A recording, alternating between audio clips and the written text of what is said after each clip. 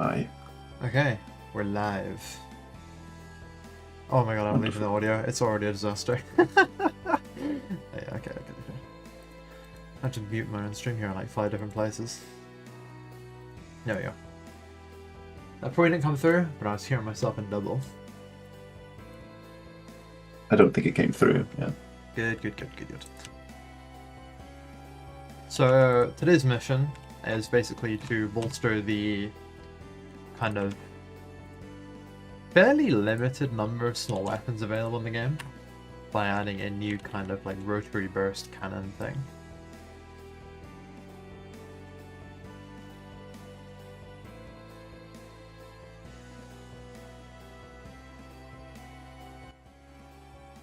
If anyone's tuned in right now, let me know if the music volume is good, if the volume of Ethan is good, etc, etc. And I can level those, because it's a little bit hard to hear it exactly as you guys hear it. First test, 1, 2, 3.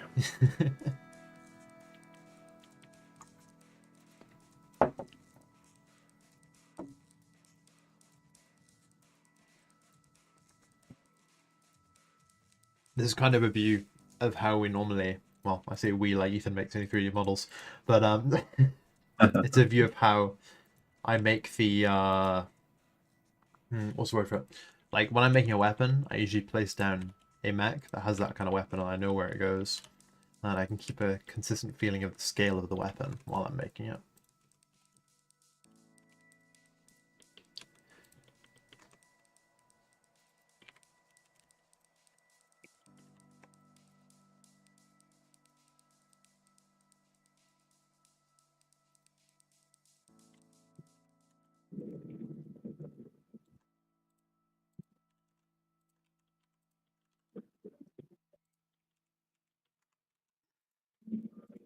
What do you think, Ethan? Is this a 3-barrel or a 1-barrel weapon?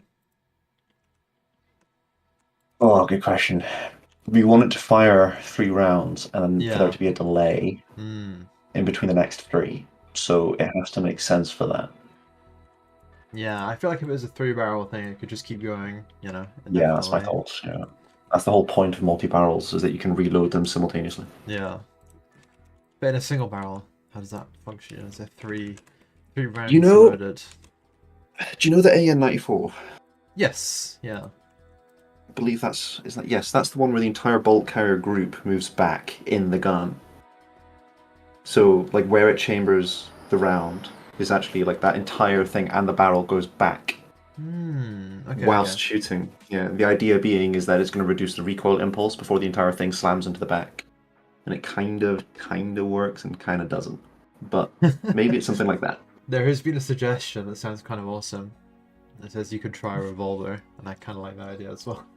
Just an enormous like cylinder. I don't know how it would reload, but it would be cool. Let me see. Did we have a caliber plan for this? No. Maybe we should. I mean, everything is so huge that... Yeah.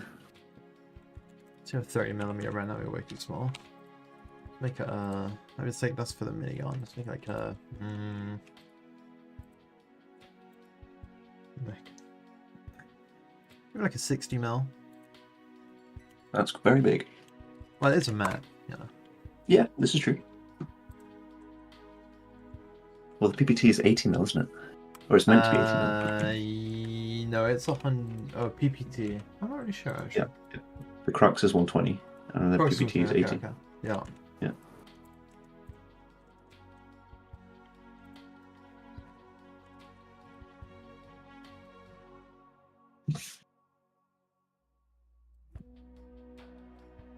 Yes, fade on, that is correct. There's also the German G11 is the other gun that has the same system, where the entire bolt carrier group moves back, but that one shoots 3 times. And they did that with caseless ammunition before completely abandoning it. The thing is so cool. But I see what it's super ugly as sin, but super cool.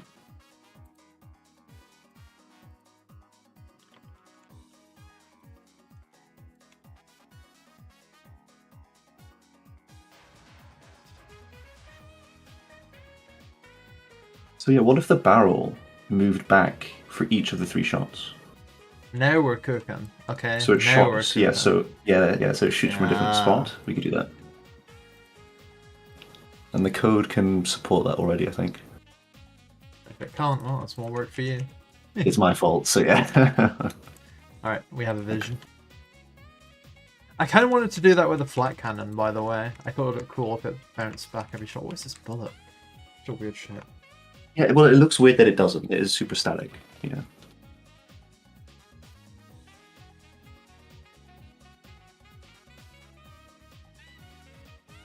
I feel like now the pressure's on of live streaming. I've been doing the worst 3D modeling of my career right now. It's awesome.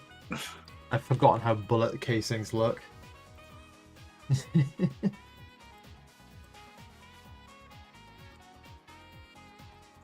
me get my reference pictures up.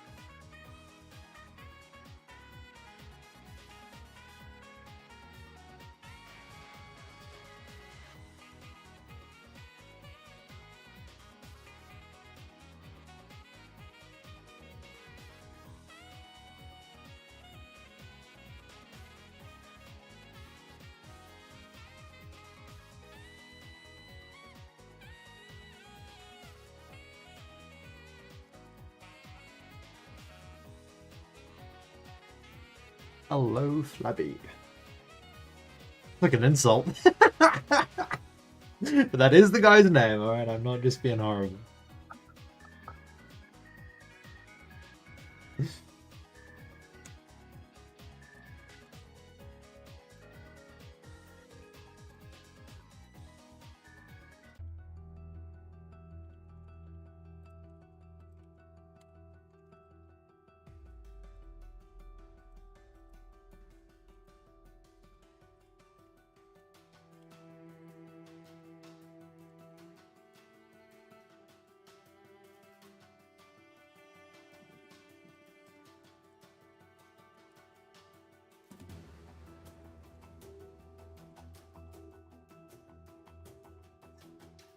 Steve for scale.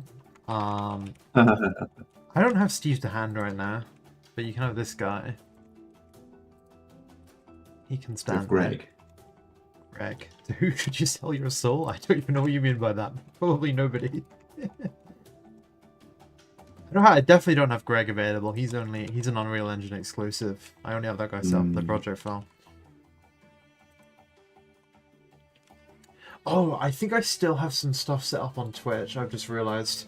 While I was tidying up, I forgot to set up. Yeah, okay. There is on Twitch. There's point rewards. And I forgot that I set up point rewards to like play a random cutscene from Metal Gear and play a round of Tetris.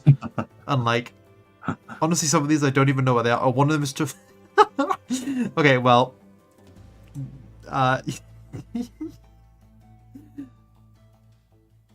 Yeah, I might need to go to this. Except maybe the Tetris one.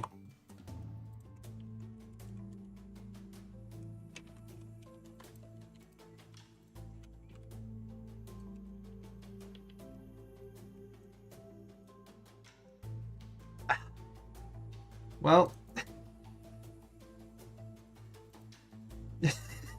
not really. I will honor that. Where would you like me to pull up on Google Maps?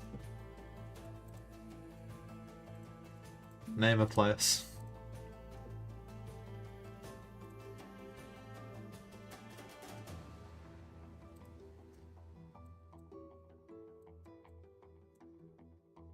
Yeah, not gonna do that one. Not gonna do that.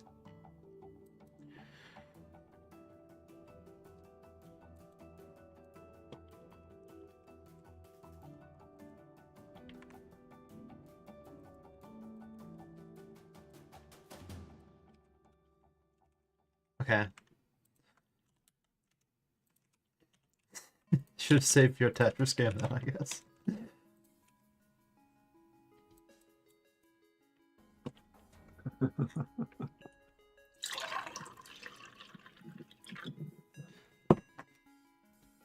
What have you walked into, bro? Just a bit of game development, mate.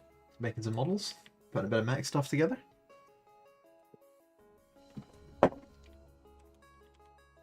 But if you're referring to the Tetris and the Google Maps business over on Twitch, I used to stream 3D modeling a little bit years ago. And I had some point rewards that were a bit silly, and I forgot to get rid of them before I started this stream.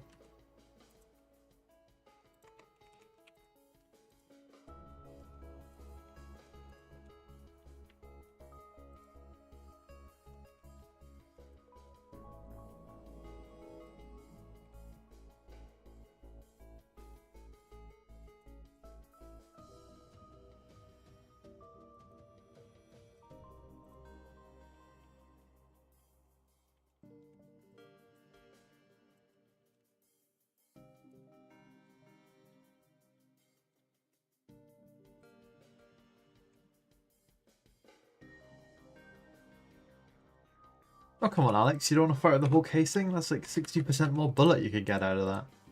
You know? That's so much more bullet. Gotta fire the whole thing. Well,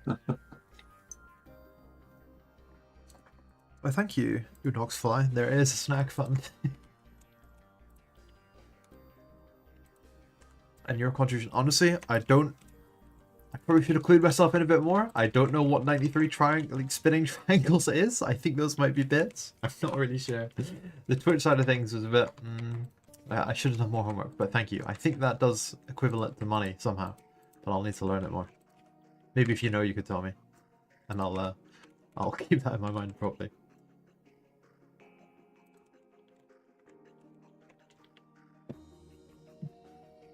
I need to figure out what I'm doing with this gun. Let me see. I don't like this barrel shape too much. But I think I want like a cool break on the end of it, you know? Like, Ooh, yeah. so more for the snack fund a later time. I'm in shorthand right now. Honestly, I don't know how they work, but I'm very grateful, thank you. But the snack fund will soldier on. I'm thinking about like oily con, kind of the muzzle brakes they have on the end of those things, because they're pretty awesome. What my name? It's called the oily con ahead, I think. I don't have any pictures around right now. See if I can quickly add Quite a long Sorry, what was that, Ethan? You just cut in there. barrel. So it's not a problem.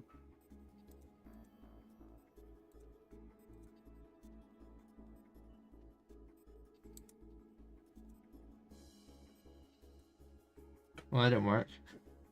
I've just put a big black square on the stream. Ah, there we go.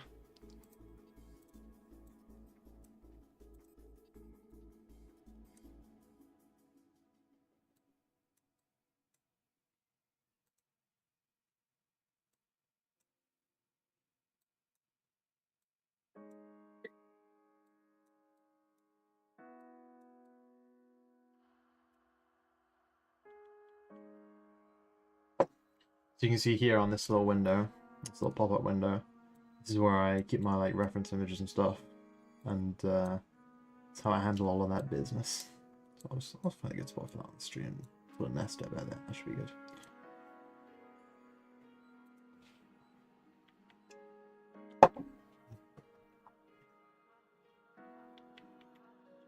But I'm looking at these muzzle brakes and thinking about what kind of feeling I want to give this cannon.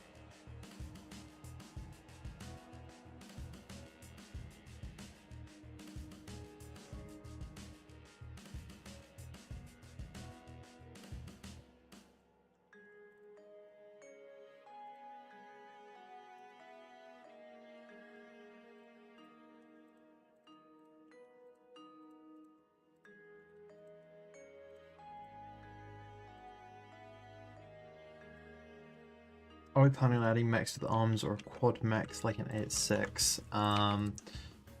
Maybe quad legs. Yes. But maybe. arms are still a hotly contested topic. But we're mostly not too interested in adding arms to mechs. Because we're going to feel like kind of this feeling of like, we're going to feel like tank mechs is kind of like the vibe, the feeling. So we want to have mechs that are mostly focused on just having like weapons mounted straight on them. We've explored like the idea of melee, but we're really just sticking to the core focus right now, just to make sure that we can deliver that like one thing as well as possible.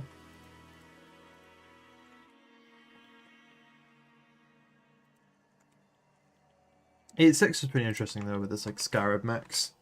They were really unique. I hadn't seen anything like them before. Hello, Jacob.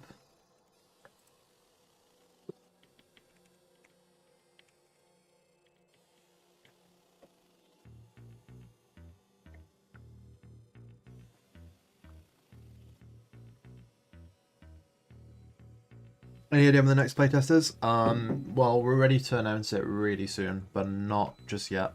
But like, keep an eye out. You're gonna see the announcement super soon.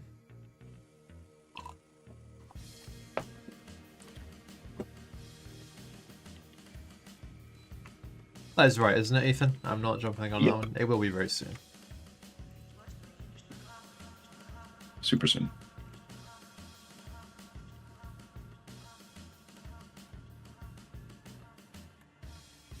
Awesome. We look forward to playing with you when the test comes.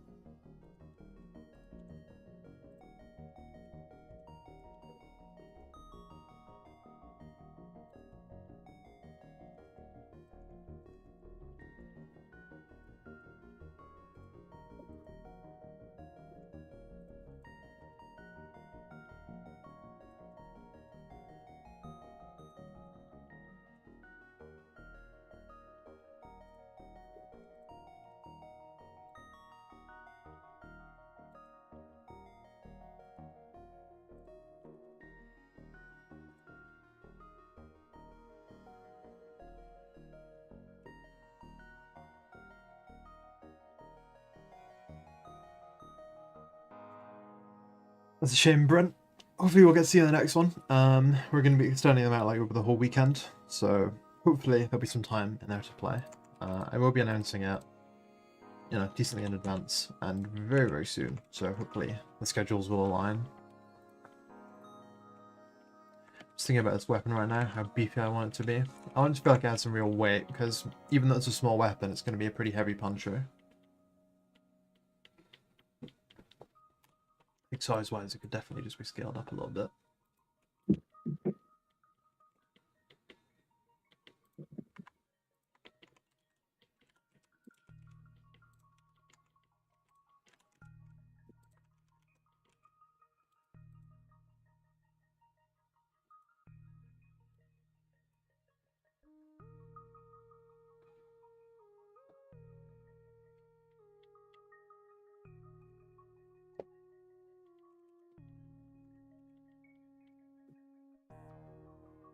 Is every mech in this game a one-pilot deal? Yes, it is, because you're kind of going into these online battles where everyone's piloting their own mech and you're fighting against each other.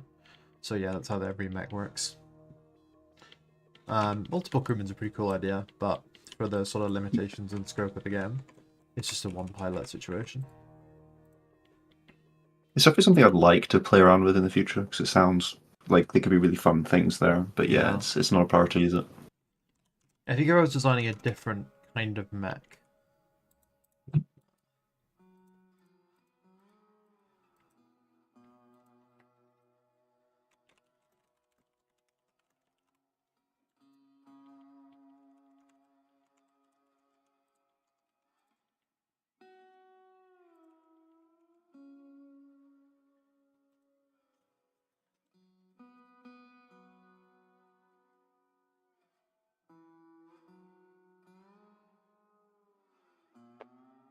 Is it multiplayer only? No, it isn't multiplayer only. It's going to have another mode to it, which will be like a, you know, wave defense and like little operations in single player. But they're mostly designed to be played co-op. So there's like a co-op mode which you can play single player. And the main content is online multiplayer battles against other pilots and other mechs.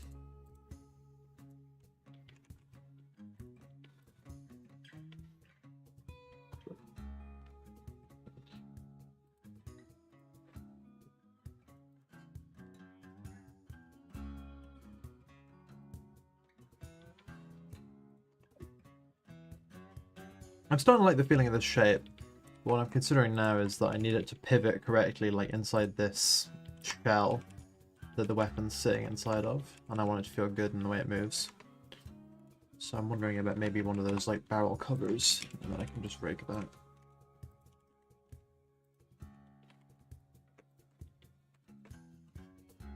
APFSDS for crooks when? I mean, it already is. When? Now. That's already the shell it fires. Or the round it fires.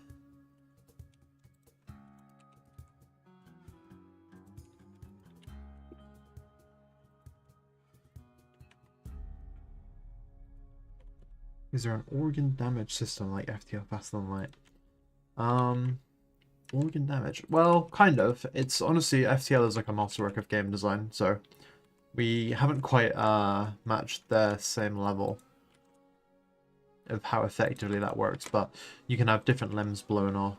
You can have your legs hurt, your torso hurt, you can have your weapons blown off, you can have your radar blown off, and you're going to lose like sensor capacities. So in a sense there is FTL light damage, but it isn't quite as expensive, I think. You can't take reactor damage right now.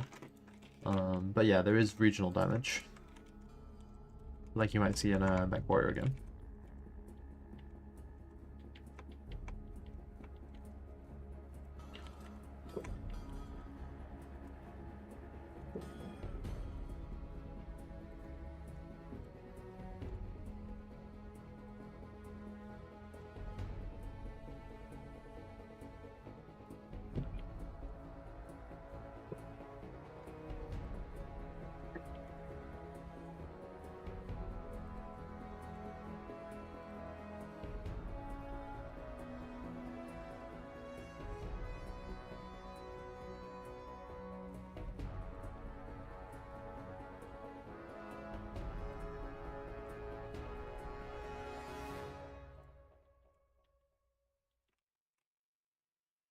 hey, even if you missed the last playtest, as long as you applied first time around, you do not need to apply again. And in fact, you will actually be given automatic access at the beginning of the next playtest, because everyone who applied for the last test, before the test begun, will have access.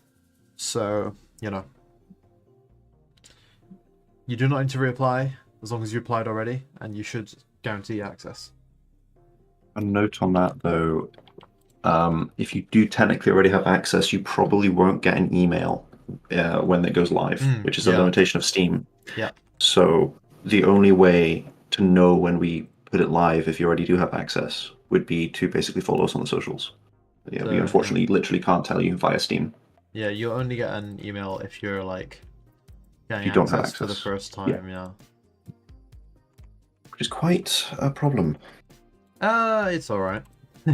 I understand they don't want people getting spammed with emails, so yeah, definitely. I feel like they did it because they want Steam emails. Like when someone gets an email from Steam, they want it to be something that they actually care about. They don't want it to be like some random dev spamming them or whatever.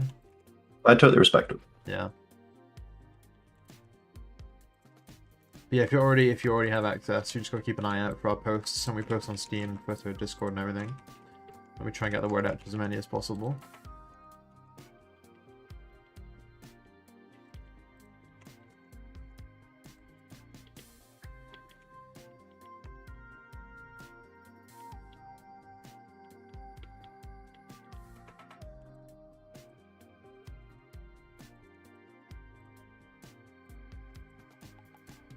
Yeah, if you have access, then, as you say, you'll just have to check your Steam library when the test starts, and the game will just appear for you, and you'll be able to play for the duration.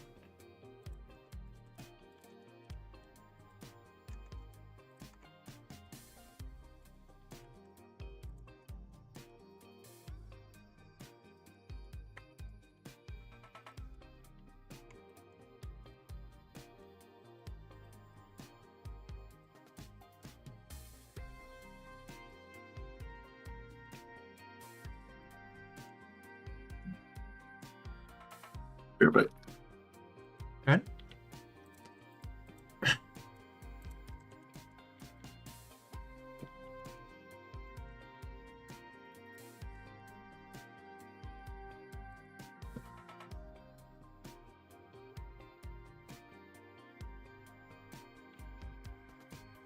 My dog just walks in with a chocolate bar wrapper. Oh dear. It was empty, and I'm pretty sure it was empty before she got it, so... And if it wasn't, I think I can guess where that chocolate bar went.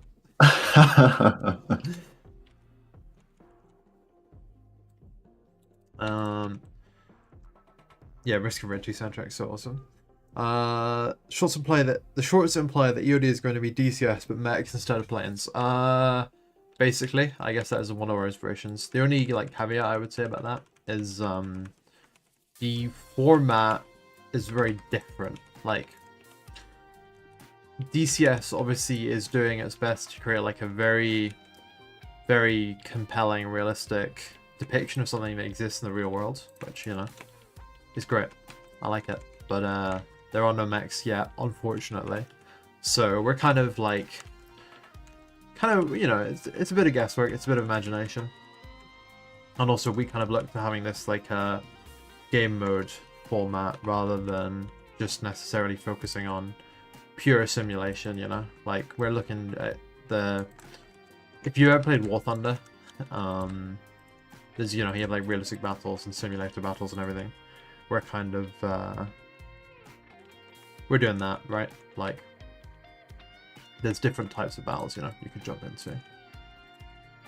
A lot of that isn't fully implemented yet, because we're still at this stage of development, but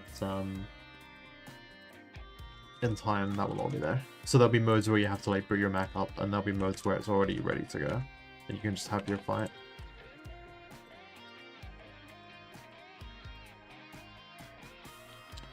In terms of schedules to look out for, the public playtests don't run on any schedule, except for what we announce, because sometimes we need to do like a month of development to get it ready for the next test, and sometimes we need to do like 2 months of development to get it ready.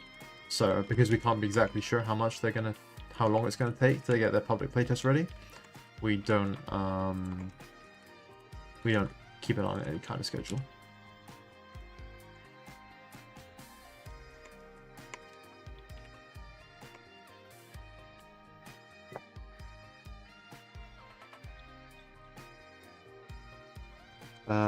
Oh. So what if I just request it? Will I be able to play it next test? Yeah, you will.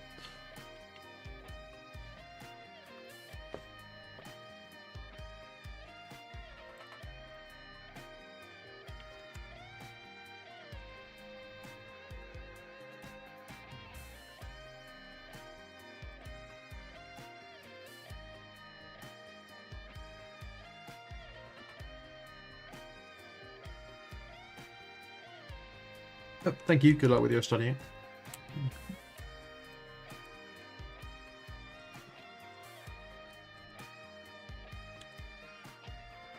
Hardware requirements we don't know yet, because that has to be done in testing after our optimization phase, which, although obviously we're building the game to be as optimized as possible, there'll be a time where we focus on just polishing everything up, and then only after that we'll know exactly how optimized, how much it's going to take to run the game. Until then it would just be guesswork, and there's not too much point in publishing that, since, you know, people would use it to inform decisions based on guesses that we made.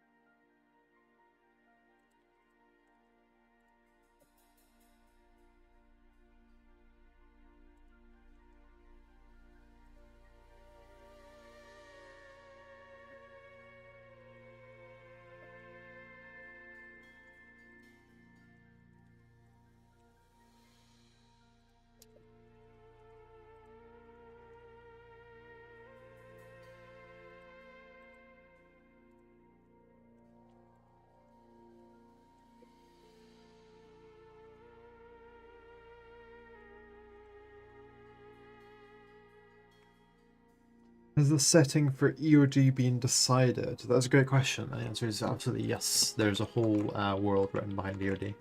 It is a near future setting. It's not an interstellar space setting. You know, there's no other planets. It's all Earth. It's just an Earth that isn't quite like you know it now, due to a alien invasion causing a kind of global cataclysmic disaster, changing the situation drastically, causing a massive, you know, decrease in population, stuff like that. And reshaping the whole landscape around certain places while keeping echoes of what was there before.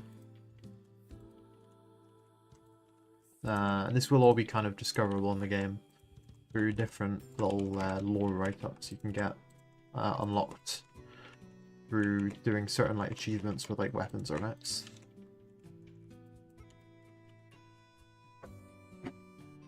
I have no idea. I have a GTX 750 Ti. I can run it, to be honest. I'm not a... I don't know that much about hardware in general, but the information will be published prior to release.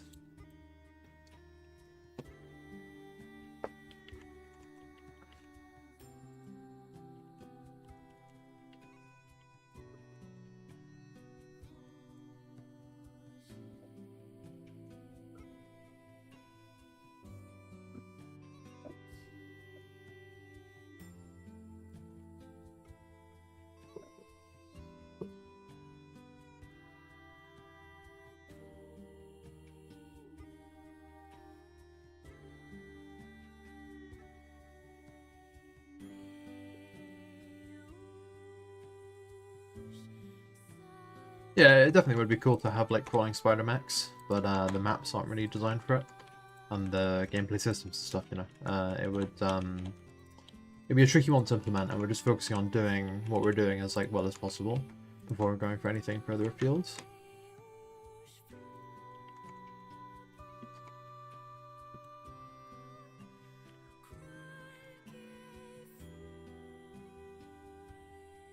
Will there be an option of finding guns / equipment in the single player? That's a good question. You may not necessarily just find them as such, but you can make progression through the game in the single player and co-op modes. There's no restrictions there. so you can play that to your heart's content, and you're still going to unlock new mechs, weapons, and everything the game has to offer in that regard. And it won't be like, you know, it won't be like a, how would I put it? I don't think you're going to see like decreased rewards if you're someone who prefers to play co-op or anything like that. We're not trying to push people into the PvP, even if it is one of our main focuses of the game.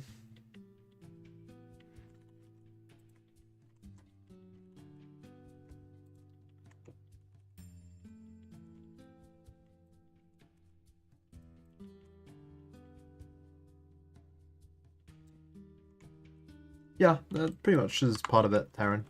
It's very difficult to justify mechs in almost any fantasy story. Like, they're kind of illogical, you know? It's like, people talk about this a lot. It's like probably one of the #1 mech discourses. Like, why would you have a mech when you could just have a tank? Well, you know, there's not really any good reason, but we can make some slight suggestions.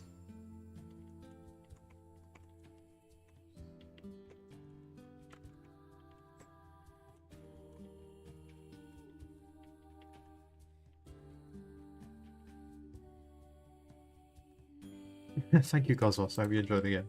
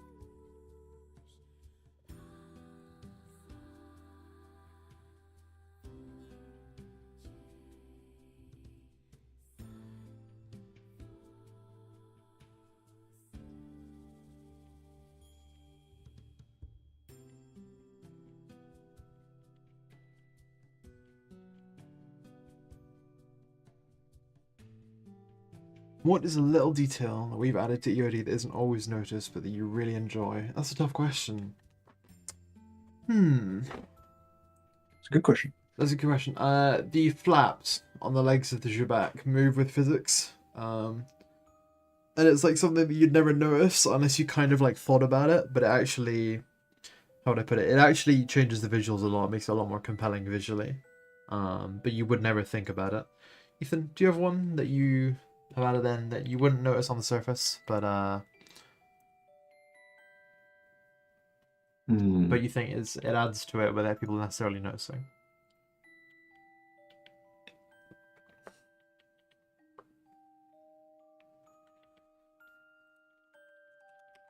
Do you think? It's quite a tricky question, because when we do development, we try and focus it on the things that are going to have the biggest value. Yeah, physics. Yeah, exactly right. So we're going back to, or I'm thinking back to before we really honed in on that, and I was doing more generic stuff that's quite cool. So I'm thinking like some of the stuff behind the scenes of how the power works. Like the code is set up so that you can configure a lot of your power things, so you can really like dial in power. But none of this is actually usable in the game just yet because it's because of what we said. It's too. It's not even explained in the game. It's like there's all these things waiting, good to go, which I know a lot of players will love to do. But yeah, it's just unfortunately just not in yet. But it probably would be that for me. Like some of the more intricate customization options that could keep coming. Yeah. I think that it's a bit of a joke between me and Ethan, but I constantly badger him to be like, how about that mech decal system, eh? When's that coming out?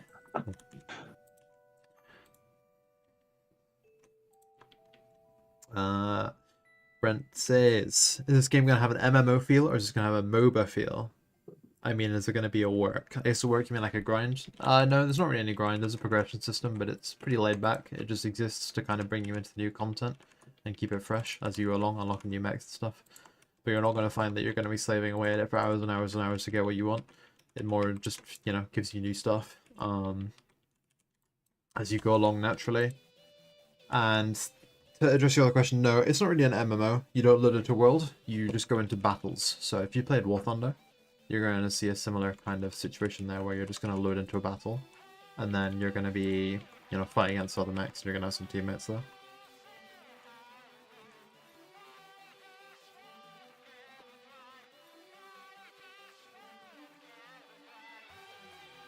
Yeah, like Battlefield.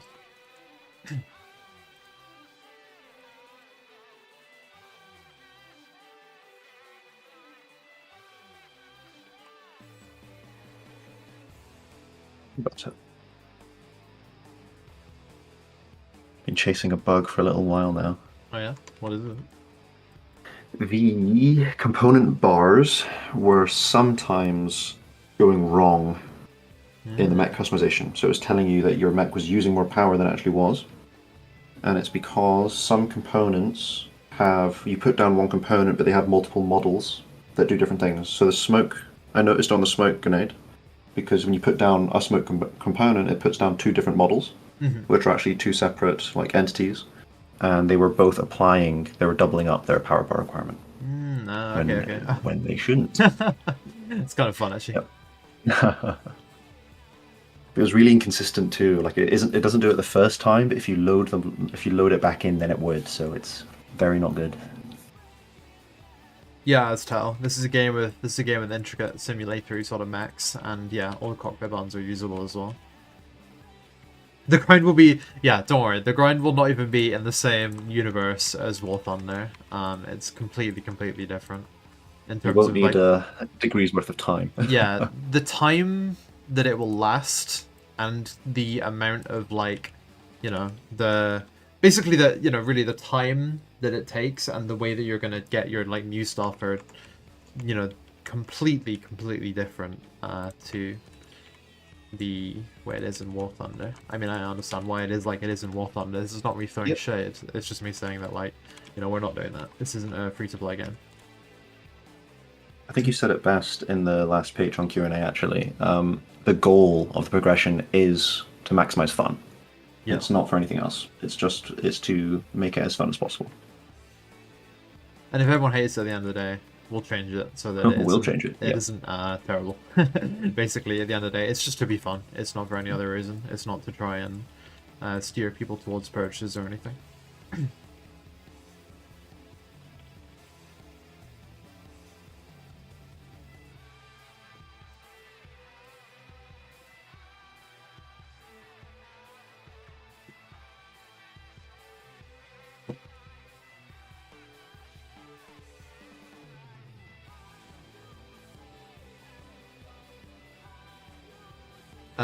James, the next playtest isn't announced yet, but like basically keep an eye on Steam, Twitter, Discord, etc. And it will be announced soon.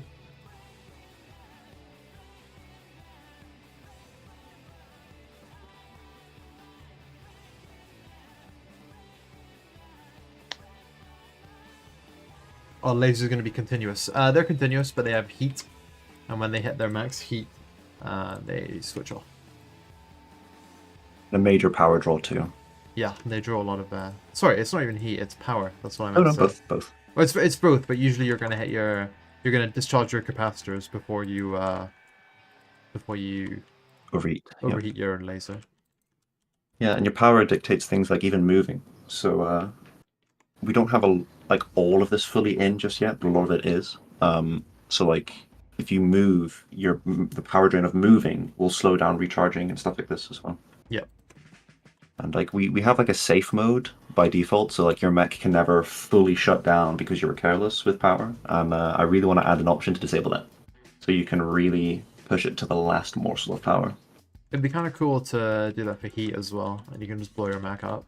Yeah, definitely. Yeah.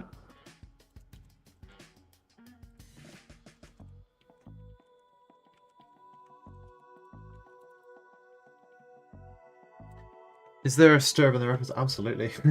There's more than one. There's the Sturb like experimental one with that extra armor. There's like one from War Thunder. There's just a couple of random like C variants driving around. There's so many in the reference images. I think it's a beautiful vehicle. It's my favorite tank. How does power regenerate? Yeah, you have a reactor, and it fills up. Yeah, I guess it would be like the overriding mech warrior. Yeah, you have a reactor. It just fills up your capacitors, and that's how the power gets put back in your mech.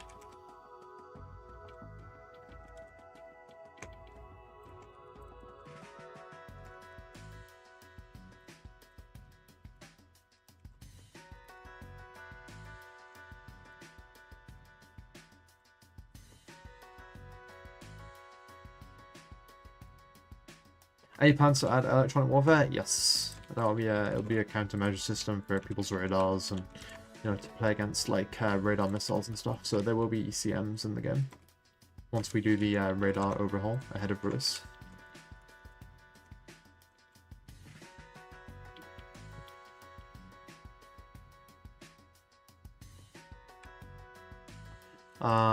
No plans for weapon customization like that. Like you're saying.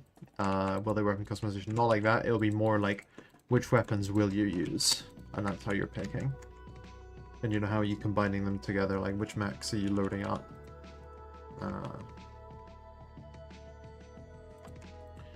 Which are you loading together on the same mech, basically. Now I'm liking this hood a little bit more, and I'm kind of imagining this thing like swinging, like when you fire a shot.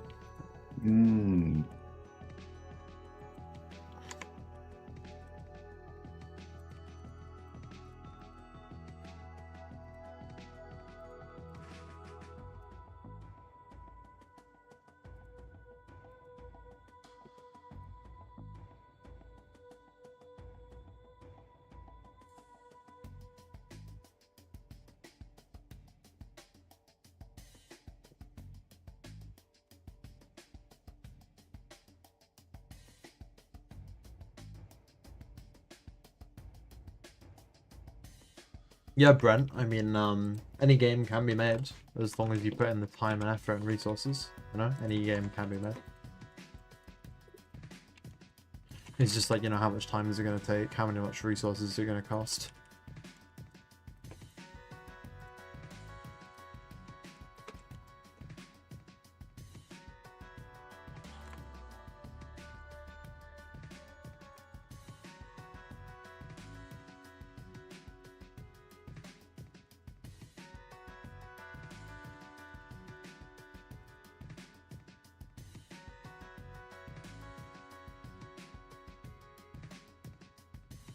The price of the game is not yet announced, but we're going to be keeping it pretty reasonable. I don't think anyone's going to have any issue with the pricing plan that we have. We just haven't 100% confirmed it yet, so we're not ready to announce that, but it'll be posted fairly ahead of release.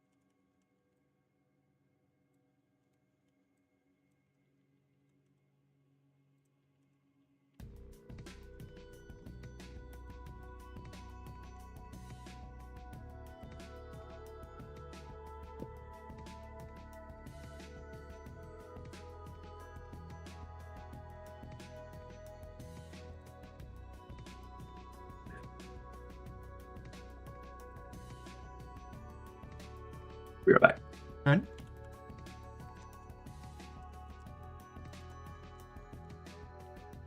Yeah, definitely. We were talking about the muscle brick earlier on in the stream, and I was looking at the where is it? I have on this sheet here somewhere. I was kind of looking at this sort of thing and this sort of thing, and picking around with them. But the one that I liked the most was this one.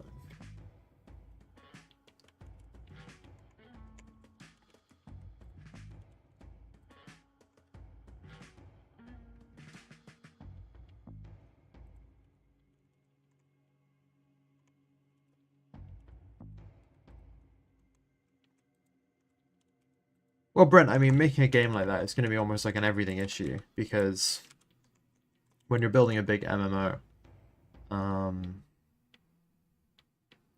would I put it? Like, there's a lot of content that, you need to fill out the game with, like, a lot more content than many other games types would have. You need to account for bigger player counts than other games are going to have. You need to have fresh stuff, like, always on production. So, I mean, MMOs, there's a reason they have, like, probably one of the highest failure rates out of all games.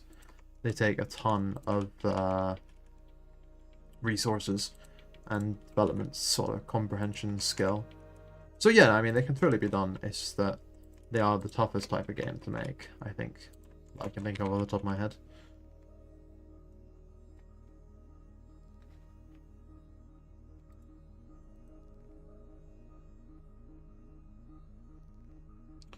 So I play War Thunder Sweden. Yeah, I play War Thunder Sweden. I like it.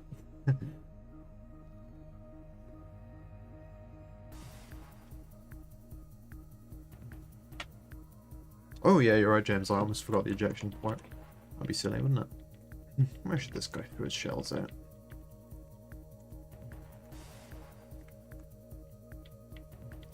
Yeah, I think an MMO is probably the most kind of complicated game you can make. I'm thinking, I can't think of a type of game that would be more difficult to make than an MMO. Especially an MMO that lasts any reasonable amount of time.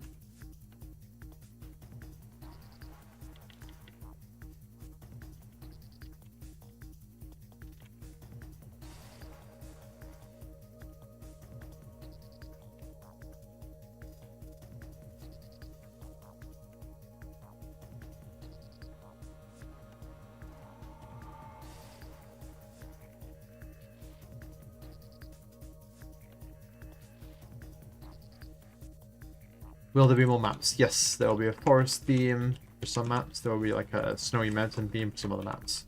And then there'll be the classic desert theme, and those are going to be the 3 different themes for maps, where there will be like a bit of a variety across all of them. You know, there'll be a bunch of different maps across those 3 different themes.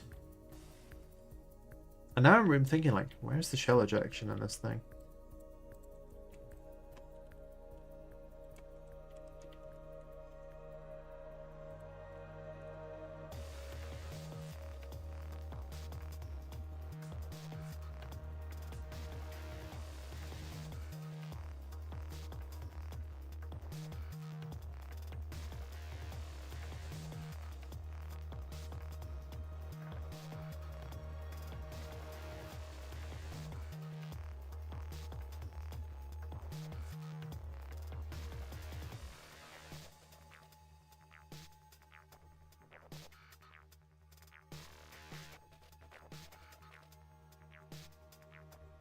Oh, the IKV 9115, yeah. I'll have to pull up a picture of that, hold on. IKV 91. Not too big a muzzle brake on that thing. It almost like tapers in the way. It's interesting. Oh, sorry, I was looking at one. Yeah. Alright, let's put this picture up so you guys can see it. Yeah, it's got a cool muzzle brake actually. I like it. I might explore that. Are there mech-based abilities? No. Well, yes and no. Not every mech can mount every ability package. But there are like these packages you can put on mechs to give you the ability to do certain types of movement. Or certain things. Like sprinting and flying. You know, you can mount thrusters on certain mechs that you can't mount on every mech because some of them are just too heavy.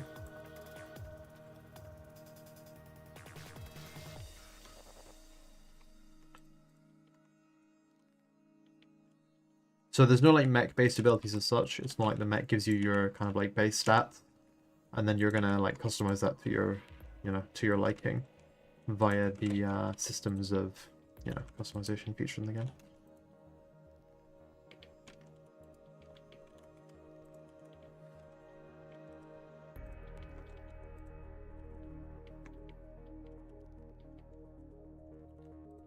I'm not so sure about this hood, you know. I think it might look better if it just had these like bits on the side. And then they came like really far forward, like spikes almost. Like down the sides. It's actually kind of a hard design to do. The hood wasn't quite satisfying me though, so I'm going to get rid of it.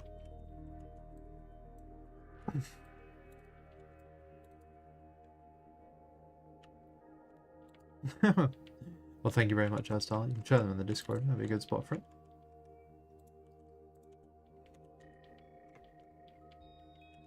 Yeah, a mech isn't a hero. One of the most important design things about Unity is that it should not feel like a hero shooter in any situation, because that would ruin everything that we believe in. Well, get a bit dramatic about it, but We think it would take away what makes the game interesting if it was a hero shooter, or, you know, really just felt like you were playing a hero shooter.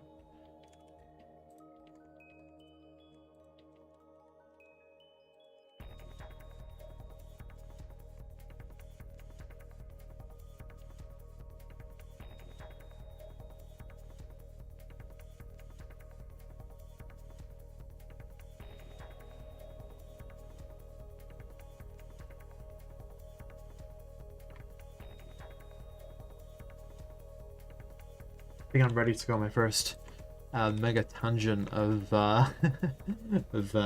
game dev streaming, but hero shooters is something that I think about semi-often. And one thing I think about hero shooters is how has the nomenclature for the naming changed the way that people design games, right? Because if we think back to Team Fortress 2, people did not call Team Fortress 2 a hero shooter. We called it a class-based shooter, right? And the different mercs were classes. They weren't heroes, they were classes. They were, you know, it was the sniper and the soldier, right? Now, in my mind, I'm thinking, has the name, you know, Overwatch came along, and that became hero shooter, you know, that was their, like, branding, I guess you could say. And I wonder in my mind, did that naming scheme being popularized, you know, no one calls anything a class-based shooter anymore, they're all hero shooters. Has that changed the design? Has that made people more inclined to make games that are, like, superheroes, instead of, you know, just any old, like, kind of, you know, the mercs in TF2, they're just like a bunch of guys. So, yeah, that's something I think about. Has the naming of hero shooters changed the way that games have been made? Maybe. Maybe. I can't prove it. But maybe. Yeah, I guess that's a good point, actually, Robob. But, I don't know. I feel like...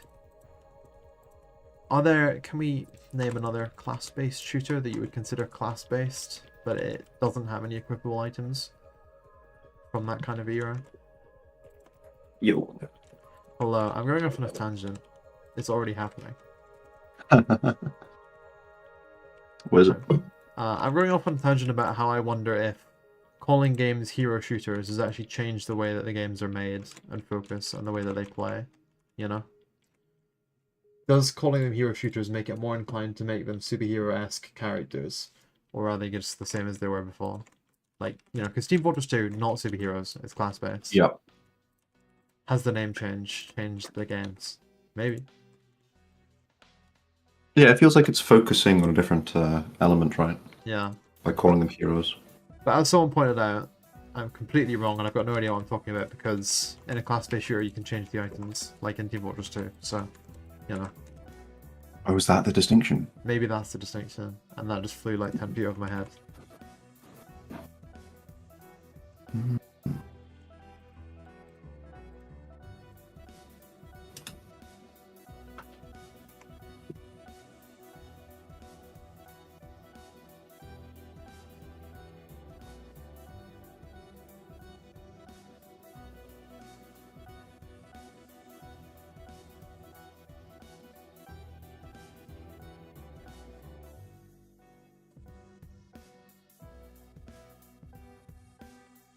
I think the only thing we've learned here is that I actually just didn't know what a class-based shooter was.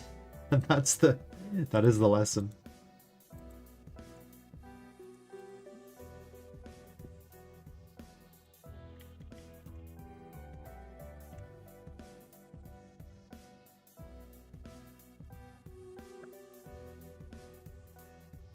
Alright, that should fix that bug. Winning. Nice. Winning. Winners. Victory. Yeah, that did it. So wondering why I'm just like getting so hungry, and it's almost 3 and I haven't had lunch yet. Yep, that, you know, that would do it. No food, only programming.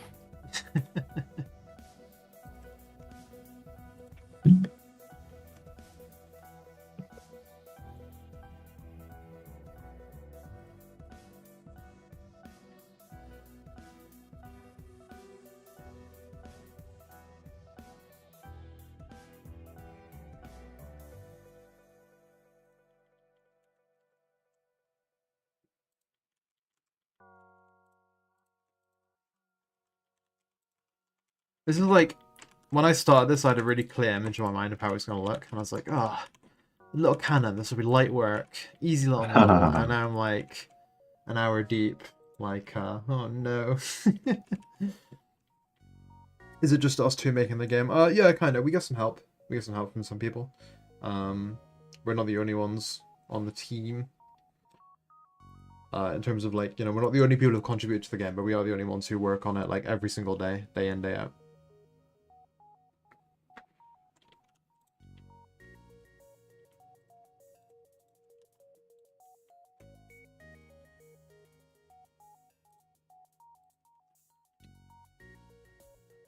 Do we have missile-based weapons? Yes, we do. And we have rocket-based weapons as well. And we're going to have heat seekers and radar seekers.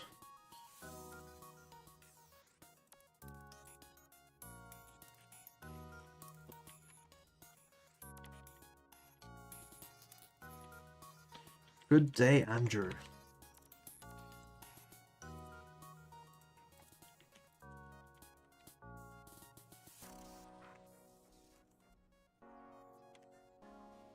Yep, that's what APS is for. It can also block rockets. But it'll have more value in blocking high damage missiles than just blocking a bunch of rockets.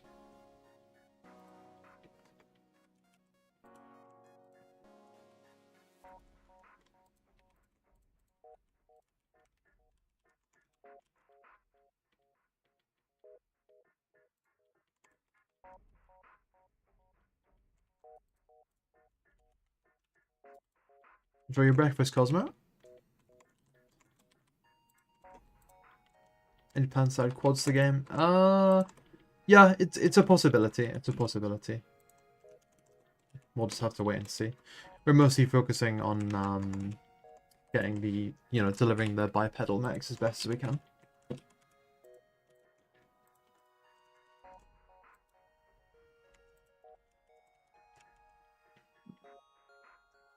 Do we have a roadmap for updates or timeline? Yeah, it's gonna come soon. Probably around the same time we announce the next public playtest. We'll be slipping out a roadmap as well. Is the APS specifically for missiles or all slow projectiles? Yeah, just missiles and rockets. Missiles and rockets. Yeah. Is the customization class-based or like Armored Core? It's closer to Armored Core, much closer to Armored Core.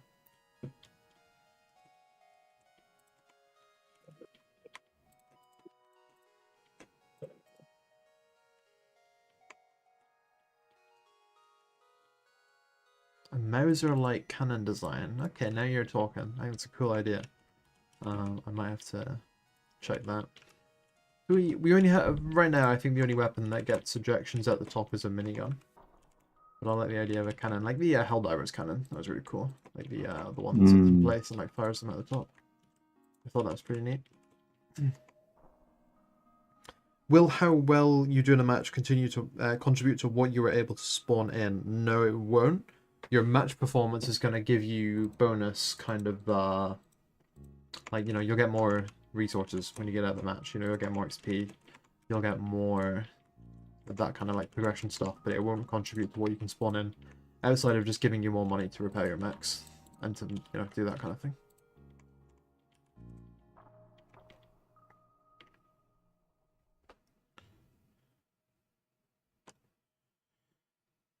From the thumbnail, almost looks like the mechs have destructive armor modules like ERA. Yeah, you can put ERA on your mech. That is one of the armor packages you can load up. There's a lot of different things you can do in customization. And loading ERA packages is one of those things.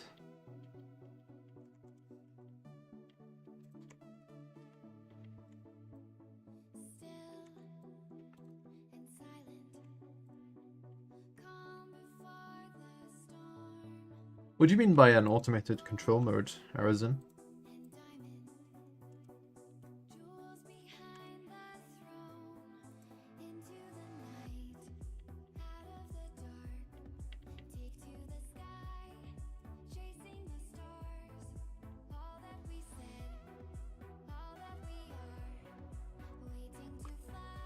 So regarding the, is it one and done, or is it a respawn system? It depends on the game mode, basically. Sometimes it's a one and done. Sometimes it's, you know, sometimes it'll just be, you know, respawns. Bob says, for the missile guidance you mentioned with IR and radar, there's fire and forget or some other system. Yeah, they're fire and forget. Everything we have in right now is fire and forget.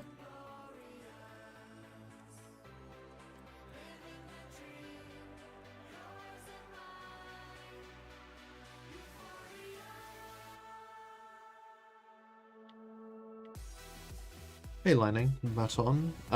It's regarding VR, what level of detail is intended for VR interactions. So, basically, it's going to be as detailed as it is on desktop. You're going to see a comparable level of detail. So you're going to be flicking all the switches.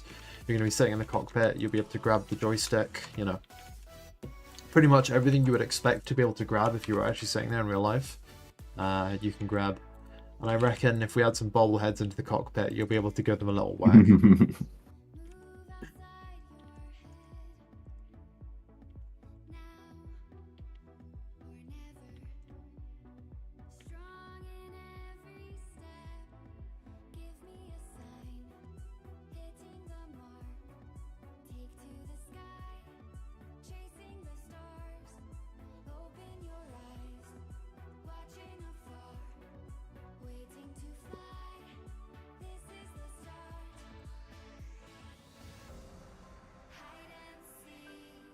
Yeah, VTOL VR is a huge inspiration to us, so if we can hit that level, we'll be really, really happy.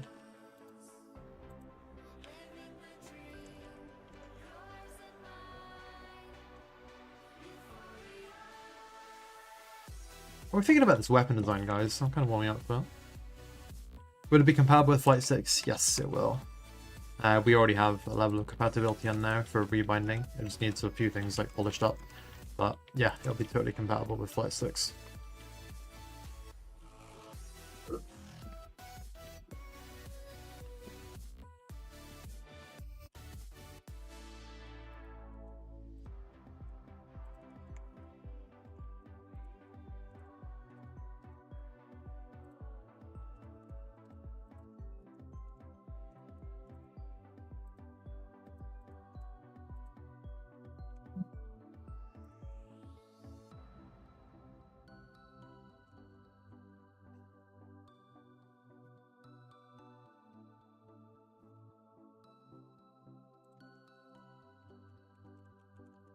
Biggest caliber we have in the game? You know, I can't remember. Ethan, do you have any idea what the biggest caliber in the game is? What's bigger, railgun or? I don't even know how you quantify trucks? the caliber of a railgun. Yeah.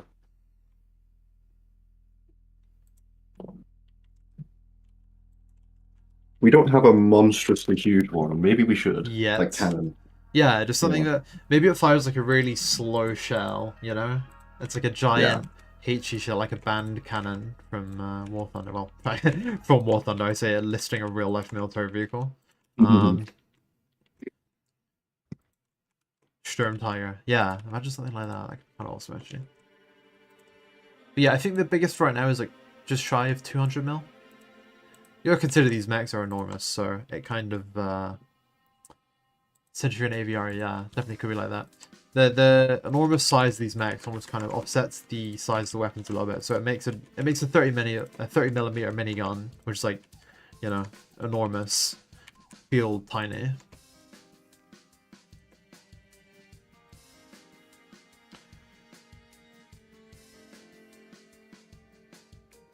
Yeah, I was thinking about that because I was looking at the one here and like the casing is like you know, you're right. You're so right actually. Let me think more about this then. How am I gonna handle this? Because I was just thinking about like it could like eject like the back part like out like that. It could go like I don't know, it's if it pushes it through at an angle that'd be fine. But you're right about the lamp. Do you reckon a mech could carry ICBMs? I don't really know how big ICBMs are, to be honest. I mean, maybe. Probably wouldn't put it in the game, but it could, maybe. I don't know, honestly, I don't know how big they are. I don't think so.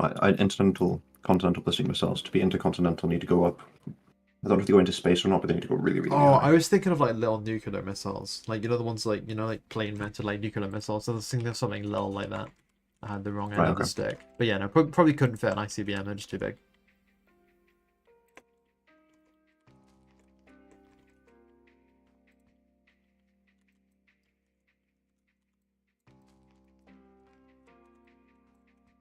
They get the front like naval guns.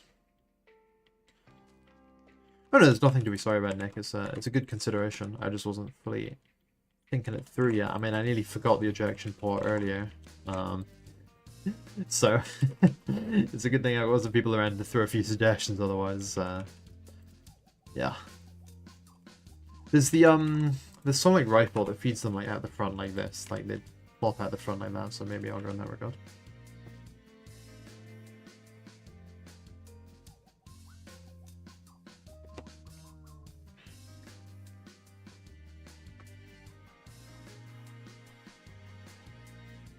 Kind of with different types of ammunition you could switch to would be nice. Yeah, we've been considering that.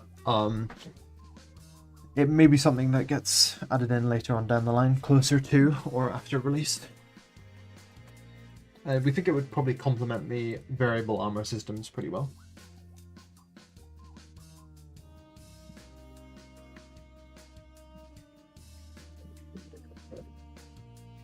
2 seconds.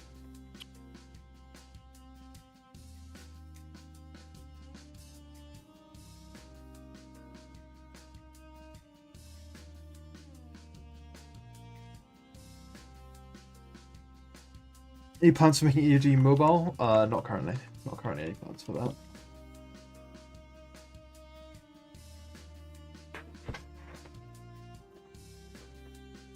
Auto cannon filled with smoke shells. You're evil.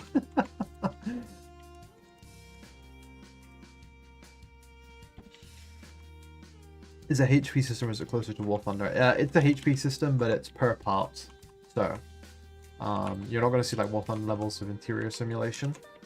This is a little bit out of scope of our development team, our studio, but you will see per piece damage to give you a pretty immersive kind of feeling.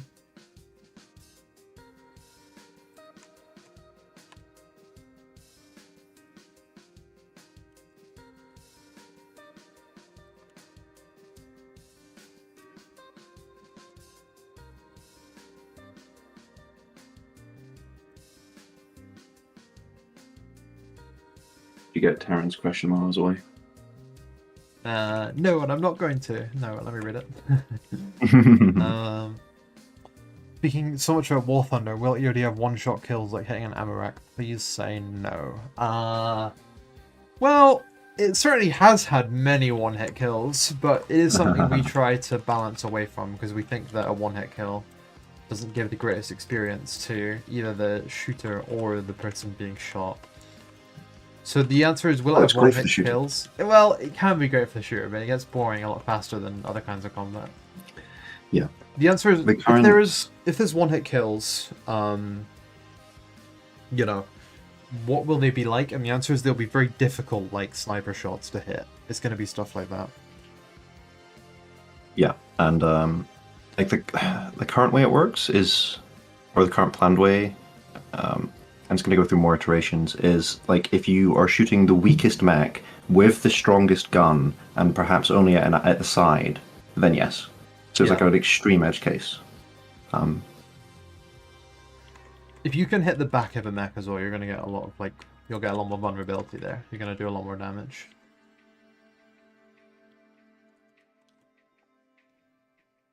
Yeah, weak spots on the back. And yeah, I do use hard ops and box cutter. They're great tools for Blender. Really speed up the process.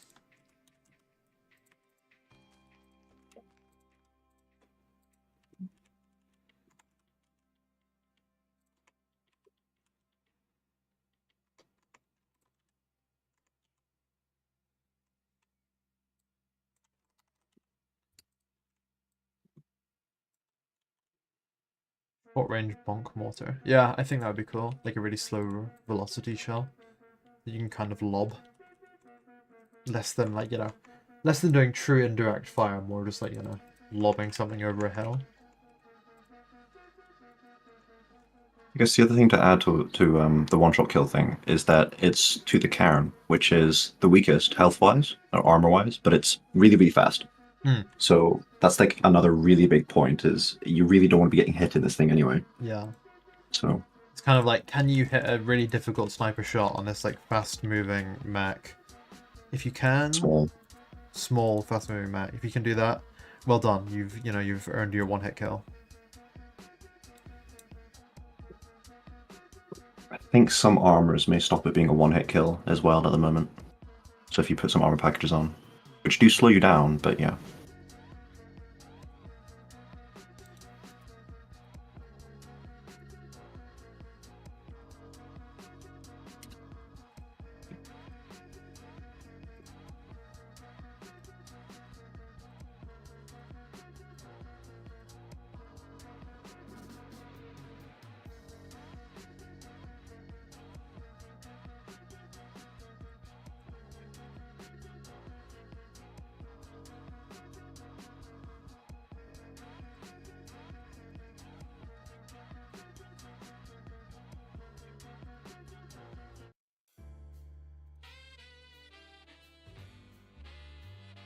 Ricochet percentage based on angle, shell, other factors. Yeah, so they're mostly just based on angle.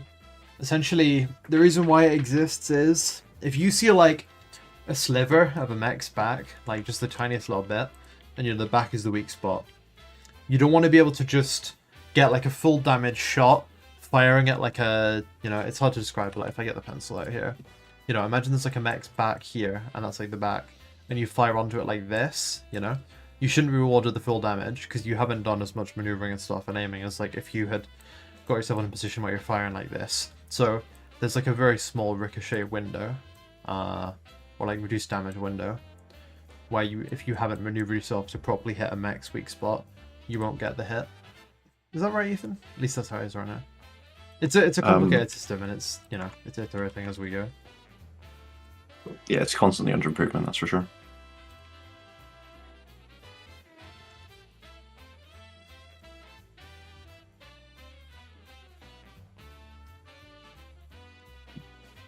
The railguns have a maximum caliber? Maybe.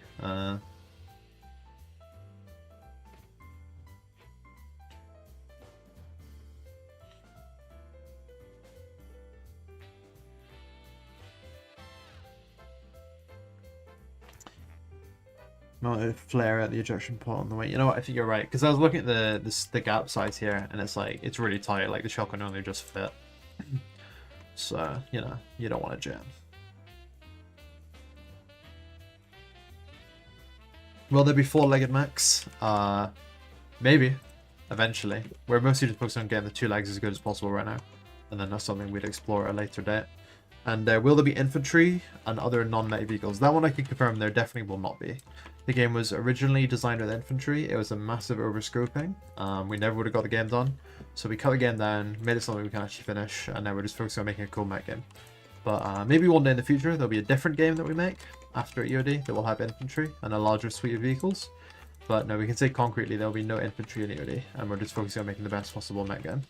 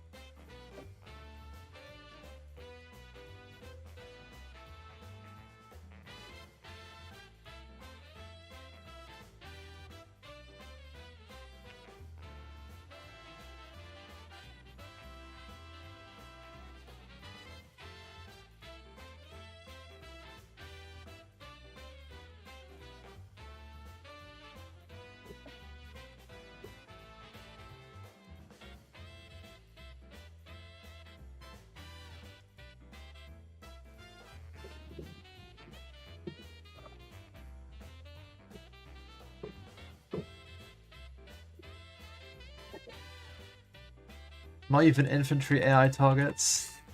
That'd be so mean. I couldn't do that to them. Little guys running around. Just nah.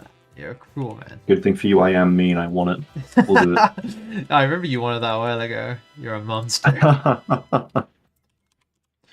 Even the weakest mech gun would just obliterate. We have infantry. like one idea where you would, if you respawned, you'd have an option to respawn as like a journalist running around with a camera. But I don't know if we'll ever add that. It's just because we do have some lying around infantry code. It could be funny. Maybe one day it's like an Easter egg or something like that. Yeah, thank you, little helper. Where did you hear about UOD?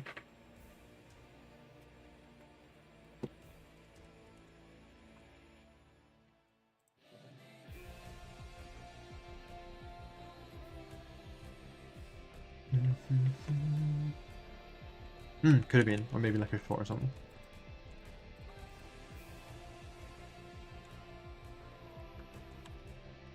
Yeah, Ryder, EOD does have hot test support. You can rebind basically anything you want.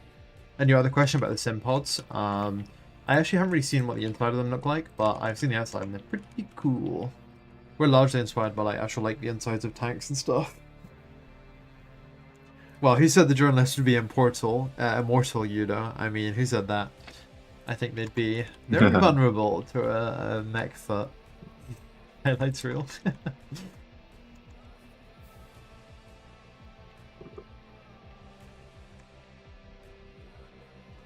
Spartan permutation from Halo. What is that? What is a Spartan permutation?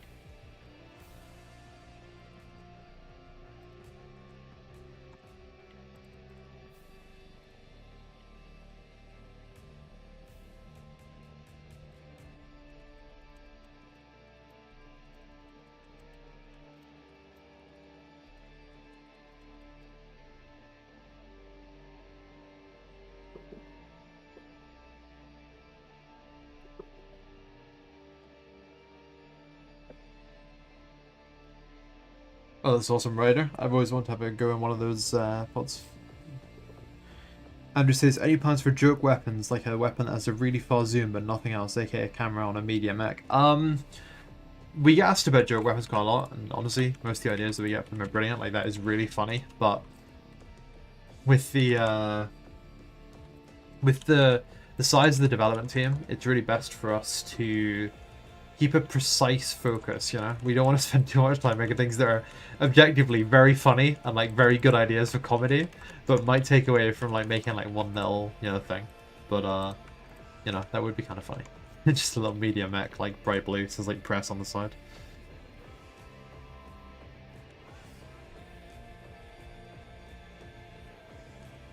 What was the thing with Helldivers? The blue armor was getting friendly fired way more than every other one. Oh, really?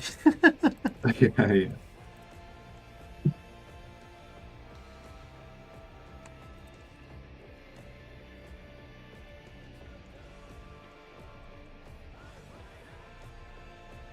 How big is the development team? 2 main developers, and then we have a bunch of people that help us out if you like contracts and stuff on the side.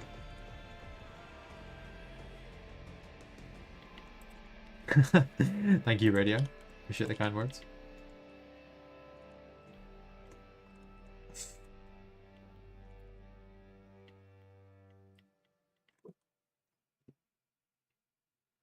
Smoke grenades for the 40mm grenade launchers. I think the smoke grenades will only be available through the regular grenade launchers.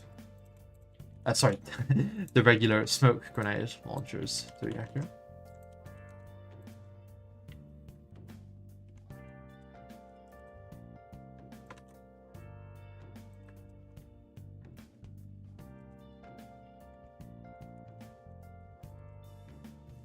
No funnies. You're right, Vidon. No funnies.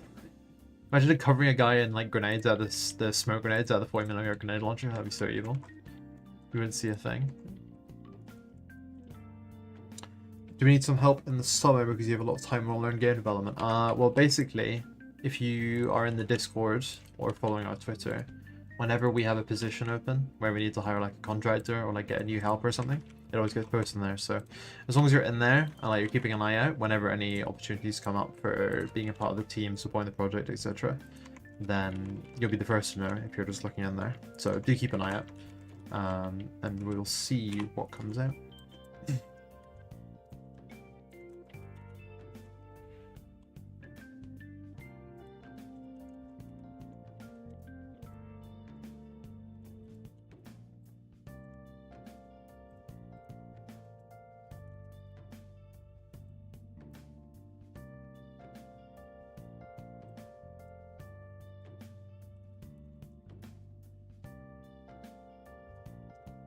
Little helper, you're saying you need to kick yourself out of the funk you're in and get back to game dev. If you needed a sign, this is your sign. Go and make a game. A good one too.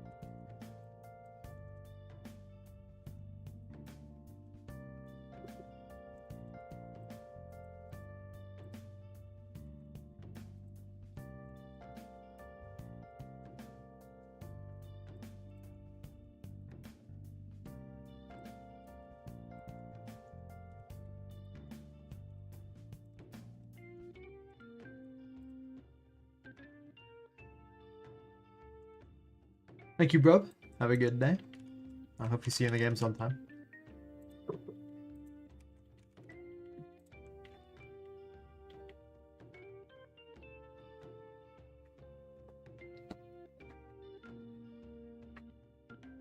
That sounds like a really tricky project to decompile, crash team or something like that, but you know, sometimes you just have to take a bit of time for yourself. Good luck with it. Where can you find the link for the Discord? That's a great question, actually. Let me just get one and pin it in the chat. But normally, you know, you can find it on the social media profile for Yuri, like at the top of YouTube. There you go.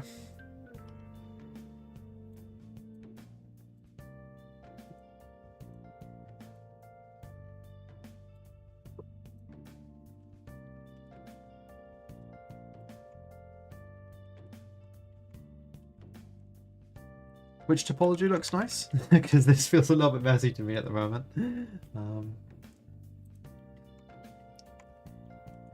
Hard surface topology. It's an interesting thing. There's a lot to be said about it. In particular, how sometimes it has to look bad to be good. You know, sometimes you're going to be throwing around a million triangles and n-gons and stuff.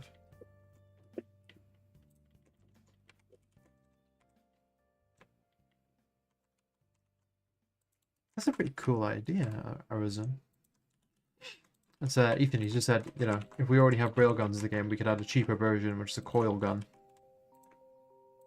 And I don't... That'd be cool, yeah. I don't fully understand the difference, but I think one is just like a less powerful version, I guess. Nah, this makes the ribbed barrel makes it feel like a grenade launcher. I'm not after that business. I tried it twice, I didn't like it the first time. Tried it again, didn't like it the second time.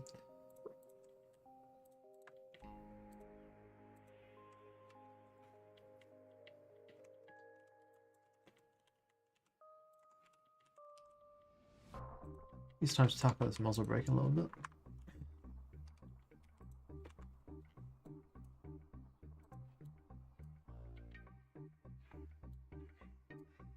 Coil guns can shoot more mass at slower velocity. Okay, that is interesting. I did not know that.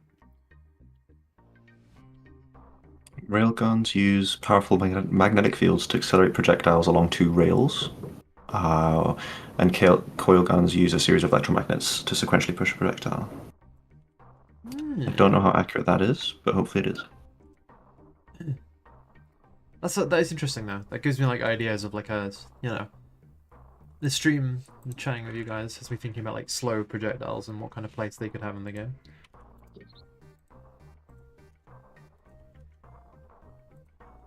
That's a really good idea. Yeah.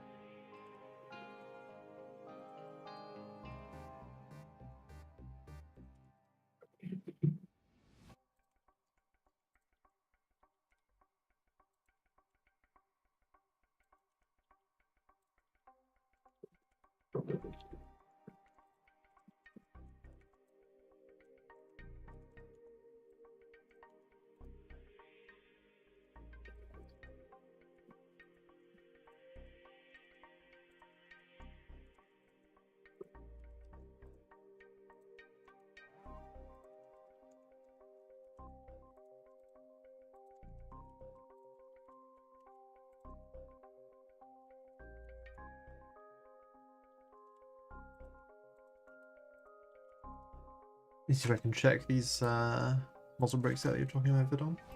You say for the T-34.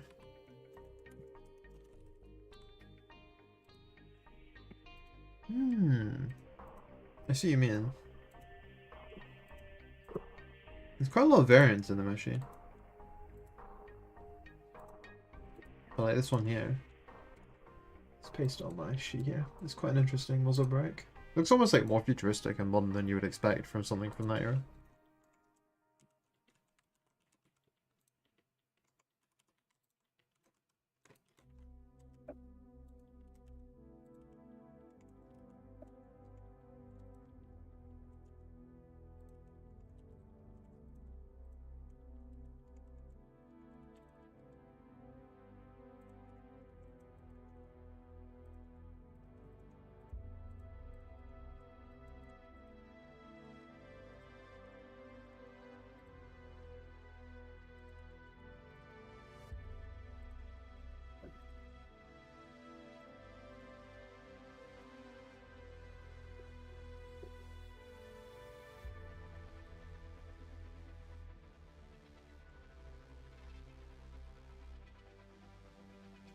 have any mech design tips? Yeah, I actually have quite a lot of mech design tips.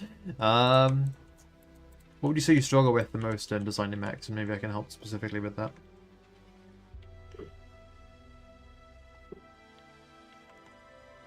Oh, sorry, you say every time you try and model one, all the parts feel out of proportion.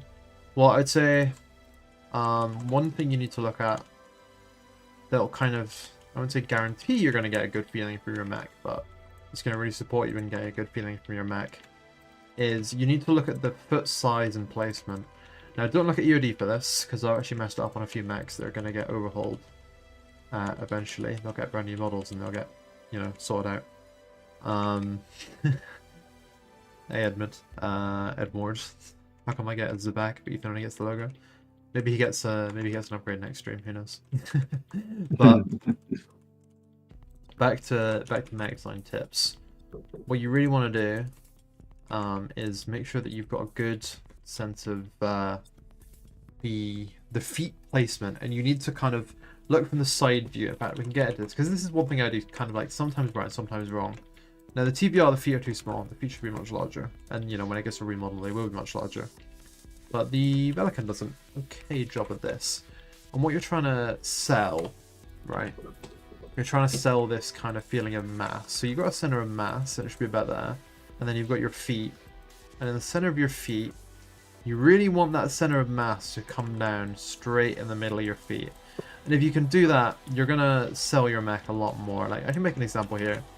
This is the Pelican as it is now, and it's a pretty well-balanced mech. I made the model a long time ago, and I've learned a lot since then, and obviously got better, but I do stand by it as an acceptable model. But you see, if I just move this part a little bit back, look at already how wrong it feels, just being a little bit back. Like, that's only about, you know, a tenth of the length of the model. But the balance already feels so wrong, everything feels out of proportion, everything feels too long. But I put it back where it was before, and suddenly, yeah, it actually feels kind of normal now again. So that's the one main thing with mechs. If you do that, you can get away with nearly anything. As long as it feels compellingly like it has a good center of mass and it can stand on its, like, I mean, you can even have the legs like stick out like that much in every direction, you know, ridiculous amount. But as long as you kind of try and focus that center of mass down where it's meant to be, you can probably be all right. A lot of AOD mechs, as I said, aren't the greatest examples of mech designs because they're old and I'm still learning a lot every day. But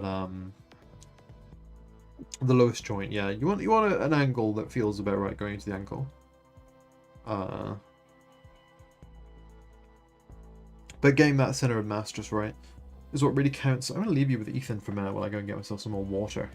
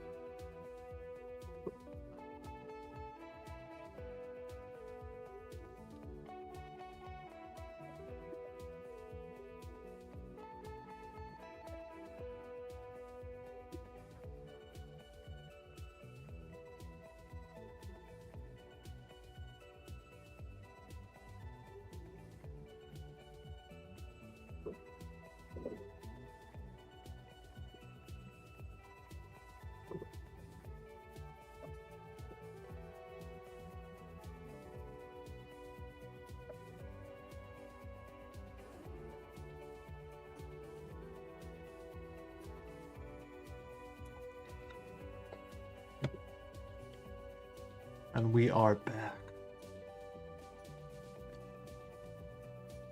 But yeah, Terran, if you do that rule, like if you follow that rule, you can get away with basically anything.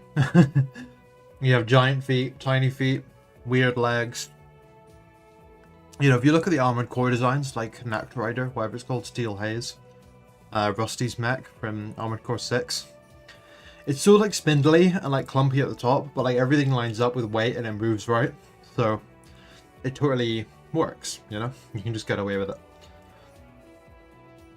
Yeah, we use Blender for modeling.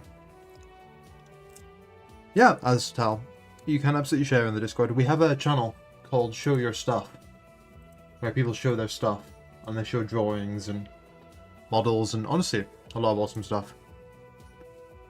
It's a really cool channel. So if you have any cool drawings or anything to show, we're always keeping an eye out on there to see what people are doing.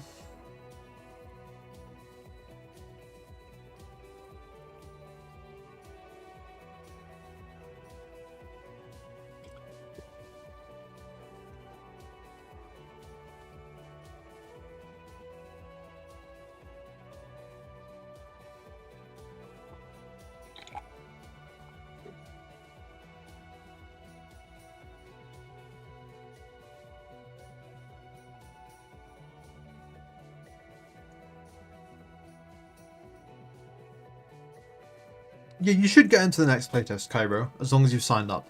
You're almost certainly guaranteed to get access.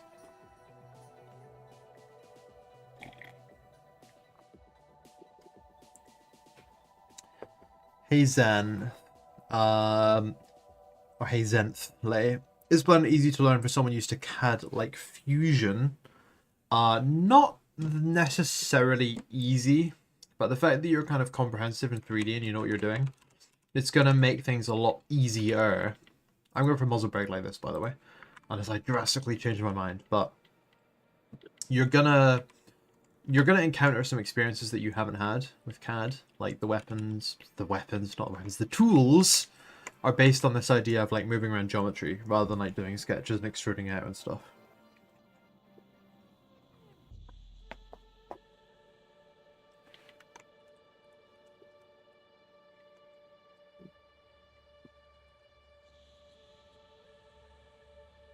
I say it's playing Iron Rebellion such made me want more mech games, and yeah, Iron Rebellion's awesome. Very cool game. I like the designs of the mechs and everything. I like the combat. But we think that by having a game that's on PC and VR, it's gonna have a lot more life to it. You know, it's gonna be able to sustain higher player counts and maybe have more kind of depth to it and reach more people, because not everyone plays VR, you know. As popular as it is. Yeah, we do, Edward. We do indeed. We have plans for co-op mode, and you can play the co-op mode in single player if you so desire. And that'll be, you know, like various like defense objectives, clearing out area missions. That's something we're looking at. We have the AI working to a degree, and we're working on that now. It's going to be a part of one of the future tests, not necessarily the next one, but certainly one of them. Does the button to sign up for the next playtest have request access on it on Steam? Maybe. Sorry, I don't quite understand that question, Cosmo.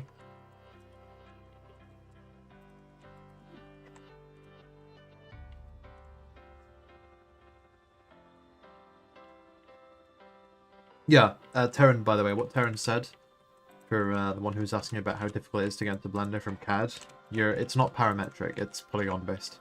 That is a perfect, you know, very eloquent way to put it.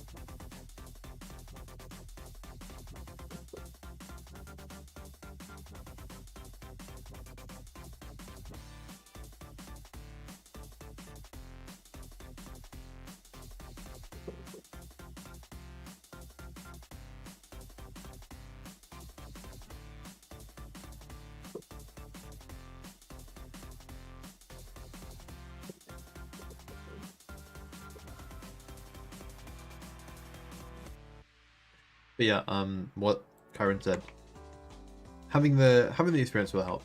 I think you'll have an alright time learning Blender. You know, you're moving shapes differently in Blender. You're doing different stuff. If you're good at CAD, you know, you'll get to it quickly. There's actually, you know, it's been a fairly interesting trend in recent years where people who are artists first, 3D modelers, right? Their main interest is in doing, you know, art with 3D models. They actually been taking to CAD. They've been moving to CAD. Not necessarily for everything, but for like a lot of like hard surface weapon design stuff, you'll be taking a lot of interest in CAD software. Blender is easy to learn, hard to master. Yeah, because learning Blender is learning a software, and that is relatively easy for almost anyone. Learning to master Blender is learning to be a really good artist, which is hard for almost anyone. So it's almost like two different skills disguised as one. Like learning your Blender basics, learning to operate the software. One part of it, learning to actually be a really good artist, a totally different part of it altogether. And in my opinion, the hardest part that I learn more about every day. Add on thrusters to turn your mech into a kinetic missile. Awesome idea. Awesome idea for ERD? Maybe not, but definitely an awesome idea.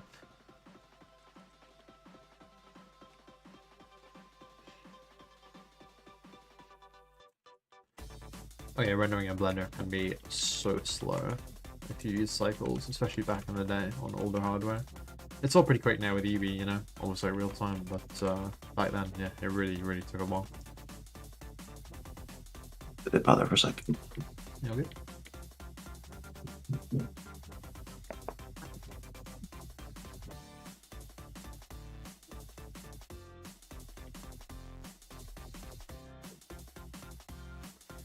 CAD is definitely going to be better at doing curved surfaces. Disagree. I don't think either's better at doing curved surfaces.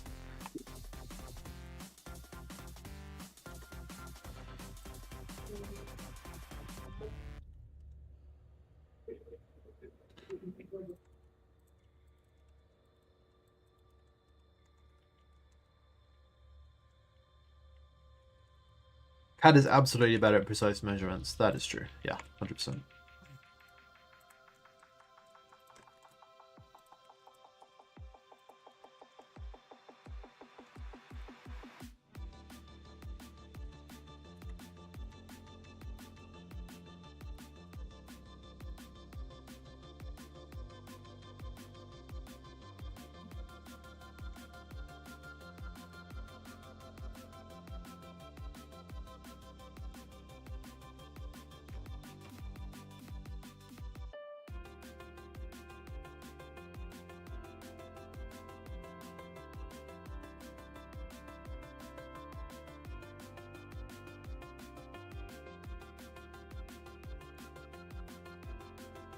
Can't do a slant on the barrel like that.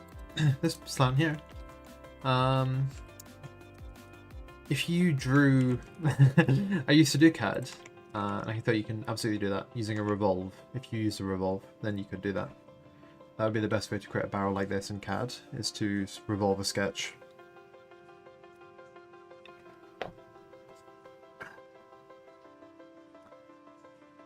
Rip Steve.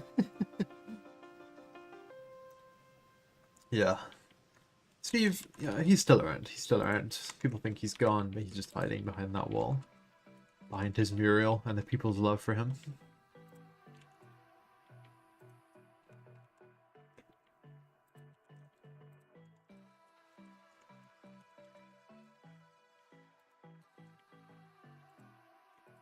If you hope.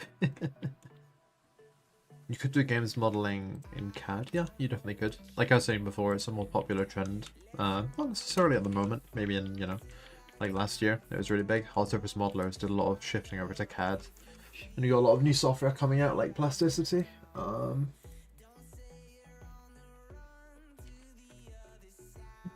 Plasticity is a big deal, I think, in that kind of like artistic CAD community.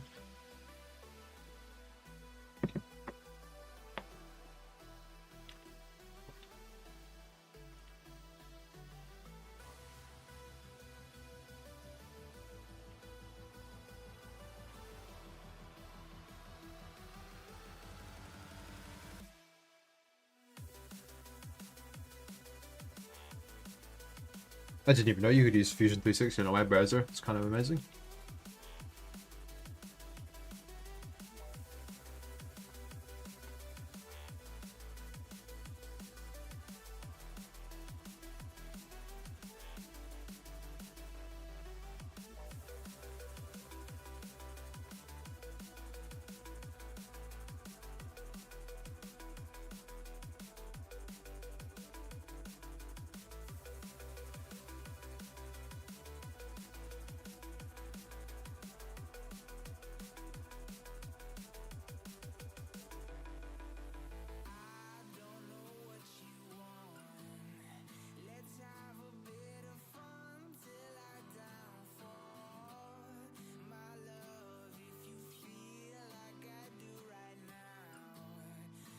I'm getting pretty satisfied with this model. I think it's going to be time soon enough to create some materials and textures for it and convert it into a game-ready model. I think a siege mech would fit in the game. Yeah, I think it could do. Especially a big, slow-firing, like a cannon with low velocity. Like we were talking about before, I think it's got some real potential.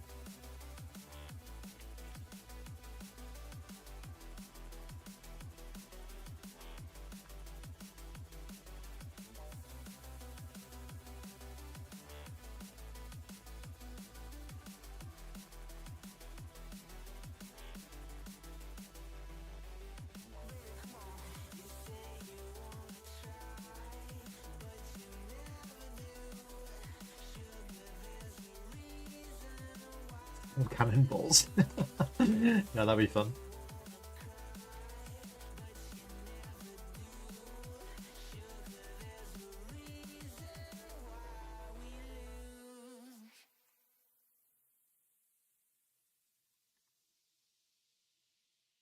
The Engon's hurt your soul? Why? Tell me why. Are we gonna have the Engon argument? Nah, I'm just messing around. But trust me, the Engons, what the people say, it isn't true. People peddle lies about Engons. What they're capable of, what their limitations are. No, no, no, no. They say you should never use them, but that's wrong, in my opinion. I use Engons all the time for almost everything. There's a guy called Jordan Kane, you can look him up online. He's like a total Engon priest.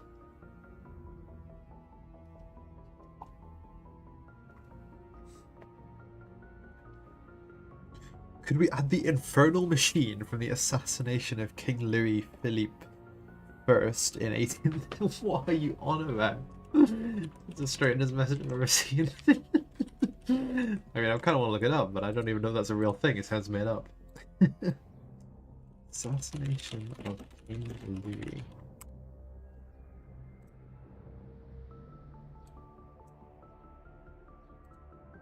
Rebel.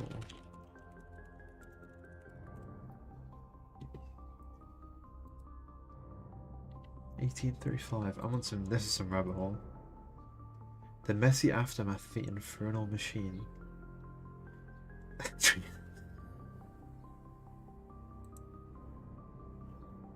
What is the machine? Battery of 20 muskets attached to a wooden frame. No, we can't add that. It's too brutal. I've just read this article. It's some crazy stuff, man. Curoran. Assume customization becoming eventually. I want to put a bobblehead in your mech to wobble around while you're in fights. Yeah, customization of the externals is all like there. We have tons of that, like customization of that visually and as, you know, functionally. But, you know, internals, we're not sure yet.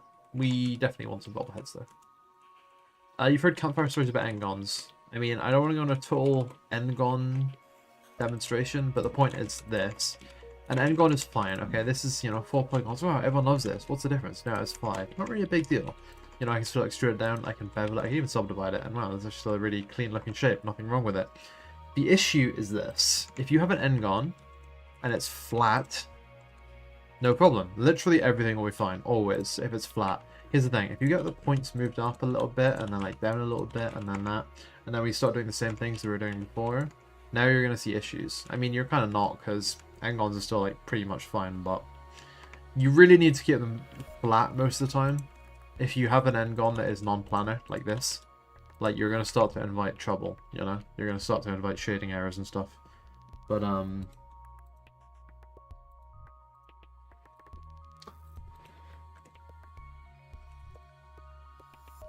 it's, you know, you're mostly going to be fine, even in sub D, as long as you handle them right. People may disagree with me, but what can I say? Must suck to be wrong. No, I'm just being an asshole, but endguns are fine to use. STRV 103, beautiful thing, beautiful, beautiful thing.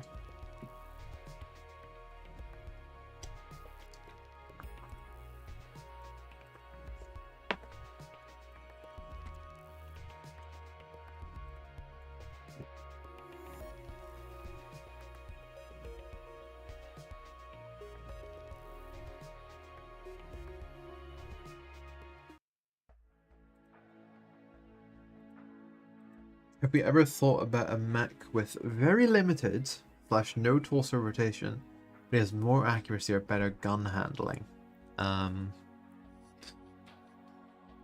Well, kind of. But we usually don't balance the gun handling and accuracy out with the mechs themselves. That usually gets balanced out via the, you know, the weapons.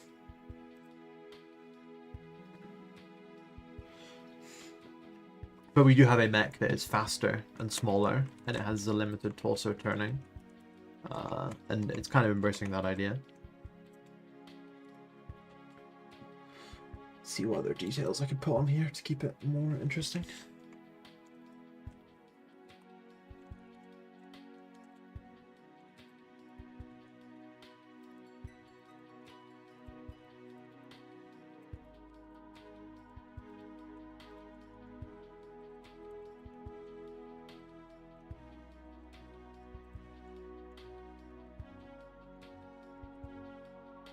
Yeah, like that shape. Just checking through my ref, kind of picking out some... The Swedish doorstop, I've never heard it called that before. I always hear it called the cheese wedge. But there is a mech in EOD that is basically our very own cheese wedge. You can see it, it's the one that I'm using for my little picture on the stream.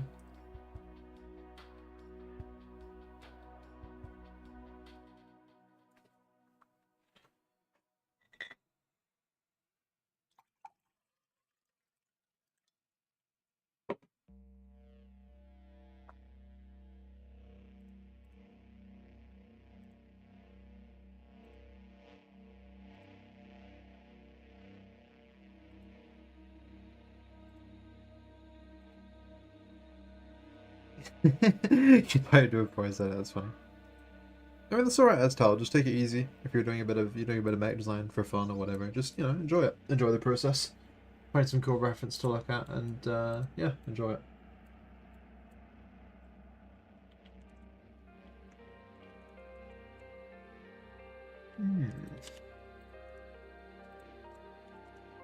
Extract the shell facing out of this quickly.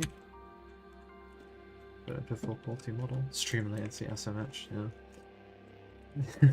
I don't know what the latency is actually like. If you guys could let me know about the stream quality, actually, that'd be good to know. Like in terms of resolution, the bitrate and everything, the audio quality, the audio levels, like all that kind of stuff. I really appreciate any info about that because it's pretty hard to test. Actually, it's not something I've really experienced on. So I don't know an awful lot about it.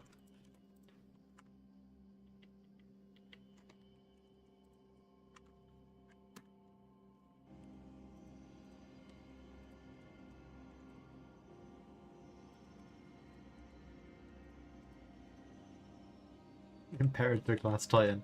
That might be a bit too big for your day. I think that would step on the size of like an entire D battlefield. Welcome back, Cosmo. Good to see you again.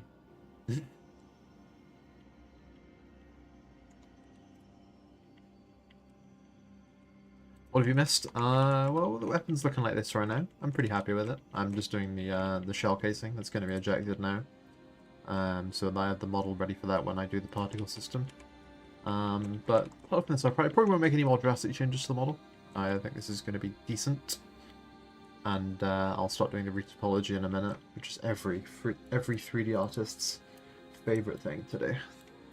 Ask anyone, they'll tell you that much. Oh, thank you very much. Glad you like it.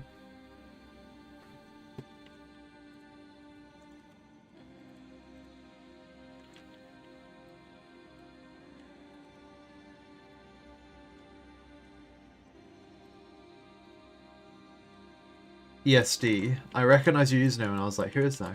I know who you are. It's good to see you. No one else will know who you are, probably, but I know who you are.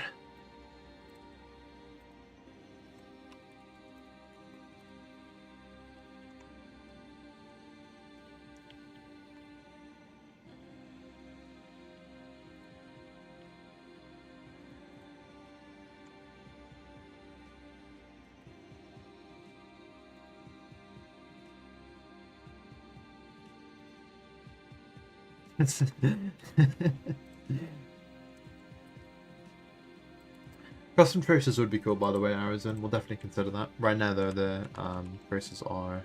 Shows about 4 seconds latency. Is that normal? Is that normal? I feel like 4 seconds delay. Maybe... maybe like a... Maybe it's slightly too long, but it feels kind of normal. Hello, Kijiko. 4 isn't bad. Okay, cool. That's what I was thinking. I can maybe improve it a little bit in the future, but I'm streaming to like Twitch and YouTube at the same time. And I'm not using like a website for anything. I'm handling that bandwidth myself, so I don't want to overload my internet connection and end up giving both streams terrible quality. So I'd rather have a bit of delay or whatever.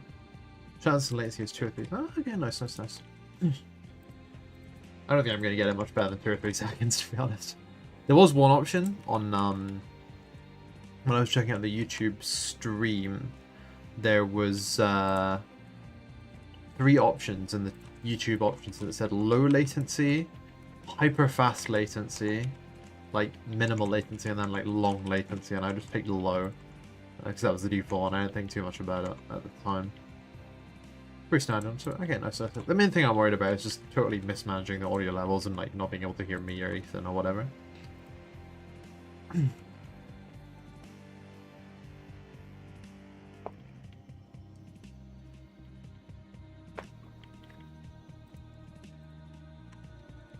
What is getting modeled? That is a great question. Is a 3-round burst cannon that fits in a small weapon slot. For dev stream, 4 seconds out. The dev streams normally have worse delay. Is that a known thing? You know, you stream anything else, you know, it's going to be normal. You stream a dev stream, could be, you know, anything from 10 minutes to half an hour.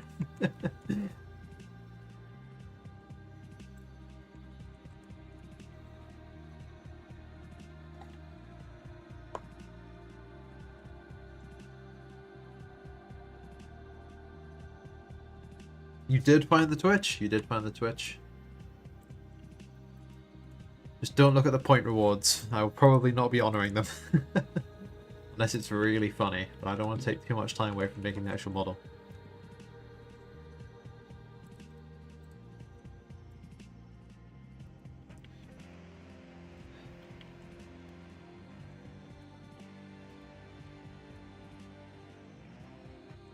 Yeah, let that scale up. Just scale the thing up a little bit.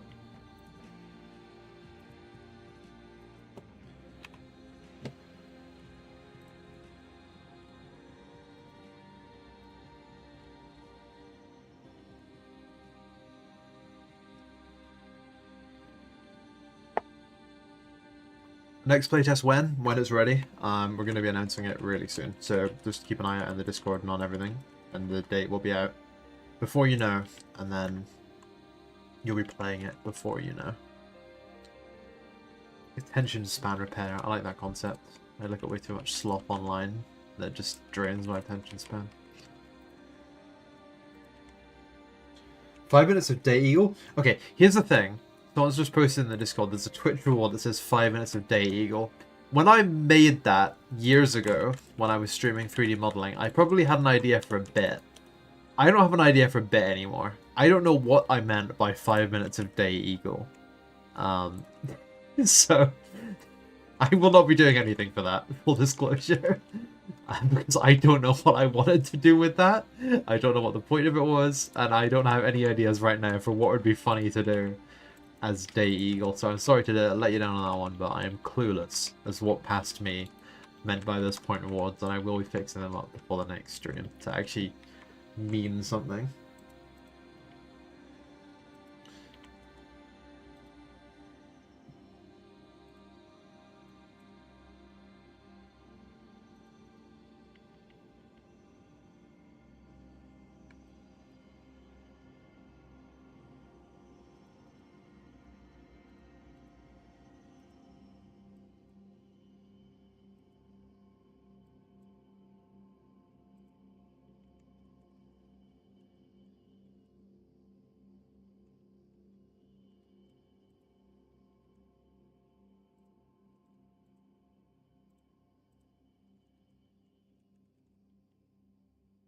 $1,000 bits equals 1 fortune cookie red.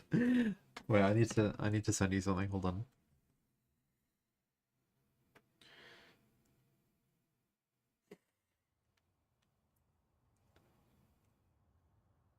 Can I show you the current mech designs? I don't want to pull them up right now, just because I'm doing this 3D model. But if you look through the Discord, you're going to find absolutely every design there.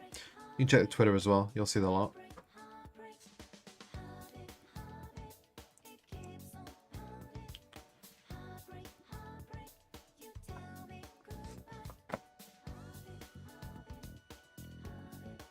Ah, I've been forced to do sub-D modeling. You gifted a tier 1 sub. I hope that was free. I hope that was one of the prime things. And I hope you didn't just spend money on a sub. But thank you very much for gifting that sub. Persona 4 music's so chill.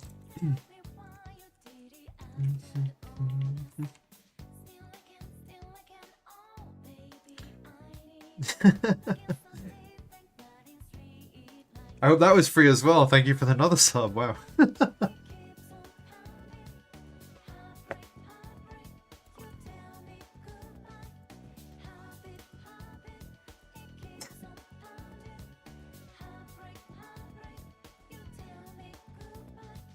I want to have this as like a cloth hood over like internal workings.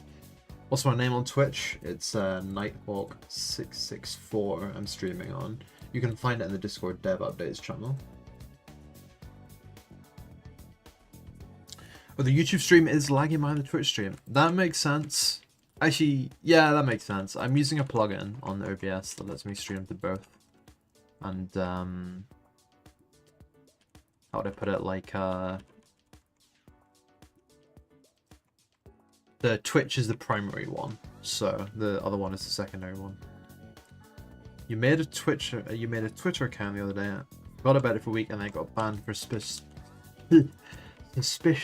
bot activity. Honestly, that's surprising. I didn't know Twitter banned anyone for bots anymore, considering the way that platform is. But yeah, not you trust me, you're not missing much, man. It's honestly a terrible website.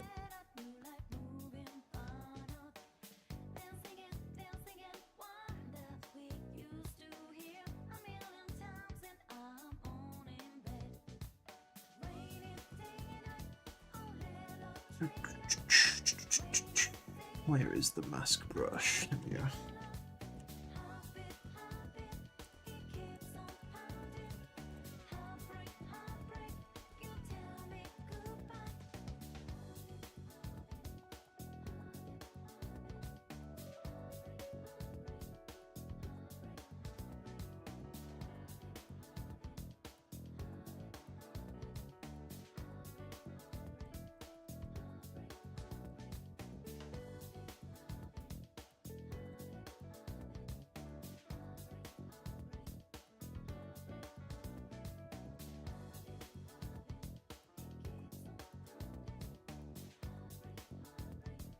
There's plugins to get Twitch chat in your YouTube chat and vice versa. You don't have to look at two separate chats yet.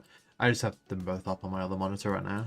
But you can see, what's it called? Like Stream Elements, I think. No. Streamlabs, Stream something. That's what's the chat that's on the stream where it's just like comms feed anyway. It's from one of those platforms.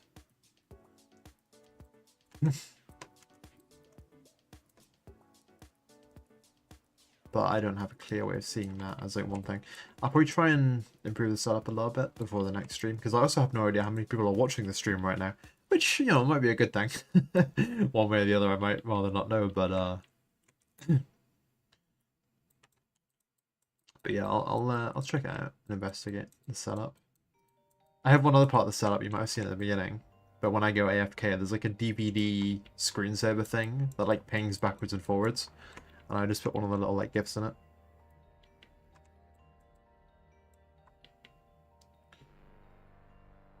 $14 now, don't tell me the numbers, I don't want to know. Get me all self-conscious about my model I'm making. Anyone ever here play Mech Living Legends? Yeah, I played it a little bit. I did more making for it than I did playing for it, because when they had like a second dev team come in a lot later, I did a little bit of stuff for that. I made the Orion mech for Mech Living Legends that was released in an update a couple of years ago. But that was a very long time ago, and I think my modelling has got a little bit better since then. Only a little bit, only a little bit. I'm not part of the original, because, you know, MW Living Legends, it had a couple of teams. Like, I had 2 different teams. Thank you for the snack fund. But yeah, there were two different teams worked on Mech Living Legends. Kind of one team who did the original, and then another one who like carried the torch. Oh, you like that, Orion? Thank you very much. But yeah, I did that. And I did a few other things. Like I did the textures for the top of the Argus mech, and I textured like a couple of tanks as well, and some other stuff I don't fully remember. But yeah, I did a couple of bits and bobs for the like the secondary the second team, the ones who carried the torch for Mech Living Legends. I wouldn't say I had any like huge contributions or anything, but just a little bit. The head loves to get sniped with that mech. I didn't do the gameplay of it, just the model. You've twitched to switch, and the latency is a little better. Okay, okay. Well, I mean, if it's only 3 seconds on... Whoa, Blender lag. If it's only 3 seconds on YouTube, you know, it's got to be very low on Twitch.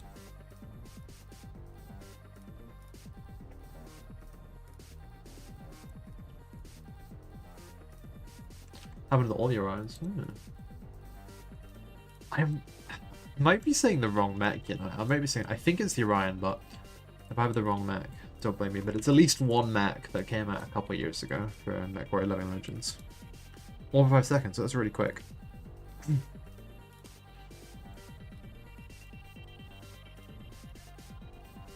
Random Metal Gear cutscene. Okay, I guess we're doing this. Hold on a second. YouTube.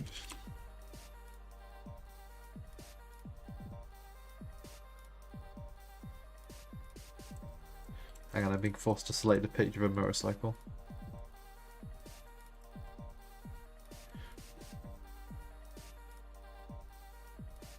Why do I make the insides of the mech so detailed? You can see this part. It's not like fully on the inside. You'll be able to see it.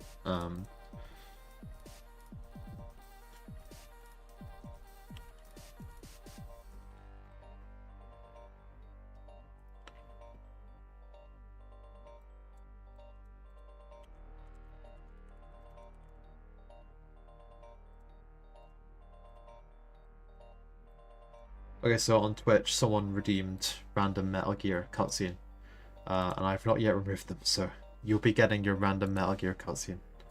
Hold on a second.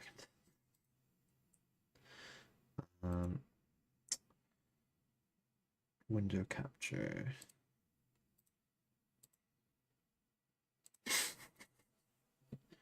Here you go. I hope this was worth it.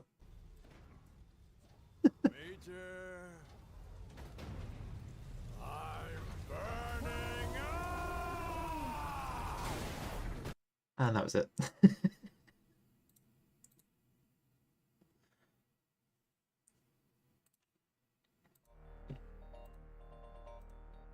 I will not be doing that again, but at least I did it once. That's the very... Oh god, I need to not fully fall off into just doing shit posts. Otherwise there'll be no 3D models, mate. It'll be a disaster. You don't know MechWarrior Living Legends have been developed? Yes, it is. And there is an MW Living Legends 2. No, unfortunately, to the best of my knowledge, Living Legends 2 has been canned and is not going to get developed, sadly. Which is a real shame. I had nothing to ever do with it, but I knew some of the people involved, and I thought it would have been a good thing to get done. But there will be no Living Legends 2 as far as I'm aware. Why do I sound like I'm announcing it? Like, I'm bummed out about it, but I got nothing to do with it. Is the music still there, by the way? I want to make sure I haven't accidentally killed parts of the stream by playing that Metal Gear cutscene.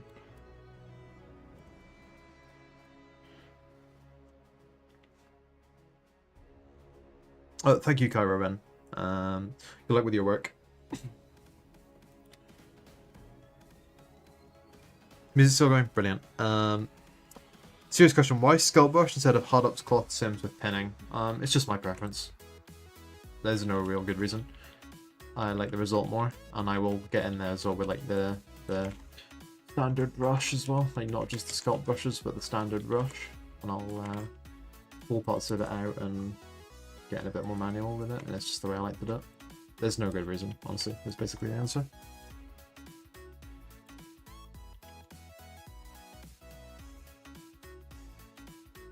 My audio is a tad quiet, like my music audio or my microphone audio, which one?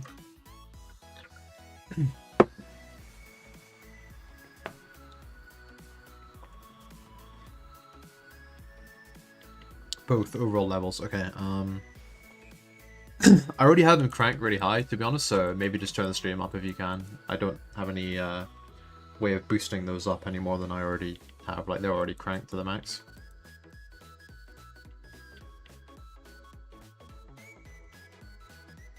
Google Maps break. I'm sorry, it's not happening. I can't keep distracting from the model. Those redeems were not meant to be there, but you know, you name a spot on Google Maps. I'll pull it up in a few minutes when I've got this bit of modeling done. Music relative to mic is good. Nice. I'll see about boosting up to be overall louder, but I don't know any way I can do that.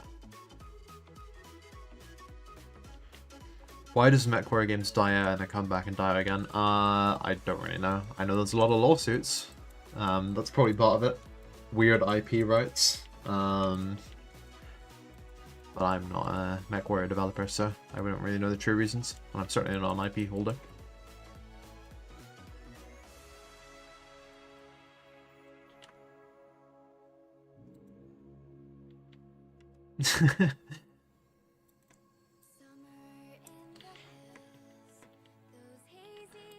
Yeah.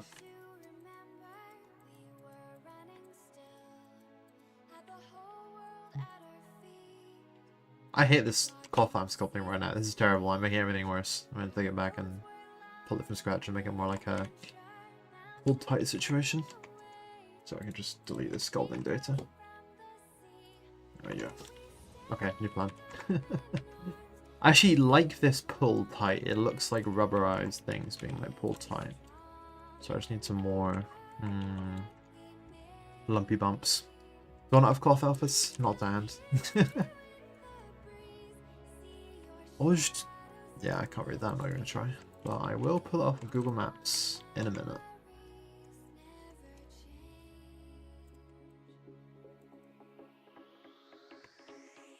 You redeemed a Tetris? Someone redeemed a Tetris? Someone said that. Oh my god, you actually redeemed a game of Tetris.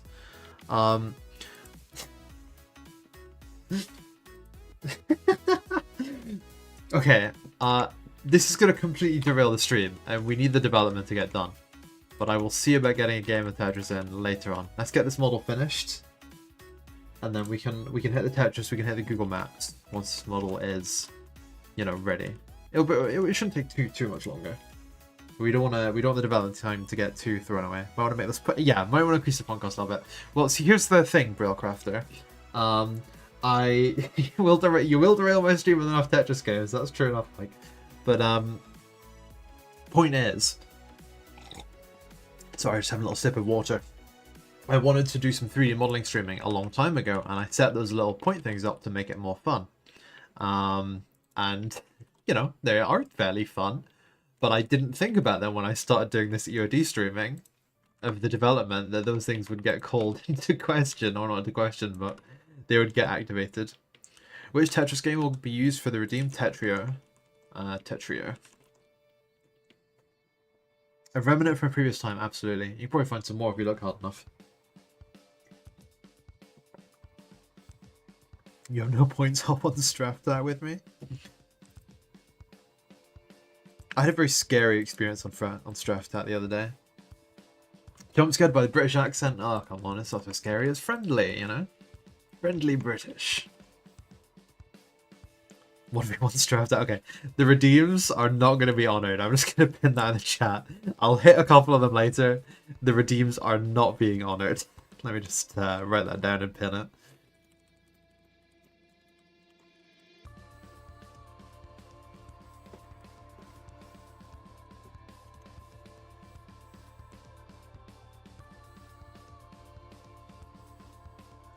There we go.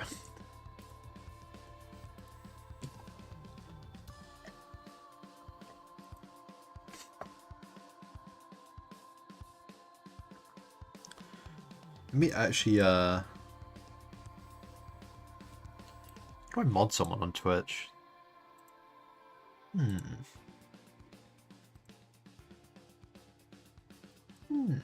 don't know what I'm doing. If that wasn't already very obvious.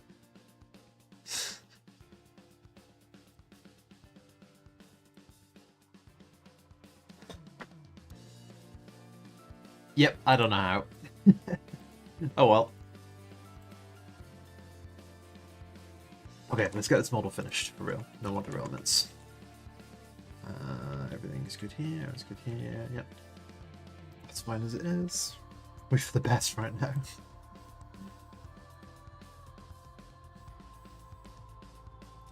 You want the redeems to stack? Oh god. Look, we can do redeems, but the point costs are going to have to be hiked. Because otherwise, EOD will be cancelled, there'll be no development time, everything will fall apart. So yeah, you'll get your redeems in time, but they'll need some adjustments.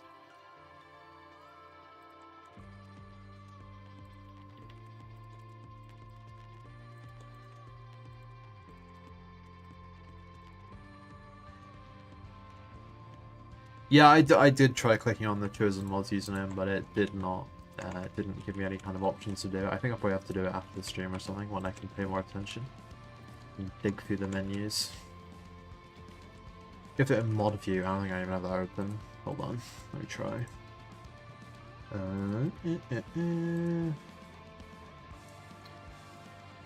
Yeah, not quite sure what I'm trying to do here. Mod view. Gotta be here somewhere. Nope, that's the broadcast options. Creator dashboard. That sounds promising. Nope, totally the wrong thing.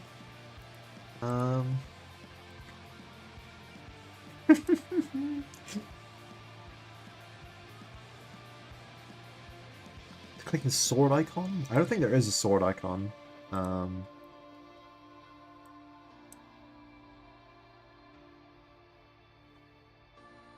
Oh, hang on. We could be onto something. We could be onto something. Yes! I found it! I found it. Okay. There is now a Twitch mod in this channel. Ooh!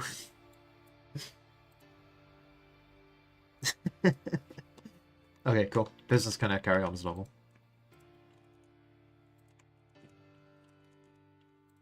I think with how concealed this cloth piece is, and the fact I'm going to give it a bit of a rubberized look, it doesn't matter too much that it's not going to have like the best sculpted on it, and I can add a bit more in the substance painter as well. So I think I'm going to leave that as is for now. Are there plans for controller support in the next playtest? 100% yes. There was in the last playtest too, but it had some issues that we will be ironing out. So you'll be able to rebind onto anything you want.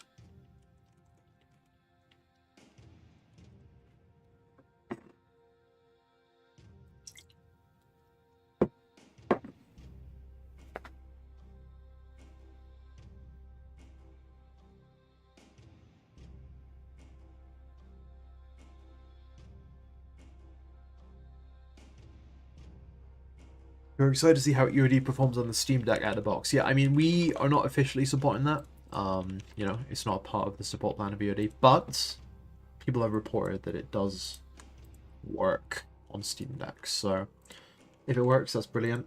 And we're not going to do anything to try and stop it working, like blocking Linux and stuff.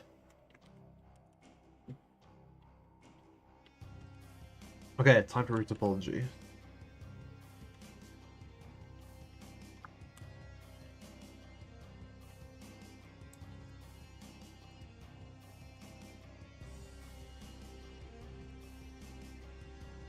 Let's do a function check on my head for this gun here. Make sure there's nothing wrong.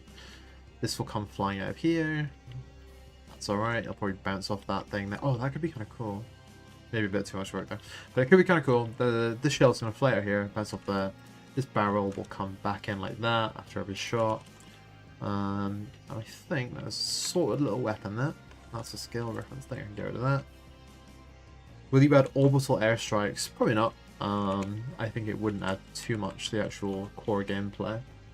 I mean, it would have a cool factor. No denying that even for a second. But if you were just playing the game and you were hit by an orbital airstrike or an orbital or airstrike, you would not be best pleased about it, and you'd probably just use it to like get revenge on someone who killed you or whatever, instead of using your mech, like, you know, the War Thunder like cast problem.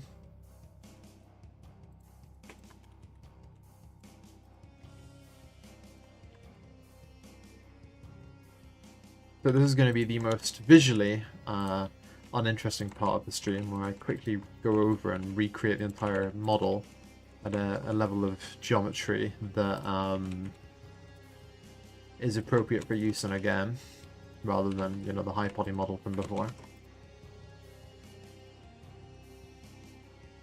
You loathe casts in War Thunder. Yeah, many do, many do. Conceptually, I get it. I think it's a cool thing, but most of the time it's just being like revenge bombed or whatever. Oh, do we have another copper?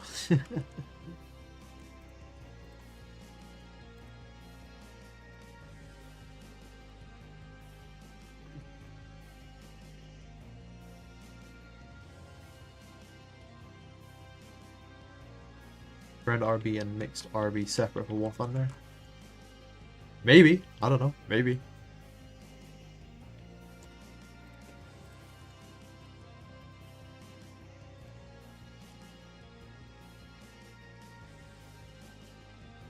Yeah, I mean, Adam, I'm not like talking like crap about people who do revenge bombing or whatever. I think player behavior is usually a result. I mean, it's pretty much always a result of the choices made by the developers. So, if it's possible to do something and players do it, you can't really get that mad at the players about it. It's going to be something that's kind of intrinsic to the game design, and it's very unfun to get bombed as a tank in War Thunder. No one enjoys that. Unless it's funny, I guess. Sometimes it's kind of funny. But the point is more, is it the best way they could have designed that system? Maybe, maybe not.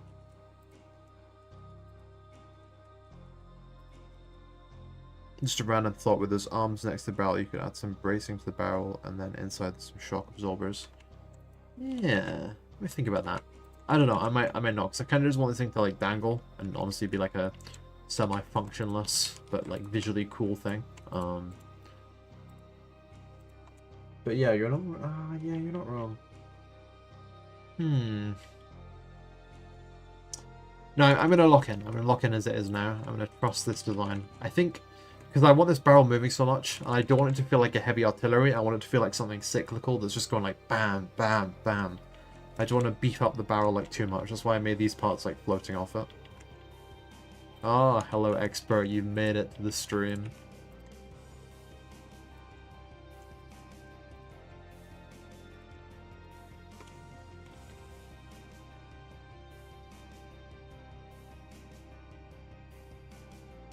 Oh yeah, I mean, it's a good thought, honestly, bro. It's a good thought. It made me contemplate it. And I'm just gonna trust my gut on this one. And also, I don't want to do more remodeling.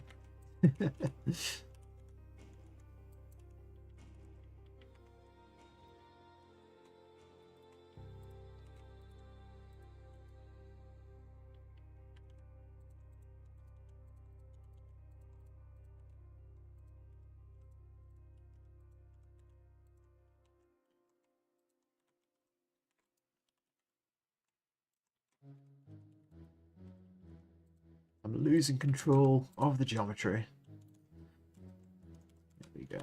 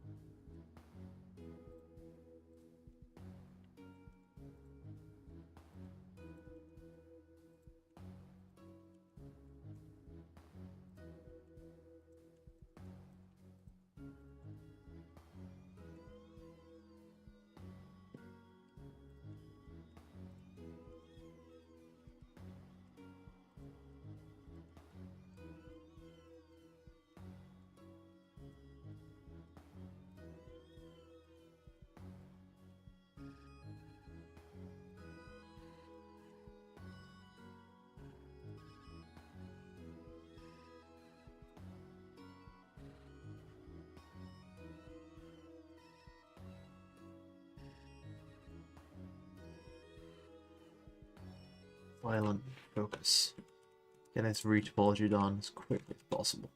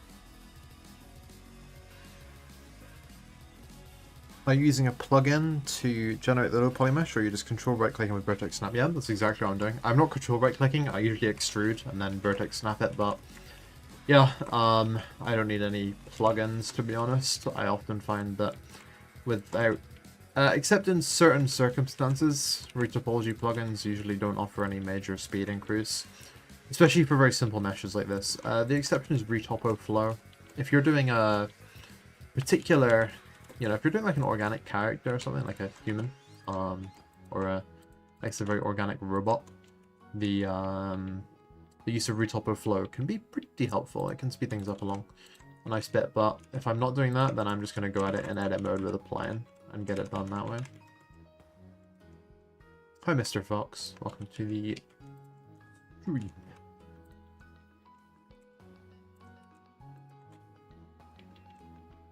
Yeah, 100% power, 100%.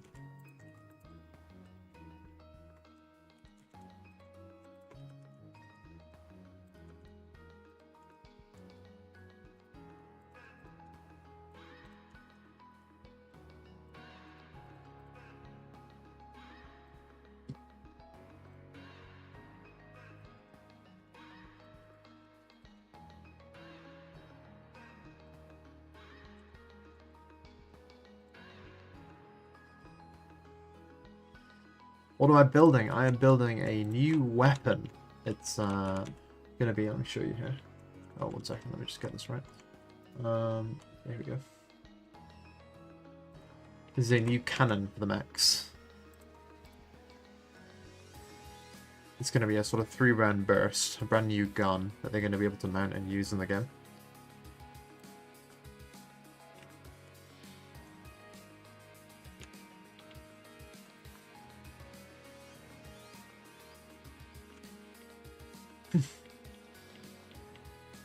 True, real and true. Very good soundtrack. One of the best.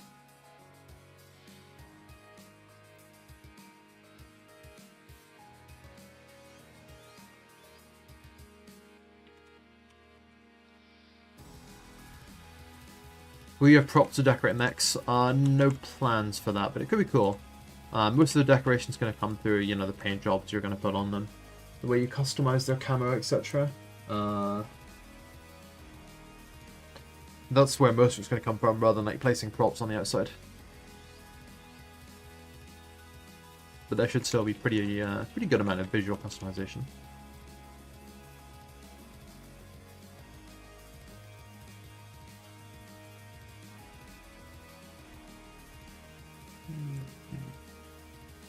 No potential for body pillars, absolutely not. Ethan would throw me out. He would throw me out of what? I don't know. Probably a window. And I say that like I'd even be out of this world. I say like that. I say that like I'd even be the one championing body pillows. Would not want them. Would not want that in the game. Will you already have classes of weapons like Baltex, AC 510? Will each gun be unique? No, each gun's planned to be unique. There won't be like so many derivative classes like that, because you know we only have so much development, like resources and time. So if we're making a weapon, we want to make it unique, we want to make it special, and make it exciting. So everything will be unique. It won't just be like this other thing but bigger. It'll be like this other thing but unique in this way. So that's the answer to that question. Hopefully satisfying one, because I feel like it's as much as I like Baltec. Yeah, that was Ethan talking just now. You can see he's got a little icon on the screen next to my bouncer. He's about. Surprise, Ethan. Yes, I am here as just people at my house, and I don't want other people getting picked up. Ethan already has to listen to me talk quite a lot, but now we're doing these dev streams. Oh, it's getting so much worse for him.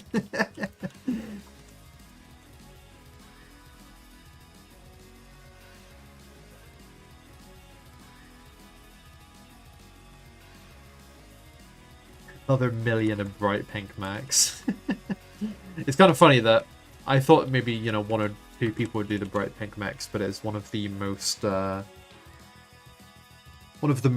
common colors, I'd say.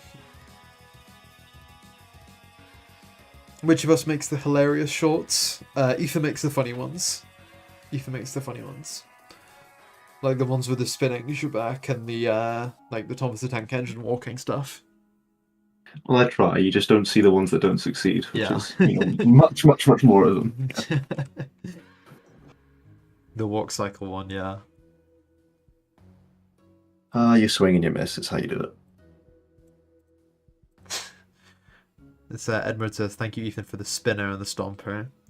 I'm just going to swap to the BRB screen for a second so you can see what we have the spinner here on the BRB screen. Just to keep your attention while I'm doing whatever I'm doing. But yeah, Ethan makes those. Will they hit the corner? I don't know. Maybe. Wait, there is actually gambling on... Okay, I'm not advocating for it, but there is actually gambling on Twitch, isn't there? Like, you can do, like, bet for this thing to happen or this thing to happen, and then you, like, lose or gain points. I think that's kind of hilarious, and we should try and figure out something to do with that eventually. Once the spin back hits the corner, playtest 3 drops. Oh, you wish. You wish that would happen.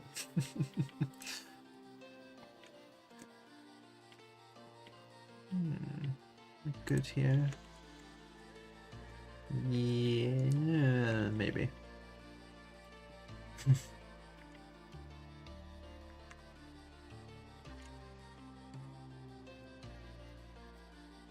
Oh yes, the question I want to answer from David Jenkins. Running the same map such buildings felt repetitive. Will there be random building and or obstacle replacement? The answer is no, but there will be a lot more maps. So you're going to have a lot more time to, you know... sorry, not time. You're going to have a lot more maps to get used to. So it won't be repetitive because you're going to get different maps like every match, you know? There'll be probably a good number of them. A good number of them to keep it fresh.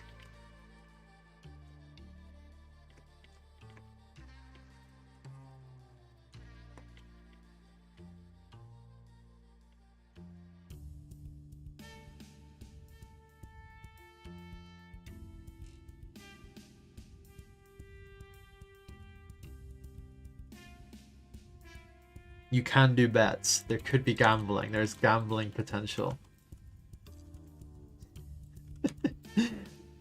The only gambling that there'll ever be to do with the UD is the points, but you know, maybe we have some fun with that. Maybe we have some fun with that. Get this model done first before we get too silly.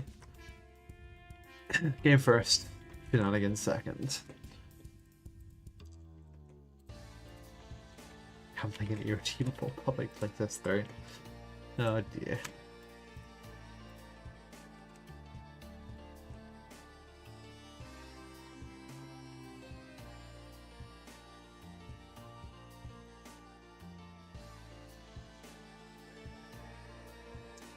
Hello, Titanium Raven, and hello, Mardo, sorry. Thank you for your kind words.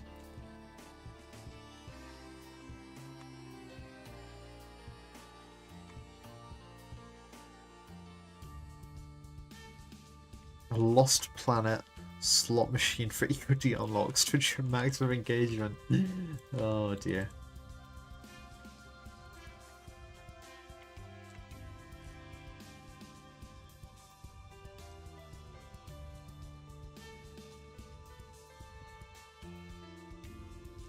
And you're not just catching a live stream, Mardo, you're catching the first live stream. This has never been done before. Revolutionary stuff.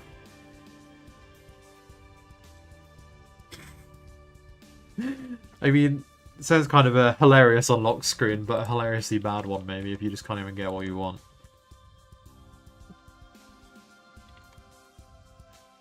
Mardo says, maybe a dog question, do you have any ETA for public early access, if you even do an early access? So, all the information about that is going to be coming relatively soon when we release the roadmap. So basically just keep an eye on the social medias. Discord especially is always a good one. That pings through there. Comes there pretty frequently with new bits and bobs. But basically just keep an eye out, and we'll be announcing the roadmap soon, as well as the next public playtest. Expert says, will this burst cannon be rated for hunting cairns, or will it be able to deal with bigger trespassing myself? Yeah, this is a lot bigger. You're starting to step into, like, you know, the PT territory with this thing, like the much larger weapon.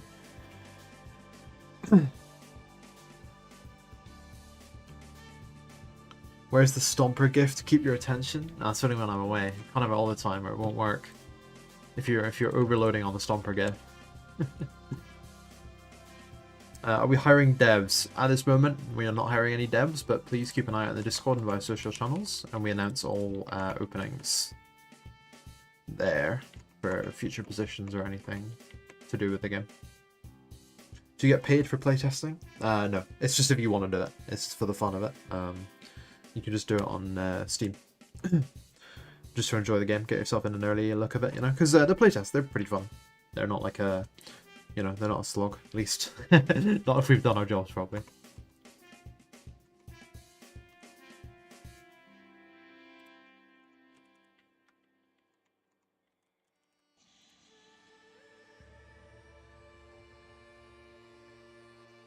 Bragging about some bug stomping, absolutely. And there is a lot of the second. many bugs get stomped. And especially I get stomped. Every time there's a playtest, you guys beat the crap out of me in those mechs.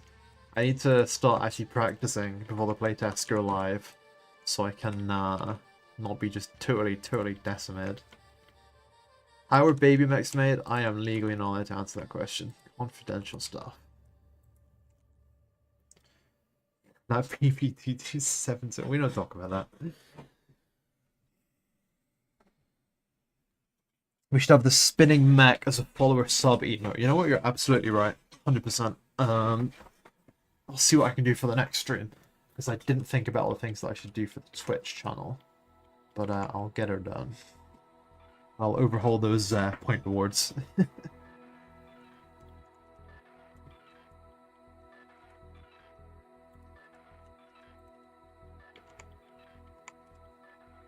Will mechs be allowed to click their heels and get 3 kills in a row? I don't know why. I don't know what that means. I don't know what you're referencing.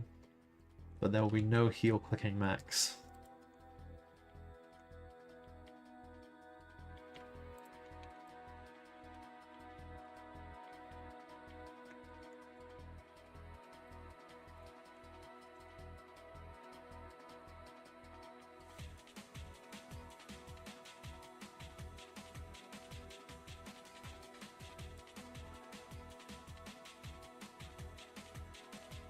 Where's the Steve weapon? There will be no Steves. There will be no Steve weapons. I'd be like one of those Twitch streamers. Mods, drag that man away. Take him to the dungeon.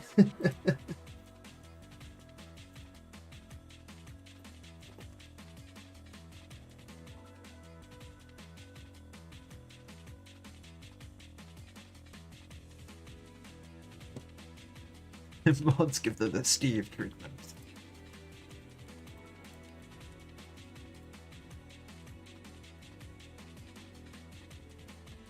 Railgun that user.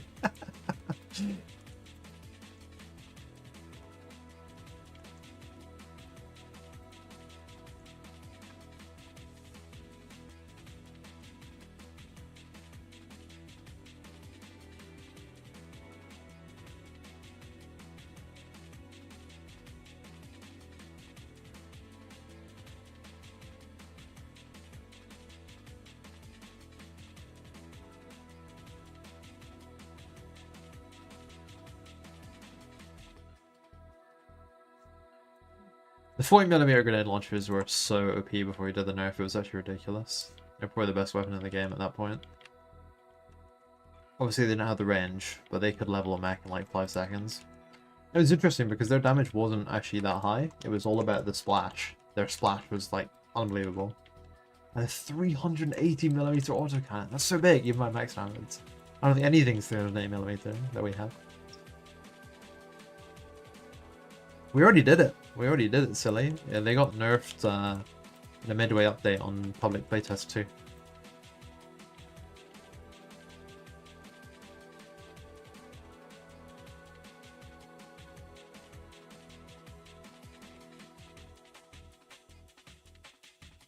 But the problem was that their it was honestly kind of like a bug.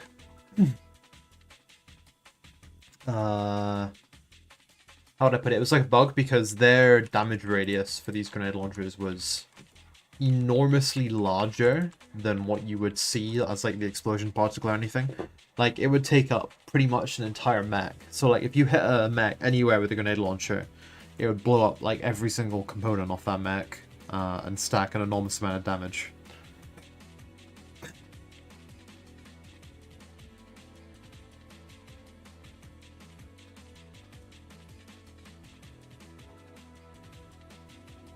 Stream's up to 20 now. I don't want to know. I'll get self-conscious. I don't want to be... You're watching the process here. And I'm like, I haven't streamed anything like this in so long. It's been years. But it's nice to see you all here.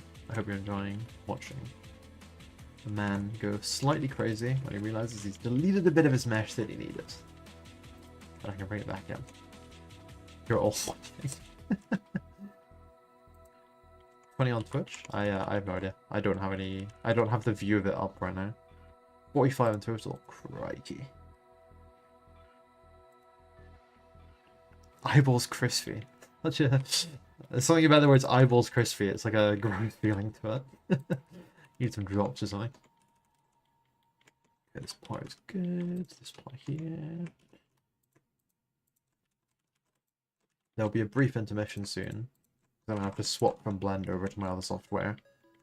And the professional I am, have not prepared the stream to be able to show that yet. Yeah, please, look, Adam, if you want to share your meta designs or anything. The Discord's got their Show Your Stuff channel. It's great for it. You can share your things with other users and chat about it.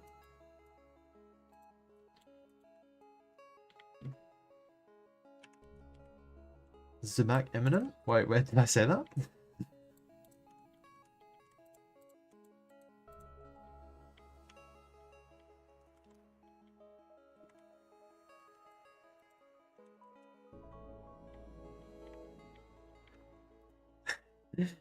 Yep, that is how it goes, Terran. That is how it goes on too many occasions. Honestly, Ethan gets on at me this because I accidentally delete data quite a lot. Well, okay, I used to. He insists I still do, but I have not lost anything in a minute. It's been a while. Ethan, yeah. Defend yourself or don't. It's been a while. I think I've stopped losing files. It's been a while. It's the number of files you lost, mate. So yeah, many. well, look, I handle more files than you, alright? There's a lot of true, pieces, a lot of hundreds of files it can be created and made in a day doing the 3D models.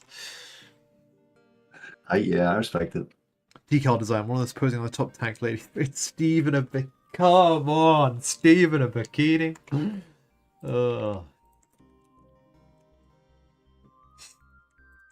I mean, we could do it though. I mean, I'm not gonna say we wouldn't do it.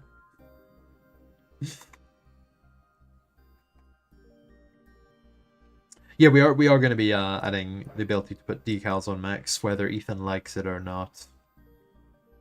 Does which part serve any functional purpose for the gun? This like dangling bit? No, but artistically, it's going to give it a bit more movement and it's going to make it a bit more of an interesting design.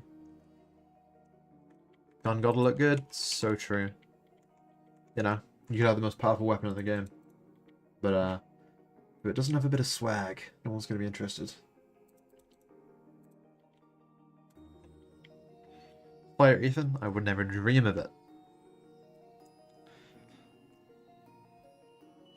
I don't think I could fire Ethan in any way. It's not possible. Yeah, I don't even know. I've cemented myself in now. Yeah. I feel like we both cemented each other in. There's no This is true. There is no Yeah. out clause. There's no, oh, fuck, go back. Yeah. There's no, you know, you're in, there's no out. Why am I destroying polygons to create n-gons? Because it's a hard surface model, you know? They're all going to end up as triangles in the end, so I can basically do whatever I want. And the n-gons are planar, and everything is nice. So yeah, that's the reason why. N-gons get a bad rep. I already discussed them once on the stream already.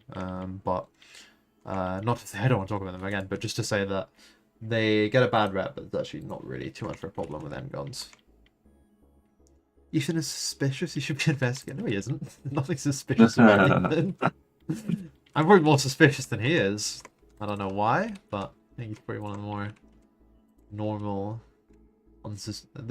Describing someone as unsuspicious just makes them sound suspicious. Now I think about it, but you know, he's not a suspicious guy.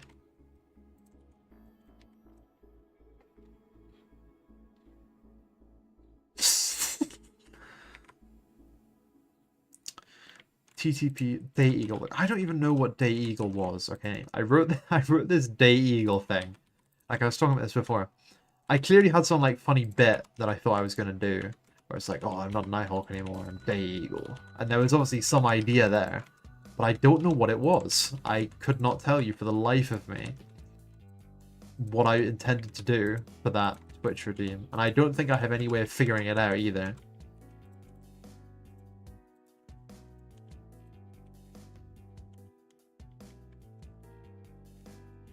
What do you say? Rekindled Phoenix. A lot of my exports from Blender to Unity, there's sometimes create issues with remeshing.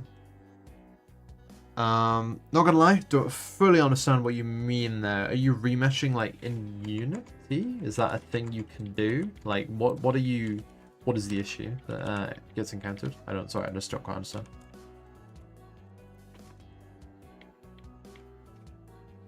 Can a tier 3 patron jump in the game right now, or do you have specific times when T3s can try out? So a tier 3 can play at any time. They get a key that they can use to play, but the servers are only switched on during the testing periods. So you're only going to be able to like walk around, play the tutorial, and go in single player modes to check the maps out and customize your mechs. You don't have the full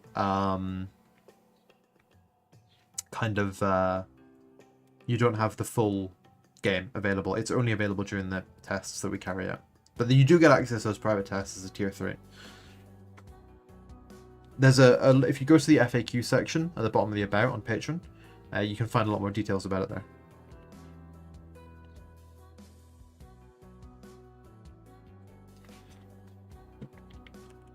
Yeah, you're welcome. Don't be scared of n-gons. They're useful. There's so many things that would be really annoying to do without them. So just learn to wield them, keep them flat, and always triangulate before export.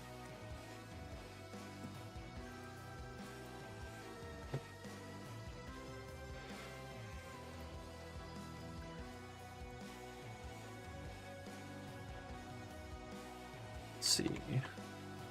Oh, I've made a mistake. These two parts are meant to be separate, so they're going to be animated. Did I play War Robots before? No, I've never played War Robots. But I understand that a lot of people who have shown interest in EOD have played War Robots, so maybe I should, Maybe I should.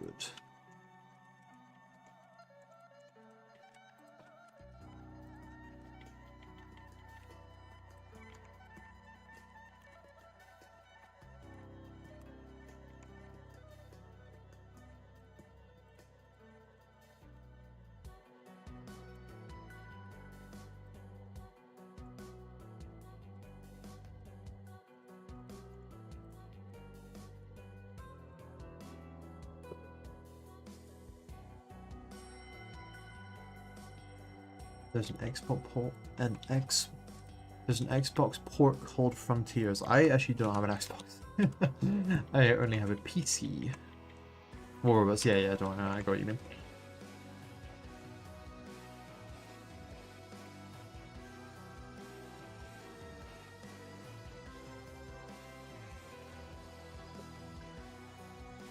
Armored Core at home.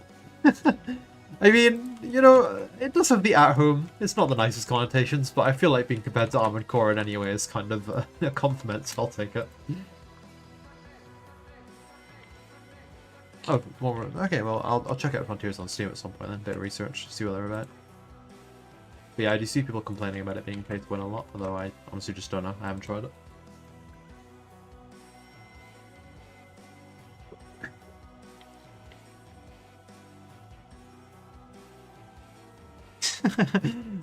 See, well, silly, thanks for swinging by. Yeah, Mech Warrior Home, honestly, it's very true.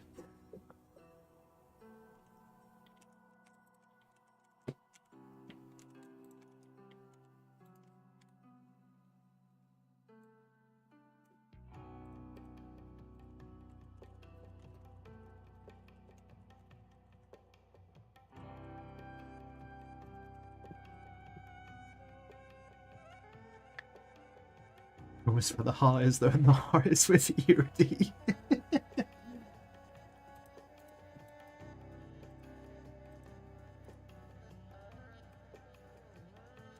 You joke about Grind Thunder, the snail has nothing on Grind Robots, you say? Well, I honestly, I mean, maybe it's bad not to know about like what one of the biggest mech games is like, but I don't even know how it necessarily presents as a game.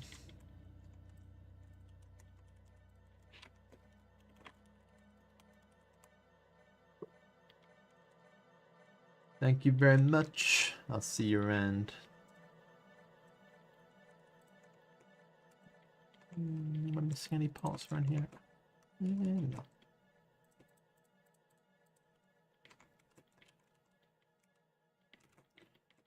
Do the muzzle break. It's a way let the Gregs play. I'm still here, okay? You can't get away with everything. Can you be hired at 0 experience? Just, you know, keep an eye out. We post every job. An opening in the Discord and on Twitter. So, you know, if anything comes up, you'll be the first to see it if you are aware of what's going on around there.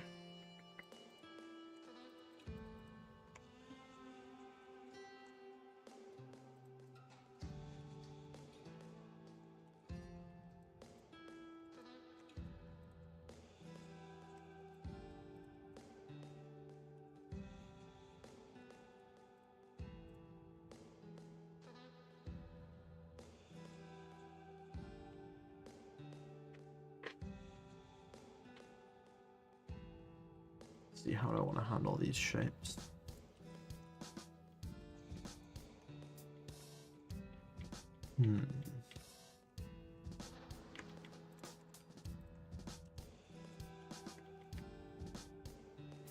Is there plans to allow for a longer playtest? No, not currently. Running them across the weekends has been a relatively well-received thing. So we've been doing that, basically, just because no one's had any issue with it. And also because it works really well with our schedules and stuff. And we think it cultivates the highest player count. So no current plans to change that, unfortunately, sorry.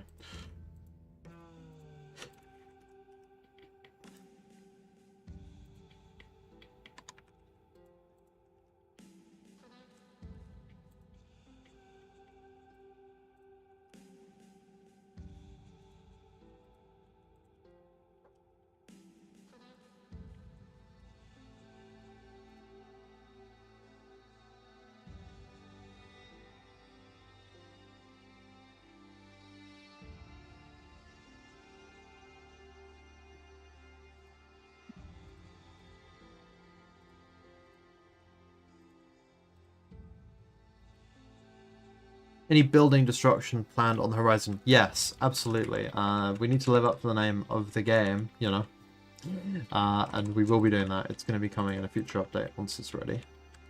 You're going to be able to smash up concrete, trees, you know, light poles, pretty much everything you can do.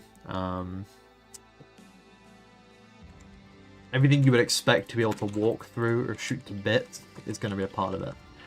No, some buildings will not be destroyable, and that's by design, you know, because they're going to be cover, you know, and there needs to be the hard cover and stuff like that. So those buildings won't be destructible, but the other stuff, you know, that's going to be completely possible to blow it up.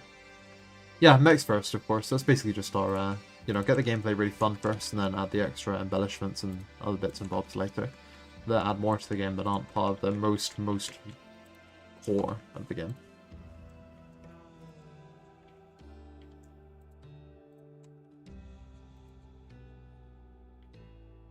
Day you're in 120-ton engine will really cause proper destruction, yeah. I think it's going to be interesting. It's going to be one of those things that makes the game feel very different, I think, because you're going to be able to walk through, like, the bus stops and stuff. Yeah, this is the cartoon walk mech game from YouTube Shorts. You found us, well done. Welcome.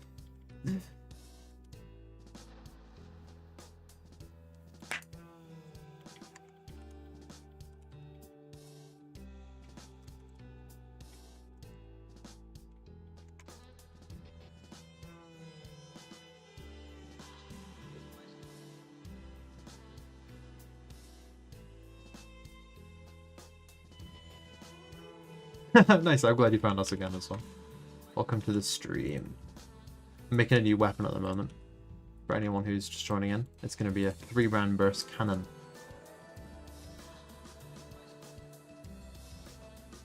The marketing, it's working. Yeah. Marketing, you know, it's got obviously pretty negative connotations. No one likes adverts and stuff, but I mean, I like it in a way because we all get to play games together and, you know, you guys get to see what we're doing. So, you know, marketing, it's a double-edged sword. No one likes adverts, but everyone likes being able to have people look at your project. Words of advertisement.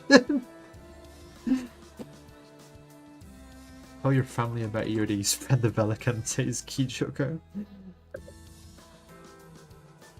Yeah, are your family playing EOD? They should be.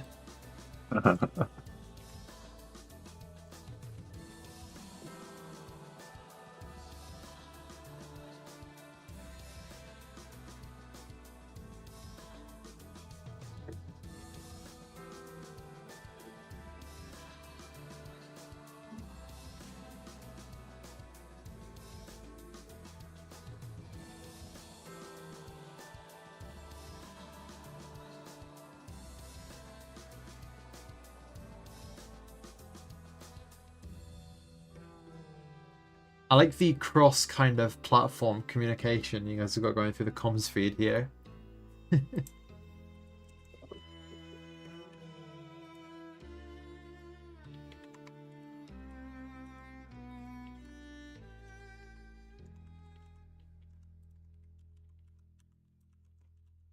YouTube to Twitch communication in real time.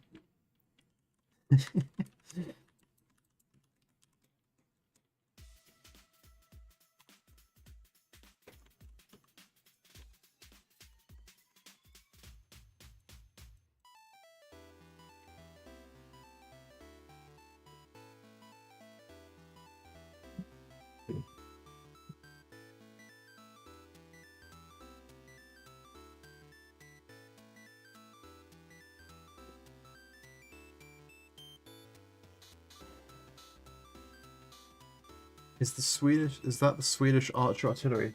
Yes, it is, I think. I couldn't tell you the name, but that's definitely a Swedish camouflage, so I'm going to assume it's a Swedish weapon system. This is all my reference sheets here. There's a lot of pictures here, a lot of different military vehicles from all over the world. Any idea when VR will be playable? The answer is next playtest, and when will that be? Keep an eye out, and it'll be announced soon.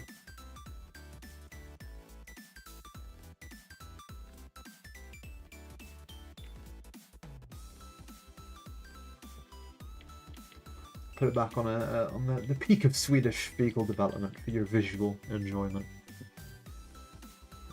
a little bit better. That's not Swedish camouflage, that's Pelican's natural pattern. The expert, you're not going to believe where I got that idea from. You're not going to believe where that camo pattern came from.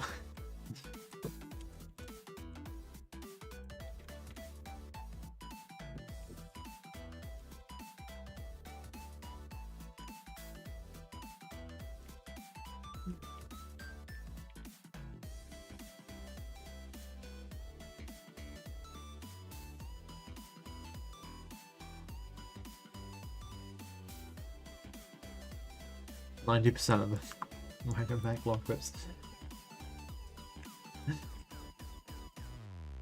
I enjoy just rambling around about the mechs. I think you're one of very few people who actually who pay attention to what I say. Oops, that doesn't need a scene.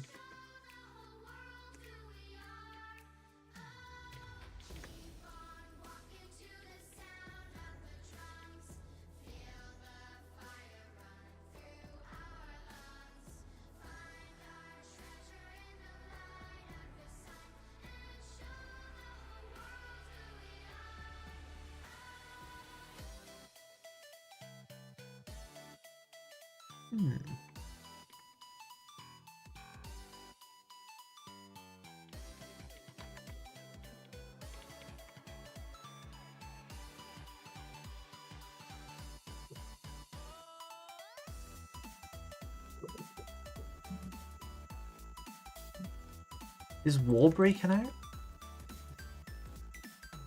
Twitch and YouTube at each other's throats?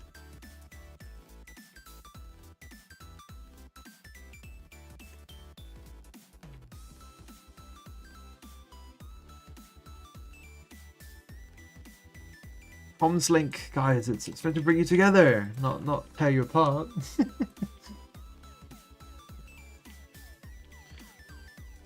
Husky Wolf found you, such a video didn't pop up. Oh really? Like, do you search for like the full name, like Engines of Destruction? Oh, on Twitch. Oh yeah, okay. Yeah, I'm just streaming off my personal Twitch for the convenience of it, because I don't want to make a whole new account, to be honest. This one was already like verified or whatever it's even called on Twitch. Maybe that was a bad idea in hindsight, but hey, here we are. But welcome to the stream.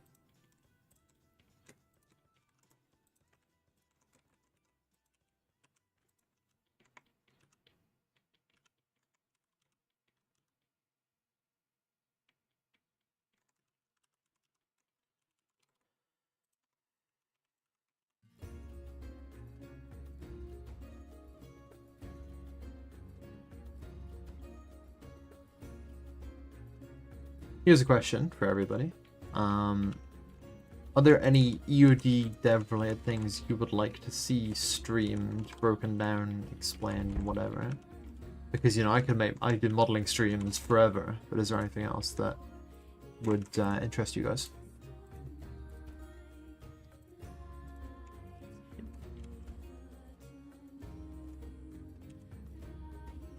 Test gameplay? That's a good idea, actually. You see some maps being worked on. That's a good idea too. I'll be doing some of that soon.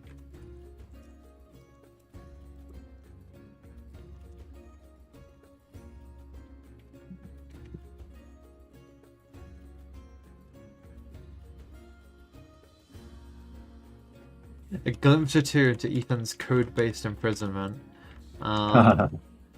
Ethan, is that too big an ask? To look at the code, or code streaming? I don't know how viable something like that is. Yeah, I mean, one, it would be probably boring for most people. Like, a lot of people asked about the logic for the maths. Like, stuff like this I could maybe do, but how many people on the planet care about maths? At least enough to actually go into detail, and the number plummets to like 0. I mean, I wouldn't even care about generic math problems, you know. It would have to be for a reason. Yeah.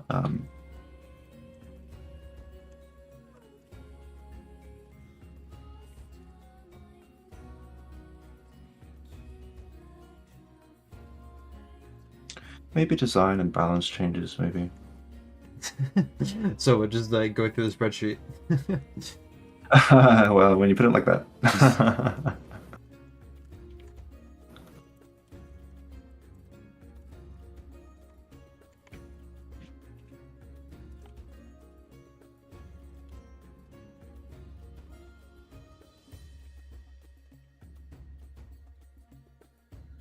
The more you code, the more you feel like a wizard, and the more you understand why they're all mad. Get a very loud mechanical keyboard as well that added Mitch-esque ASMR feel. Don't you already have a loud mechanical keyboard? Yeah, the noise cancelling is pulling its weight right now. It's like for the first Patreon audio, where I completely failed to filter the audio when I was recording it. And you've got this unbelievably yeah. loud keyboard smashing for like the entire recording.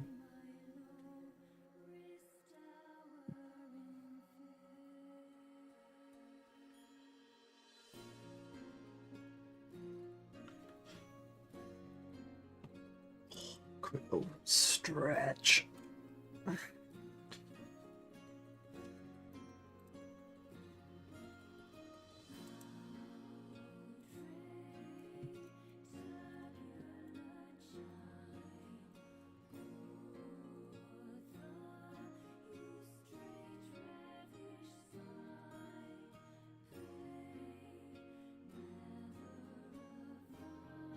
Will I do Google Maps and Tetris next? Maybe once I get the model finished. I need to redo those point redeems so that there's no like, so the whole stream can't be derailed in like 15 minutes, and then nothing's ever done again.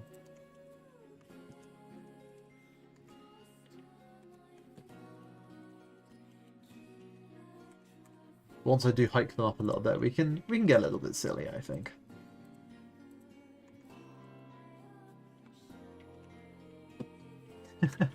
See you around, Expert. Thanks for watching the stream and stopping by.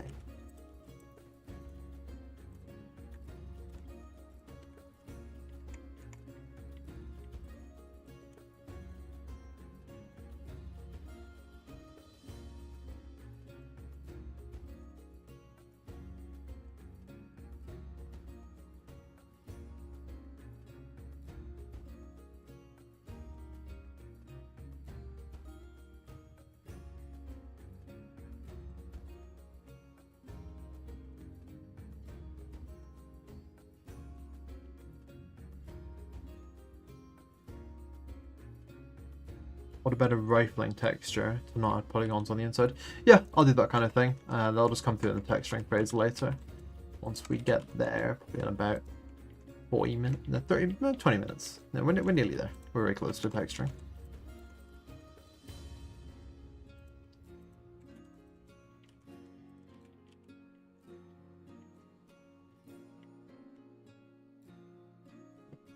Yep, and then I'll paint the inside black. And you'll be none the wiser that there is no full interior for this casing.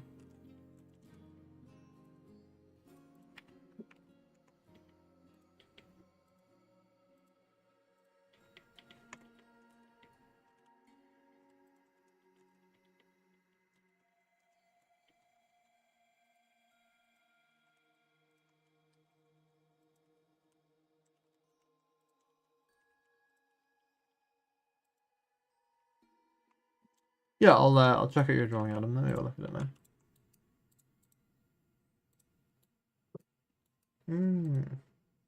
Yeah, see, I like the you put the gun on the side there. That's good. See if you can have a look at like the way that like tank turrets are like put together. You might be able to get a feeling for some more like how would I put it, like dynamic shapes, you know.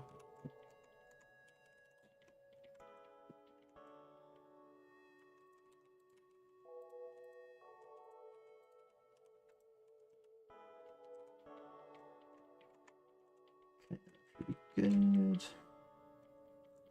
Alright, this is the low poly model. If you're not familiar with game development, dude, Mardo, I love FCL. Best game ever made. No contest. Peak game design. So fun.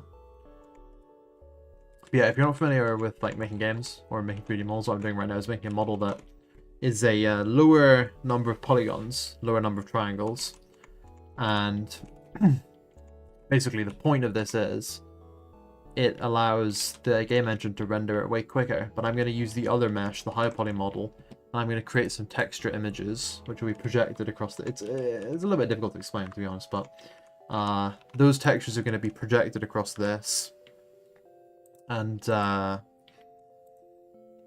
So you'll have what you're going to get is you're going to get the visuals of a high quality model with the performance of a low quality model.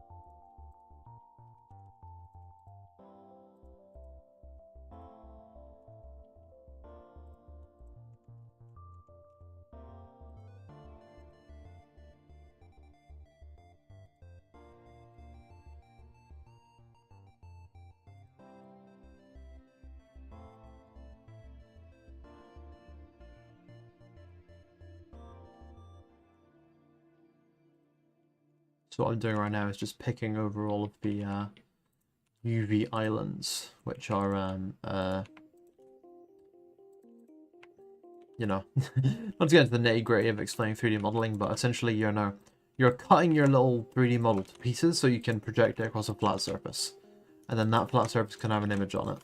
If you ever made like when you were in school, if you ever folded up like a cardboard cube, you know, that's something I remember doing. It's kind of like it's like folding a cardboard cube in reverse for a 3D model. You're making it from something that is 3D to something that's flat again, so you can put an image texture on it.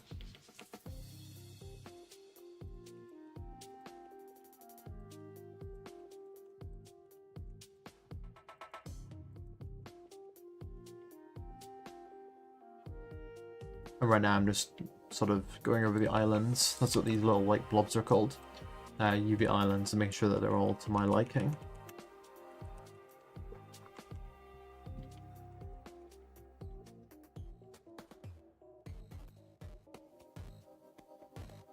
UV unwrapping is like digital papercraft, yeah. It's basically one-to-one. That's the example I like to make, because a lot of people get very they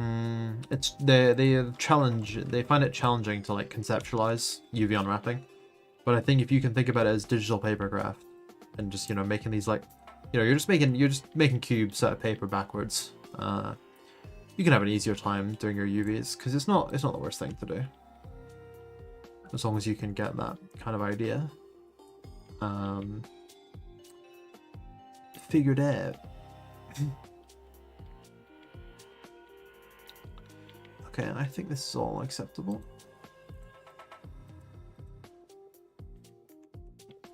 Nice. I've told people it's like turning a bear into a bear brook. Yeah, it is. It's a bit of a gruesome example, but I like my little paper cubes more, and you know. But yeah, bear into a bear brook. Yeah.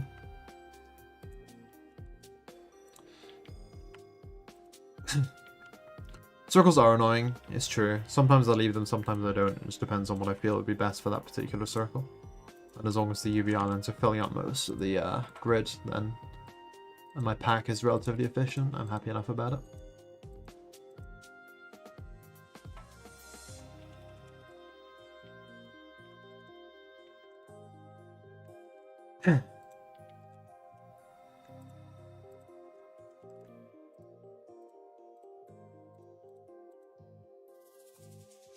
You can't pack UVs to save your life? Well, me neither. I don't pack them manually. I think that would be tricky business. I just have an automatic UV packer that I got online. And that does everything for me.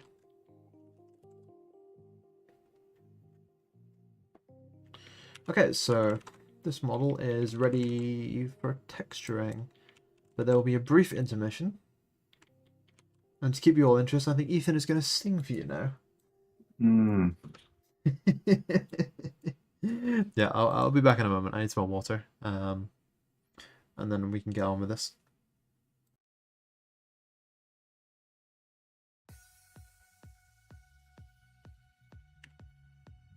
But I will leave you with this.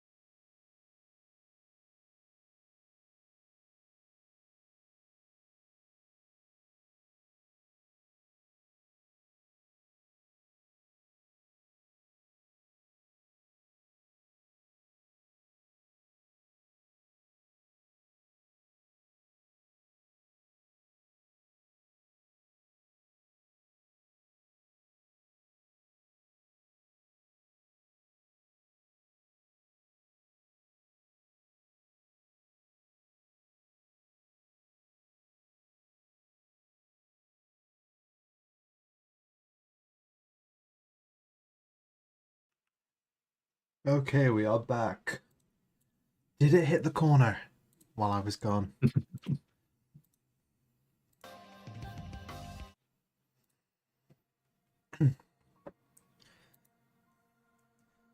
Someone tell me, please. I gotta know. Did I miss? Oh, I did not. Okay, good. I didn't miss anything. That would be a tragedy.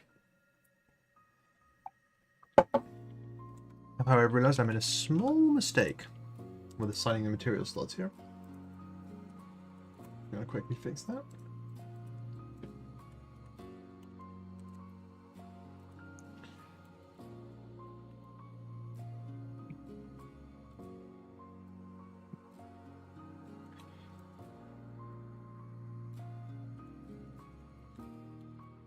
You didn't do anything suspicious? No, that's a suspicious thing to say.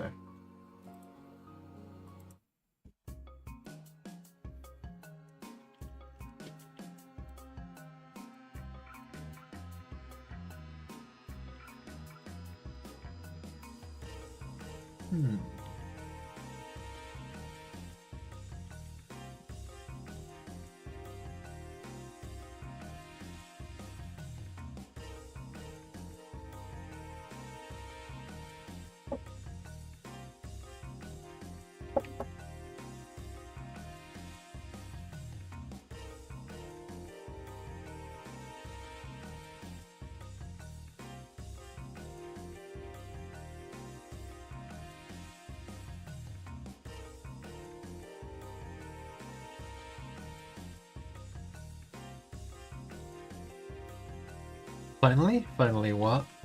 Oh, you returned. Okay, well I've also returned, so the timing's pretty good.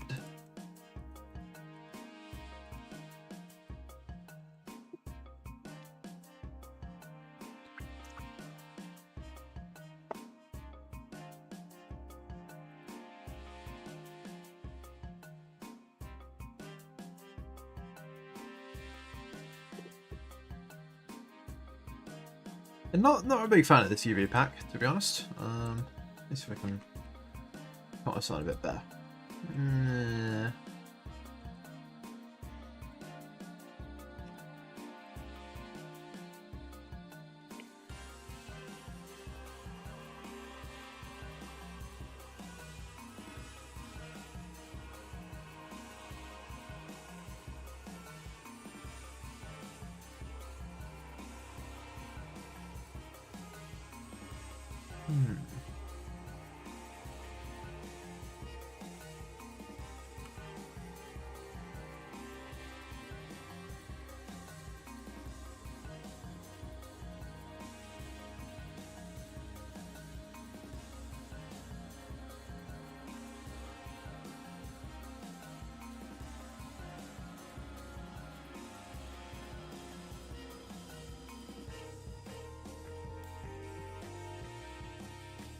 And I was talking earlier on about how I never manually UV pack, but one of those rare situations where it's kind of helpful.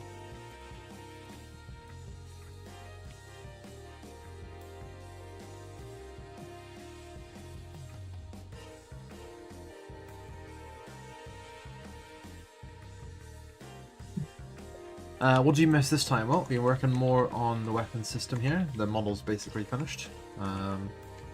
Just getting it all together to be put through. And the texturing.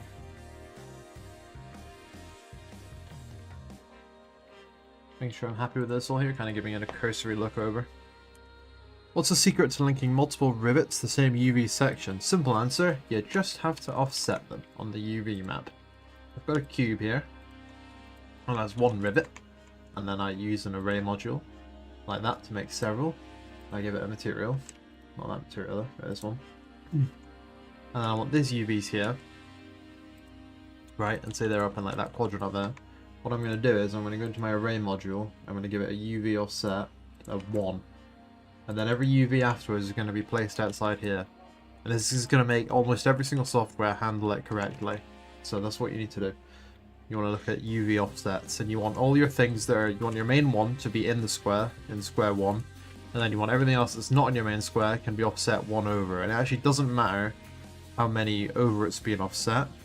but as long as you'll set it at least 1, then it's going to handle it correctly in bakers and texturing software and other stuff. And you can do that manually by moving it 1 over in your UV window, or you can use the modifiers options that Blender already has.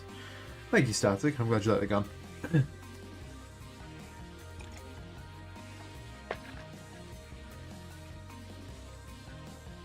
You can manually align in UV 0, but it just takes a minute. And it won't be handled as well by software if you don't offset it. I'm gonna head off for now, so goodbye, everybody. Everyone say goodbye to Ethan. See yous. I'll see you later.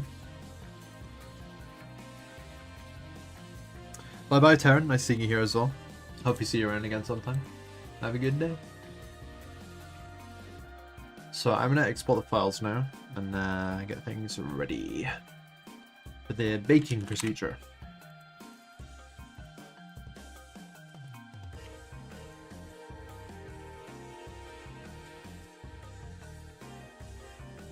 Always gotta remember that a triangulate modifier.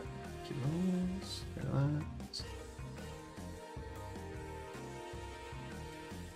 The export again. There we go.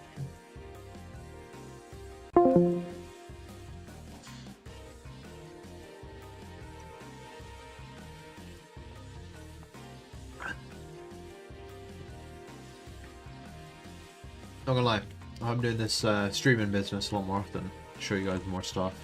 I'm gonna have to invest in throat lozenges because I've been just yapping so much that it's starting to hurt a little bit. And I'll probably be curtailing this stream soon enough myself if I keep doing this to my throat. But I want to get this model done on the stream. That's the ambition. That's the goal. Okay, got this model. Oh, I've not matched the names. You've got to match the names between the things that you're baking. Can't believe it. It's like it's amateur hour in here. Totally no idea what I'm doing. Barrel. You thought you were in a call? What do you mean?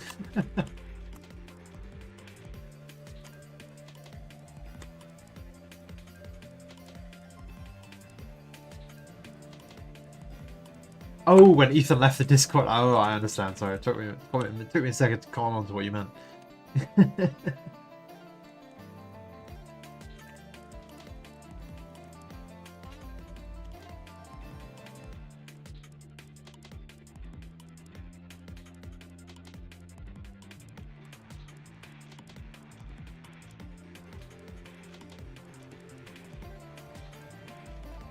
Oh, it made my...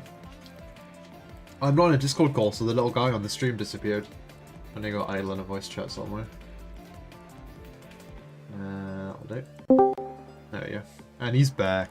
So if you have to be in a Discord call or that little guy disappears.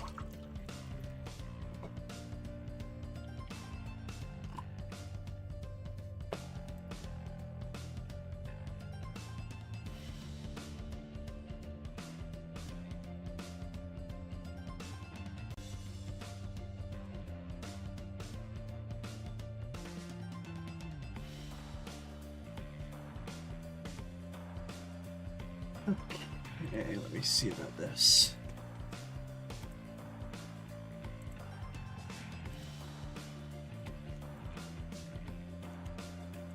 So when you're kind of matching up the meshes, you have to give them the same name. And if you don't give them the same name, when you put it through the baking procedure, you won't know necessarily. The computer needs to know, like, what matches to what. So I name them all correctly in order for it to be able to get the right data.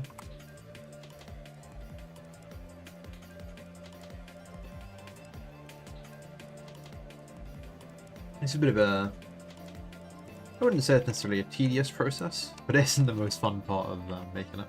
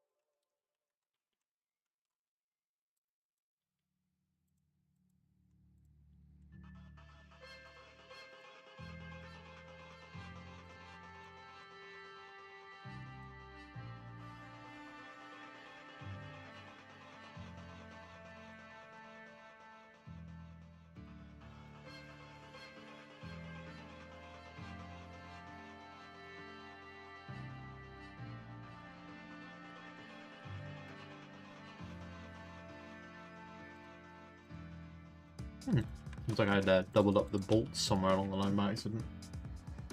And I've lost the low poly bolts. So let's bring this back quickly. Yeah, I realised what's happened there. I just accidentally deleted all my bolts.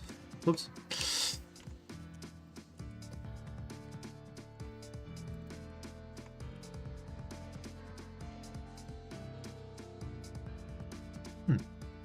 I'm a bit clueless as to what's going on.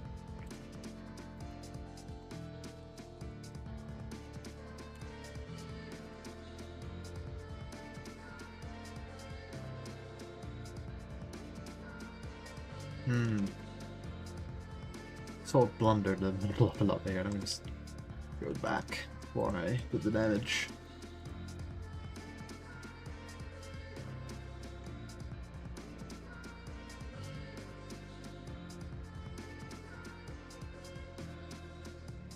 You're away, VTuber Mech when? I mean, is that not a VTuber in the corner? Is that good enough to satisfy the standards of a VTuber? I don't know. I'm not a VTuber expert, but it certainly looks close enough to me.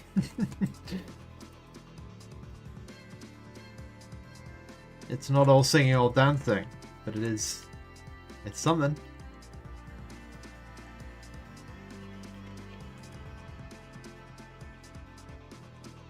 Mech VTuber's the next meta for real. Thank you for subscribing, Cosmos. I hope that was the free one. I really hope that was the free one. Old gift. Sorry, what's that, Husky?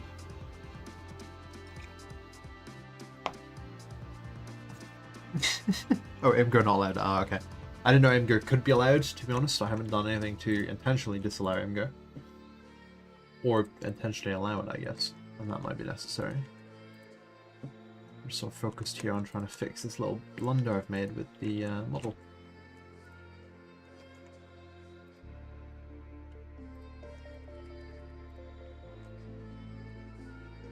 I mean, if you want to post it, you can post it Imgur links in the Discord. If it's like your VTuber model or something, you can post it in the Show Your Stuff channel. And then anyone who's there can have a look. What engine are you using to make the game, says Mario? We are using Unreal Engine to make the game. Nice nuts. Thanks, bro.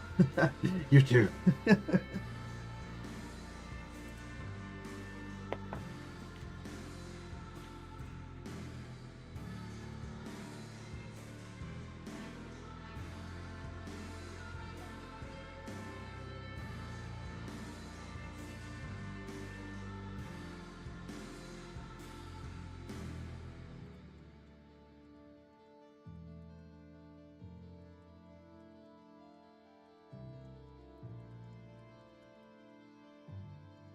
Okay, crisis has been averted.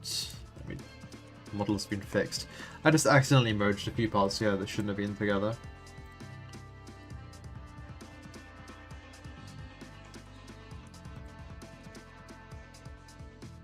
And now it's been remedied.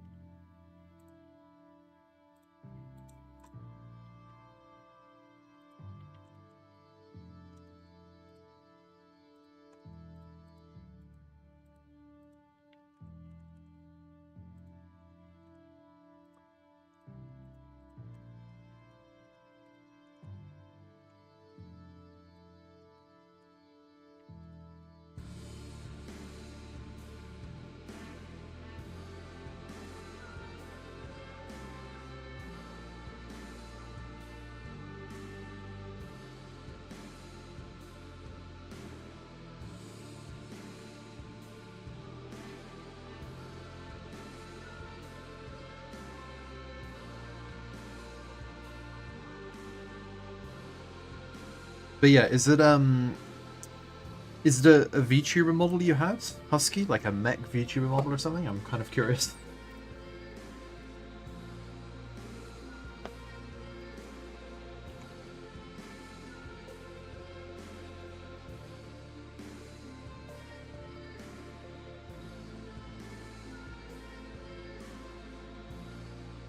Yeah, fix those parts up now, fix up the other parts, and everything's gonna be good.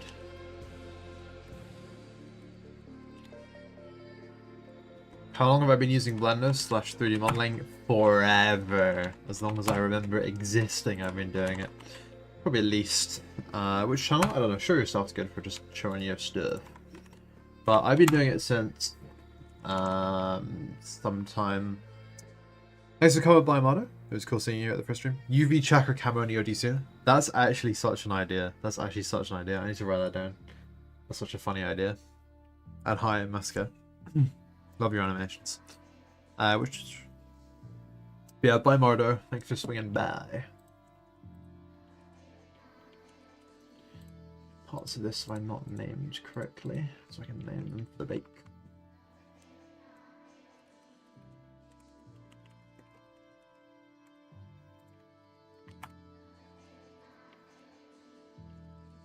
But yeah, I don't know if you guys have seen Maska's animations. Did you upload the EOD ones you did onto your YouTube channel? Because I thought they were awesome.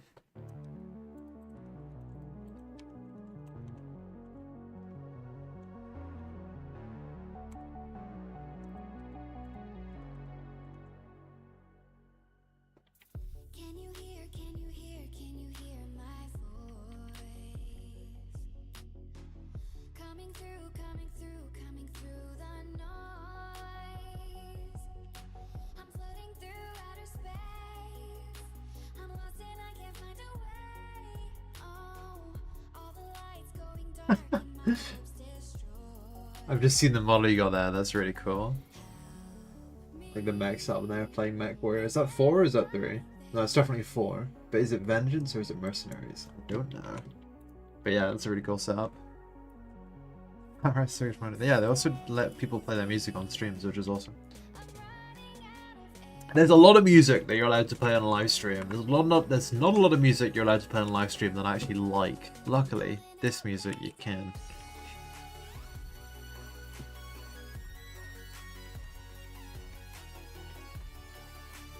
Okay, that makes sense. I just wondered if anyone who was watching the stream wanted to see the animations you did. The best way to do that. Whatever it would be, I don't know, but they should, because your shit is cool.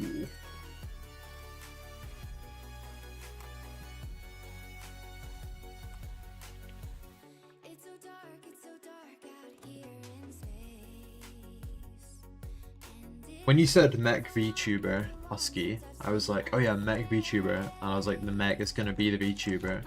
But actually, what you did makes way more sense. Having the VTuber be the pilot.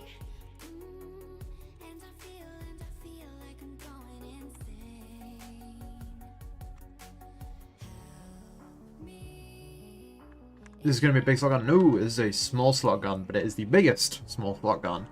Because the small slot guns have been really lacking in variety.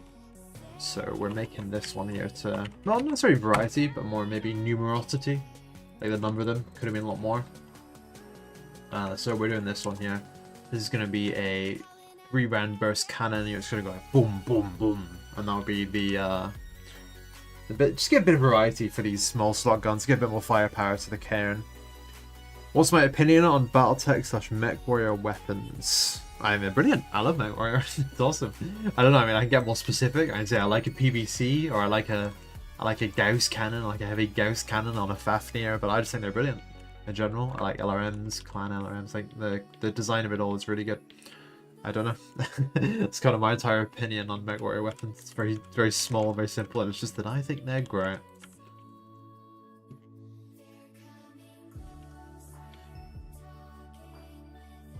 Good old auto cannon book, classic. It always messed me up in Mech Warrior Online. Okay, now this time I haven't messed up the mesh. And you can see I've gone through pretty meticulously here, and every single piece has been named, and that's what you have to do to get the pieces to match up when you try to create the textures. So I'm going to export these now, and we should be good to go.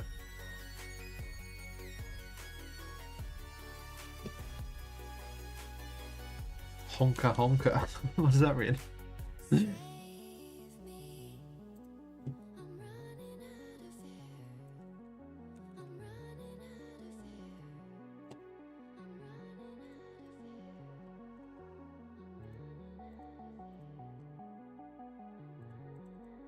Okay, there will now be a brief software swap. just a funny sound effect. I'm sorry, you redeemed the draft at 1v1. Check the pin messages. They will not be played right now because it will take way too long and the stream will never get anywhere, unfortunately. But the redeems may make a return to Cubans 0.003 supremacy. No, it's so true, but you just can't do the bake if you don't name your stuff properly. But the redeems will happen in the future. It's just that I didn't actually make them intentionally. It was something I made quite a few years ago. When it seemed like a good plan. And I made the point scores really low so you could claim them really quickly. So in just a second, you're going to see the new video feed once I have the application window open.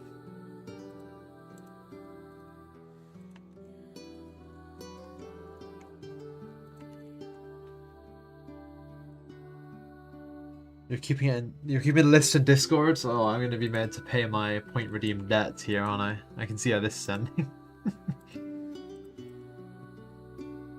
Okay, well, okay.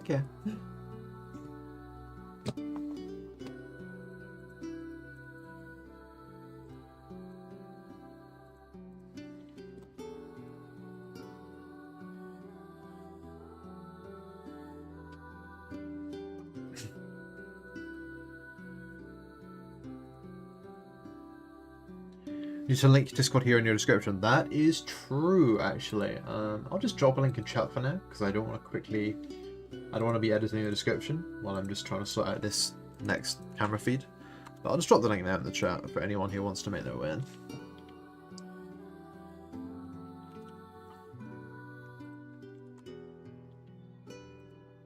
Put the Blender feedback on over it, so I have to quickly edit something in Blender again, so you can see me doing that.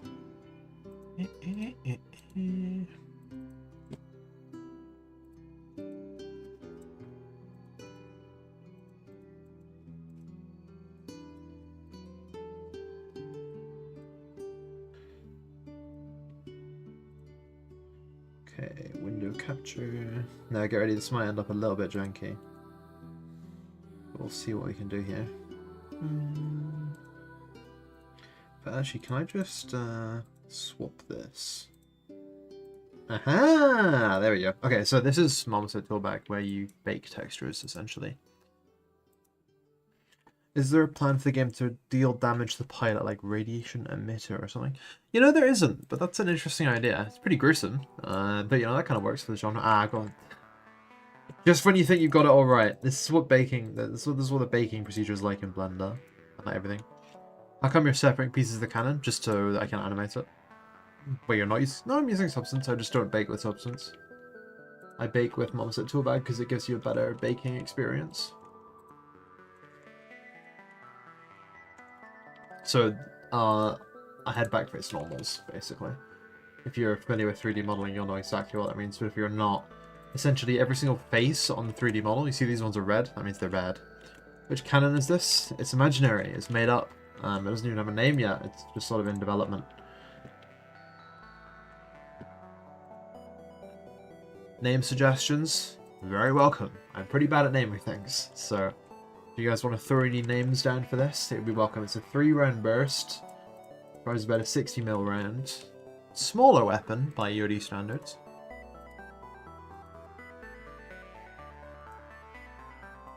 Okay, now we're swapping back to baking again. Here we go. Okay, so it's all here. Set the output channel.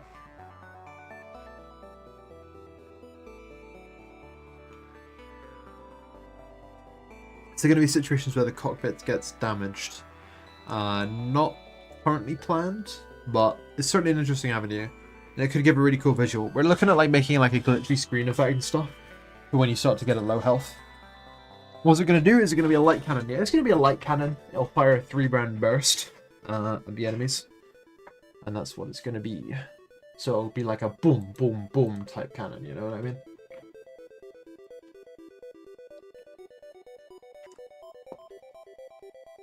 How about the brute 1 per bullet at the burst? It's quite a fun idea. Okay, so I click this button now. and then I click this button. And I realized I forgot to tick this box, so I click this button again. And then I click this button again, and woohoo! There we go. This is our baked weapon. So we have a model that looks like the... It looks like the high quality version, but it has the performance of the low quality version. 3-round autocannon. Holy feminist. Oh, I like the poly idea. Or like the... like try or something. That could be kind of cool.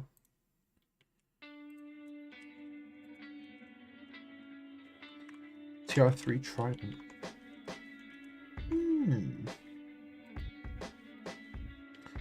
Doesn't face I don't know about that name, Fork. I don't know about that name. I think I probably wouldn't go for that one myself. But it's definitely a name. It is definitely a name. Trident. I think the Trident direction of things. That's got some credibility to it. I'm liking Trident. It kind of, you know, it is a Trident is a weapon or a tool of fishing, I guess, but you know, it's mostly considered a weapon. Yeah, Trident. It's got some legs. Yeah, we could definitely do Trident. Has that other window frozen on the stream for you guys? Is it just static right now? Is it just not moving?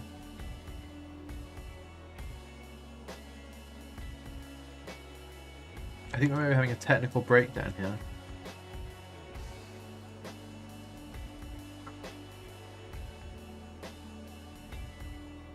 Oh shit, okay,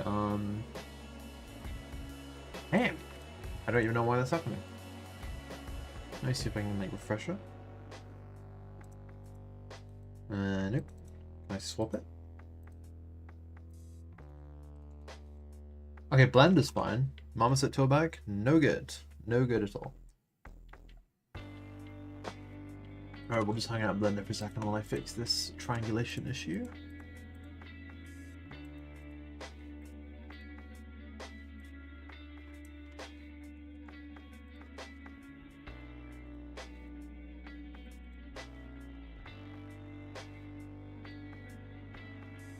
Maybe the cooking rendering is using all the process power. Maybe, but it's not that much processing power, so I would be a little surprised if that were the case.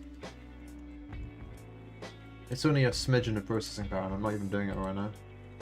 But yeah, we can't rule it out. It's certainly a possibility. I think it's just that scene, though, maybe is like incompatible. You head now, Husky. Thanks for swinging by. Hopefully I'll see you again. And thanks for showing your model as well. That's cool. Bye bye. What are my computer specs? Can't remember. I don't remember the CPU, but it's some like Ryzen CPU, some like AMD situation. And then there's like a 30 series GPU, I think a 3090 series GPU in there that I got ripped off on during the like the GPU price hike. I paid way too much money for that.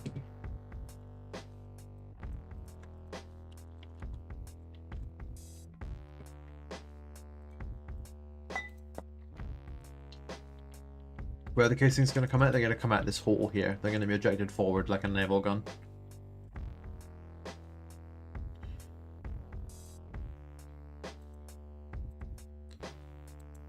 When the next playtest will be sent? They'll be sent during the test. So those invites are going to be sent during the test. Just keep an eye out for now to see when the test is going to be, and then the invites will come during that.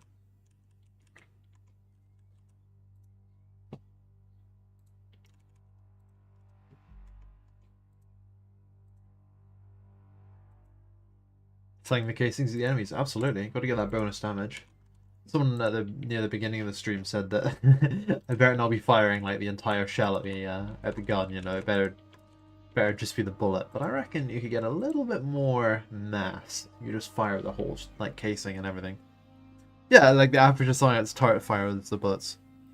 I think you rekindled Phoenix. I've made some of those YouTube shorts, but a lot of them are also accredited to Ethan, who is my co-developer, and he was on the stream earlier. Before he headed out. Yeah, he makes some brilliant videos, and I make some videos. Hold on, armor. Do you think that'd even work? I mean, I guess the casings are big enough. If you mounted them on for extra armor. Could happen. I'm ever going to make a railgun type weapon? Oh, my friend, I have such good news for you. There's already a railgun in the game. It's already there. It's already in.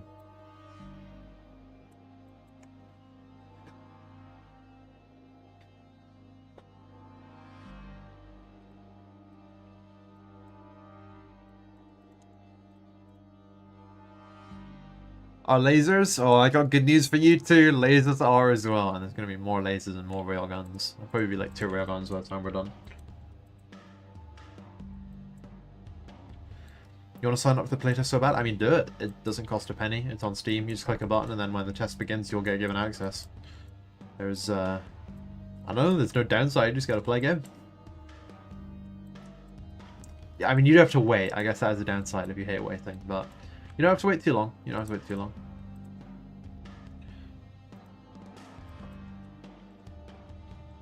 Yes, love the No Man's Sky soundtrack. 65 Days of Static is a brilliant band.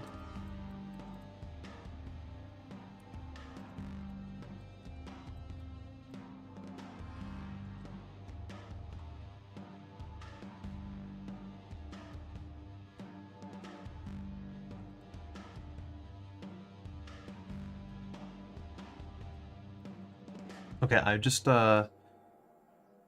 waiting is your least favorite thing. Well, I mean, I apologize, but you gotta bake the cake, you know what I mean? You can't just eat it.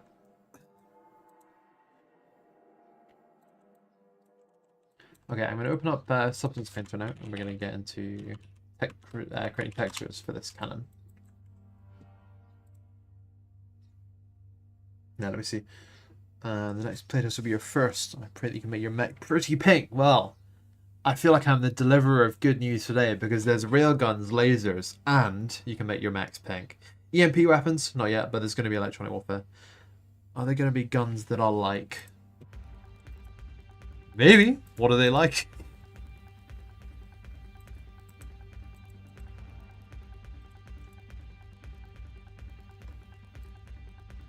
Rockets? There's rockets. You can get rockets, no problem. The Metal Storm IRL that shoots 2 million RPM. Probably not that one. Now, the bad news. You got all your good news there, it's the bad news. Probably not going to have that one in the game. Would be cool, though. Would undeniably be cool. Yeah, I mean, bombard away. It gives me the challenge trying to carry on doing this modeling work that you can't even see because the stream started glitching, which I will fix momentarily. I'll keep trying to answer the questions while I go. This game has everything except the Metal Storm. There's no Metal Storm.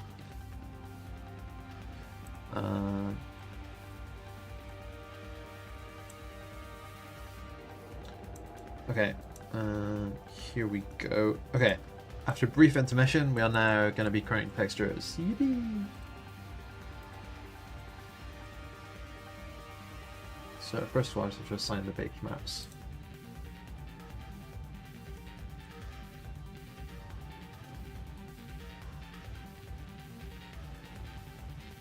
So turn out the tunes a little bit. It's getting overpowering.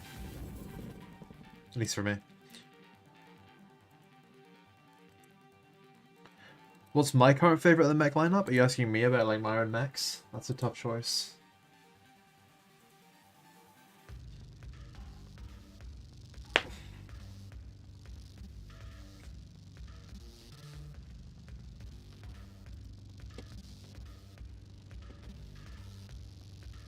This is Substance Painter, yes, yes indeed. You're absolutely right about what this is. I'm creating the textures for the gun now.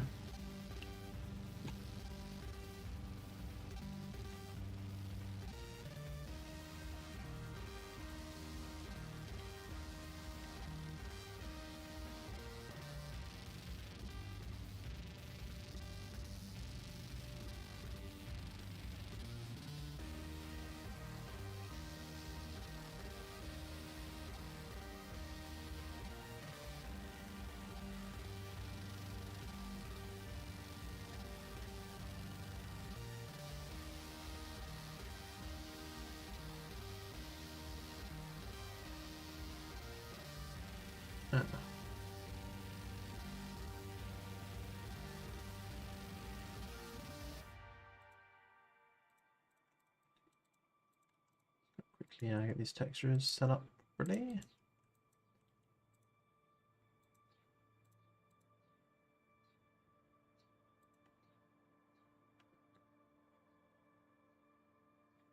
any Galway Avengers, you should have a little scroll through our Discord posts. Because there's some footage in there of the enormous minigun, which is actually twice as big, twice as large as a GAU minigun. So, could not disappoint.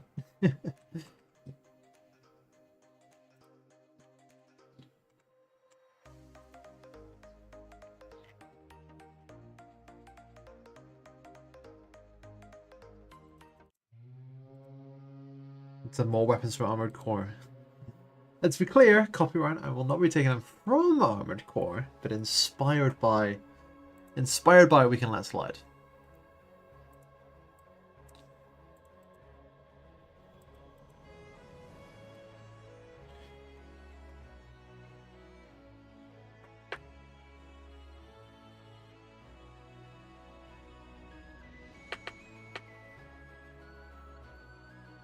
Can you make a ratty mech? Absolutely. And I think this weapon I'm doing right now is probably only going to aid in ratting your mechs because it's going to give a lot more punch to the little guys.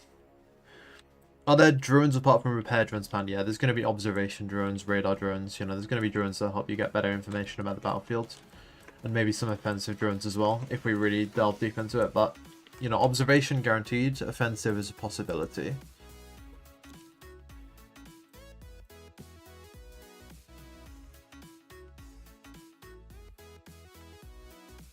That's the wrong material. Oops, here we go. So this may look ugly as sin right now, but basically the way the game works is inside the game we take a bunch of different information channels and then we feed them through, and these channels get used to create like to dynamically generate the material in the game basically.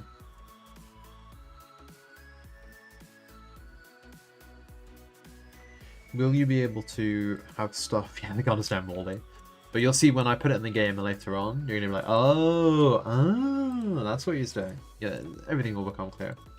Like, why am I making it blue right now? It's not actually going to be blue. This is just representative of like how you assign the different color regions. So when you're painting your mech, different colors, this is how you decide which region gets colored in, basically.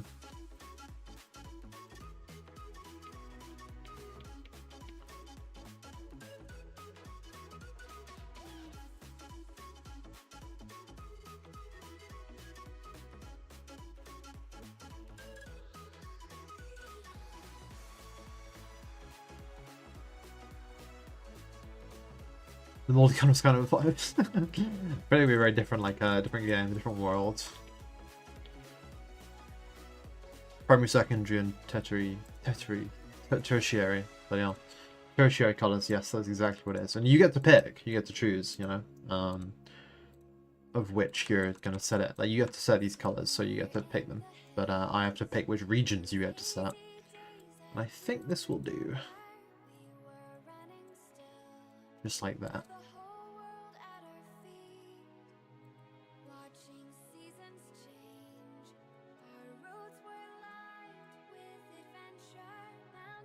Yep, I can work with this.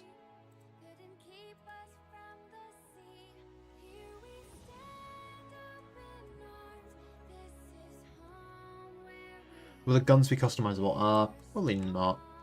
Although, I mean, like, you can put decals on your mech, so if you put a decal on one of these guns, you know, it's going to be there. But, no, the guns themselves won't have any, like, special CS-esque customization or anything. Alright, let's bring back the mold for a minute here. So the mold exists for a very certain reason. I mean, it's not really... Will there be bolt-ons? No bolt-ons planned, I'm afraid to say. Customization will be mostly of the paint variety, that kind of thing.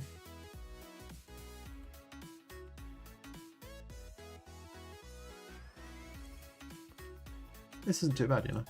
I can work with this damage actually pretty well. No significant changes required. Yeah. What about achievements? Yeah, we have plans for achievements. Achievements right now are planned to unlock story aspects. Will you also put shark meth on the mech? Yep, there'll be decals, and that's probably one of the most obvious ones. You know, there'll be like eyes, shark mouths, you know, stuff like that. And then you'll be able to customize your mech however you like with those decals that you can slap on.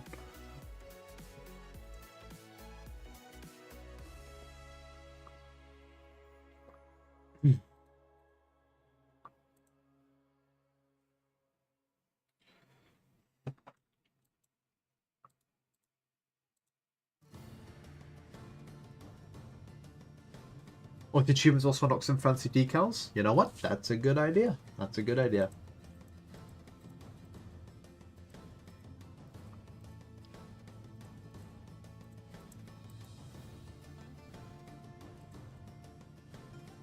Oh, Steve decal is already very planned. What is more prioritized? I would say it's about 70% PvE, 30% PvP. Sorry, like it's like 70 to 80% prioritizing PvP, and like 30 to 20% prioritizing like PvE features. Are there any plans for AI-controlled tanks and turrets and stuff, or will it be purely PvP? There will be AI-controlled stuff, but there'll be AI-controlled mechs, rather than AI-controlled tanks or other vehicles like that.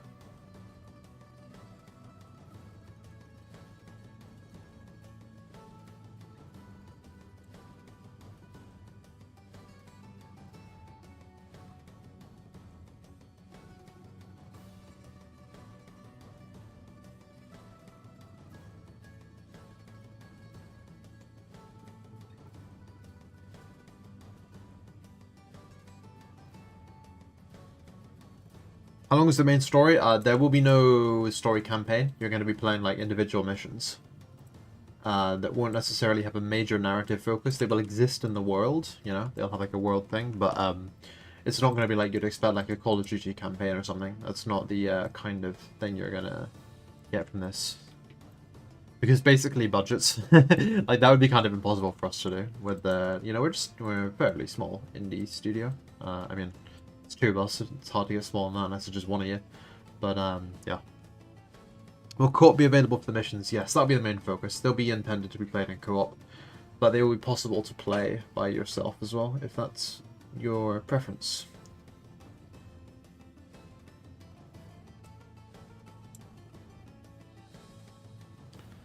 What if there's a mech torso mounted as a defensive turret for bases? Yeah, that could be the case.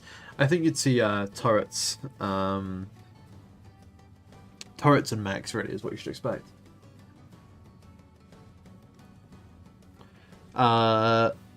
Is the lore going to be some interplanetary sci-fi thing or more grounded Earth kind of stuff? It is 100% set on Earth, but it is after a fairly sci-fi event took place of an alien invasion, kind of gone wrong for all involved parties. So there's a bit of both to it. There's a bit of both.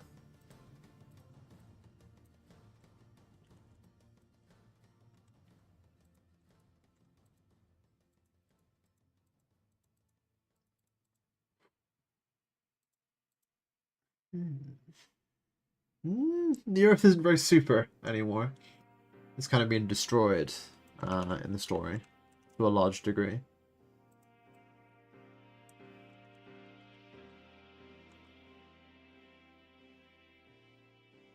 Would you be able to make a mission customizer for the workshop? Yeah, it's planned. We really want that. It's a big, big feature.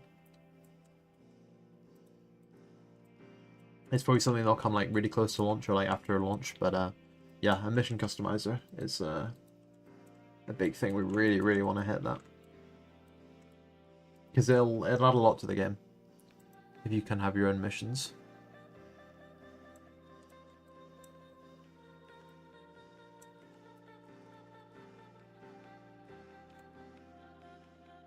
Thanks for swinging by, Sponge. Hope I'll see you around again sometime. Bye-bye.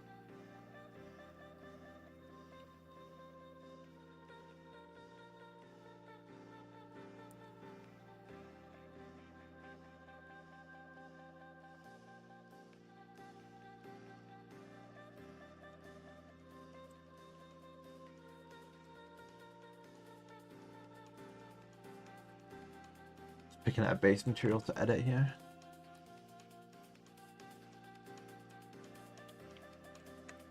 Yeah, like that one.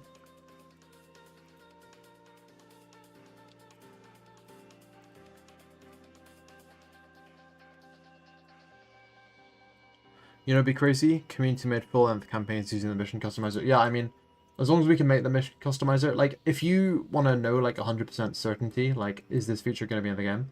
Basically, just keep an eye on the roadmap. Like, once we get the roadmap out, that will be very kept up to date. It'll be very accurate as to what's in the game. And it will be, you know, very, very clear about everything. And I mean, if you want to make a whole campaign, once we have that mission editor out, there's absolutely nothing stopping you at all. That's something you can just 100% go ahead and do. And I think it'll be pretty cool. But we won't be developing a campaign ourselves, just due to the overhead for it. It's just a bit too much.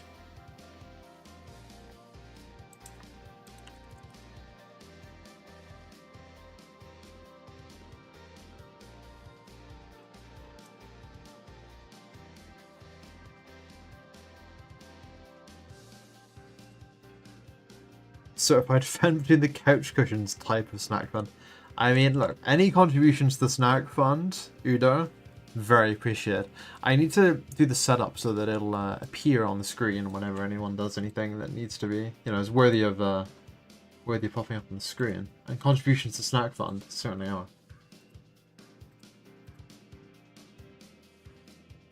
Do you plan to make a Sturm Tiger turret?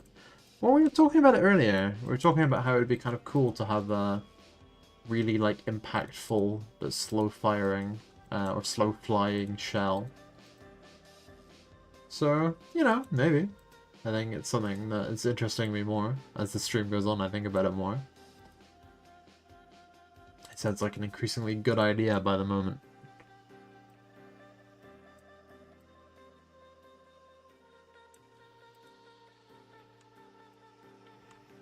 Is Mech melee planned? Not planned, but certainly considered. We've been thinking about it. But will it happen or not? I can't say for sure. It doesn't stand against the vision we have for the game, but it is like something we'd need to get right, and it might be quite difficult. Keep the realistic feeling.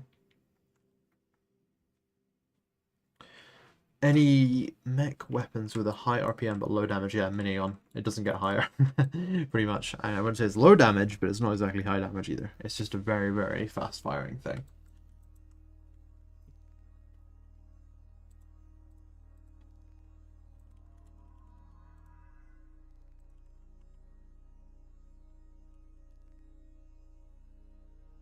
Technically, yeah, true. I mean, when you think about it, like, laser has like a unlimited fire, right? So, you know, technically lasers, I agree.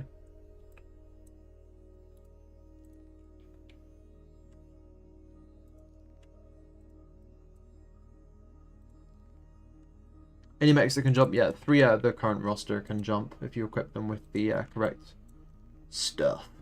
They need what we call a HMK, which stands for High Maneuverability Kit.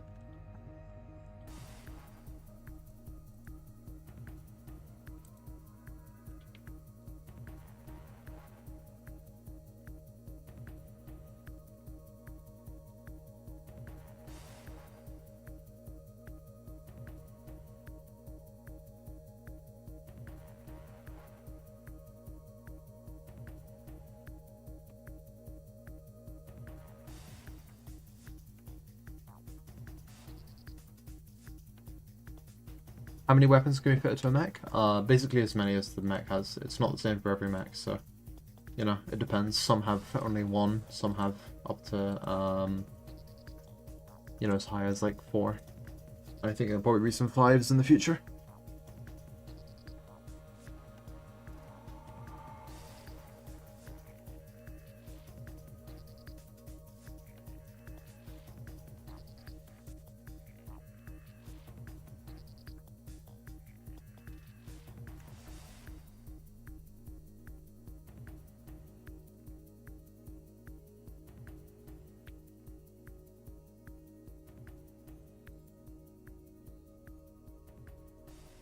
Will there be benefits and debuffs depending on how many? Yeah, absolutely. Like, the way you customize your mech is going to have impacts on how much power your mech uses, how hot it gets, you know. It's going to change the whole situation with your mech, depending on what you've put on it.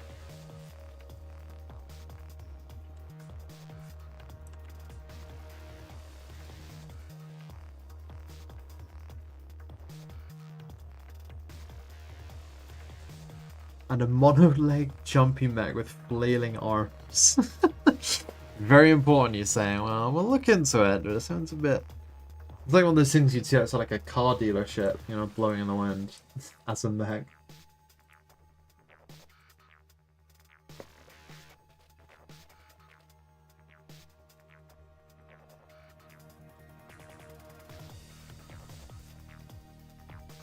Quad legs. I'm just gonna... Hold on a second. Hold on a second. Just gonna...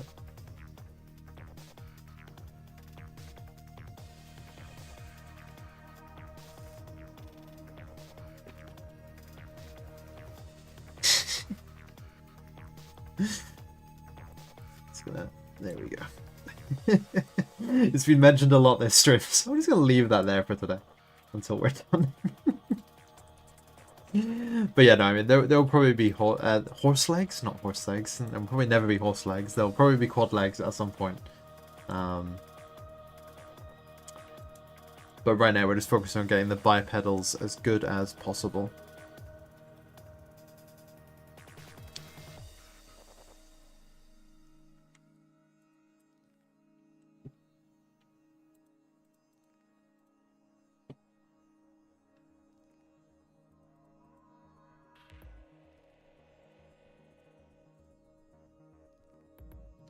How many legs are too many legs? More than 4? I don't know. Any word on drones? Many words on drones. There's repair drones, scouting drones, and maybe, eventually, some offensive drones.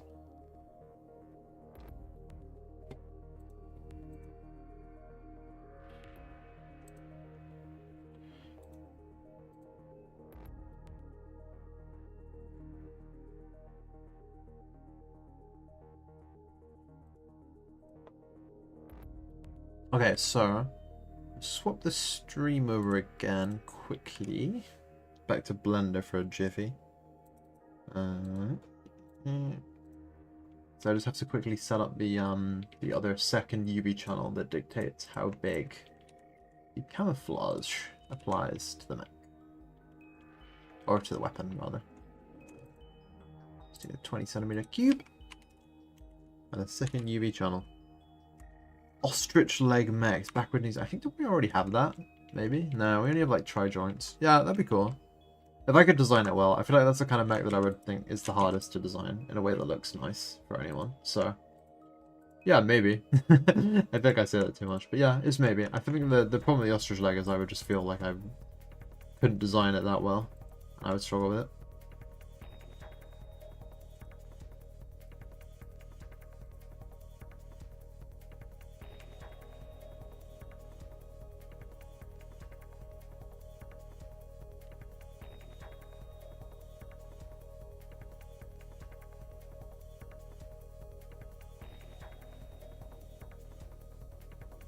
An anime about mechs had a centaur type of mech. Yeah, I don't think I like that idea, to be honest. I think certain things would break my realism and immersion. I think having a horse mech would be a little outside the realms of what would immerse me. I think that would be too unimmersive. I wouldn't believe that anyone would actually build that. Yeah, the Timberwolf, the Mad Cat, the Catapult. There's a lot of really good like reverse leg joints in Mech Warrior. I just think personally I would struggle to get it designed well. Would you say design, modeling, texture, and animation is most of the time-consuming part of implementing those things in UE? I mean, it certainly is for me, because Ethan does the other part, right? Ethan does all the coding and implementation of stuff that's really complicated. But, yeah, I think for me, obviously, I don't know, it's hard to quantify because we do different things, right? Oh, quick stretch.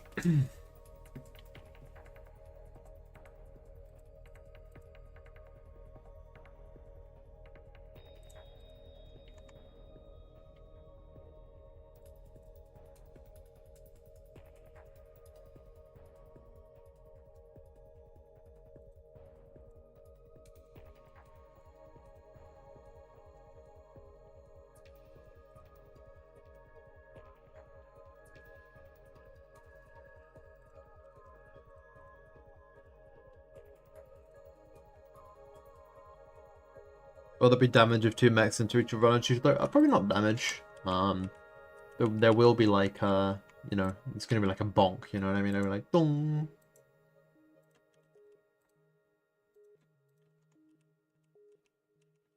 I don't know how real streamers do this, because my throat is getting so sore. Although, to be fair, we have been going like 4 hours. It's quite a long time. So maybe I do get how real streamers do it. They just don't go for 4 hours. I know they do though, don't they? If they go all day. I don't know. Just kind of be a lozenger situation. This should be a bit redeemable for both rehydration and stretching. I mean, a lot of people's like, I always forget to drink water. I do not forget to drink water. If anything, I drink too much water. If such a thing is possible, then I do that. I probably drank like 3 liters of water already for the duration of this stream. I've been going heavy for it. It's gonna have to be lozenges if I do another stream this long. I might chunk it up a little bit more or something in the future, you know, like Summer just bonus prepare. I mean, clearly me. I've been talking for like 4 hours. Well, I may not be a professional yapper, but I'm definitely a yapper. It's a tune. It is a tune. Persona brings good music. Okay. Yeah, the stream does not have much time left in it, by the way, guys. I'm getting very fatigued. My brain is slowing down. You see I'm pausing for a moment here. I'm just gonna set this up here. Combine all these meshes together into a version for the game.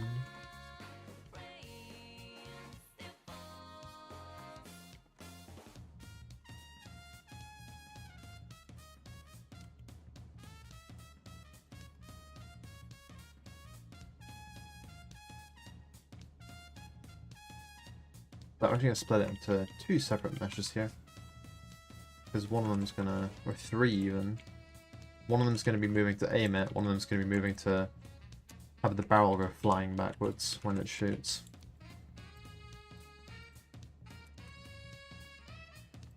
How would I rate the sound design and explosions? I mean, they're both improving, is the answer to that. They're not bad, but they're not as good as they're going to be when the game's done.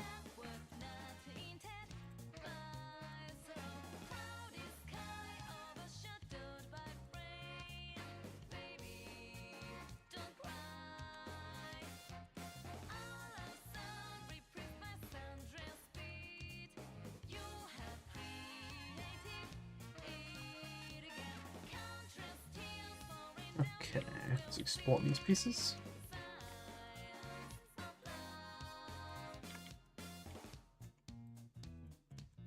And okay, no matter.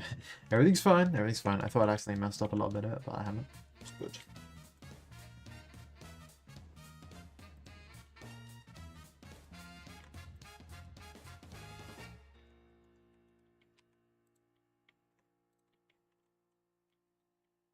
Well, the mechs have radios that can change frequency to either enemy or allied teams. No, you'll just be able to VoIP with your own team.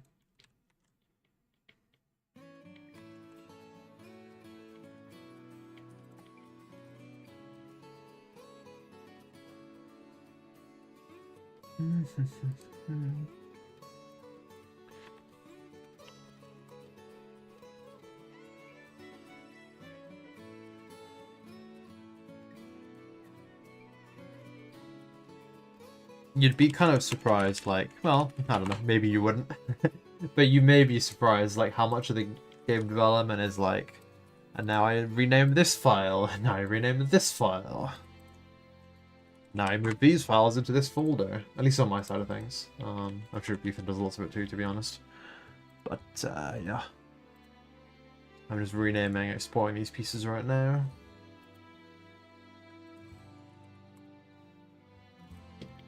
Okay, I'm going to open up the engine. And we'll get this asset set up in the actual engine itself. How long does it take for your current version of the game to materialize? The early whip stuff looks so different. So there are probably crossroads when you make decisions. What were some of the factors? Okay, that's actually a really, really good question. The answer is quite a long time. It's taken a long time to materialize, a couple of years. There was a crossroads where we cut infantry, helicopters, planes, and everything. If you go back up the announcements channel on the Discord and on Twitter, you can actually find out about it. You can see the point where we cut all this content out. and we changed the game so drastically. But the sort of process was, we were kind of carrying on trying to make this enormous game, and then we realized we couldn't do it. So we cut, you know, everything that wasn't just mech combat, and now we're like, we're going to make the best mech combat game we can. And that was when the game actually started getting decent. And people started caring about it because we made the videos and stuff. And the factors were, we are going to fail if we don't change the strategy. And we changed the strategy, and, you know, as a result, we're fine. But, yeah, the factors were just the pressure of not totally bombing game dev.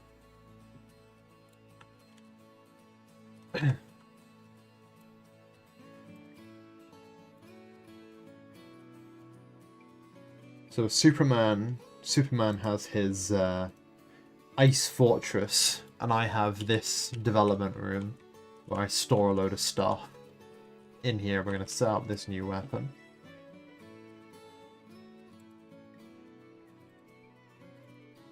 A small weapon, it's going to be called Burst Cannon.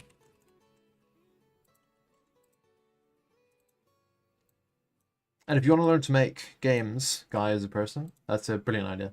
Making games is awesome. Give it a go. Just jump right in. I think you'll have a lot of fun. It sounds like once you are done with the main game, you might return to some of those cut ideas, or do you think Infantry is such silly in respect? I mean, in retrospect, yeah, it's silly. Yeah, like, in retrospect, the idea that we would try and make this game that had so much in it was ridiculous. And wasn't going to work out. But it's not like something I think couldn't work as a game. It's more like it was just enormously out of scope.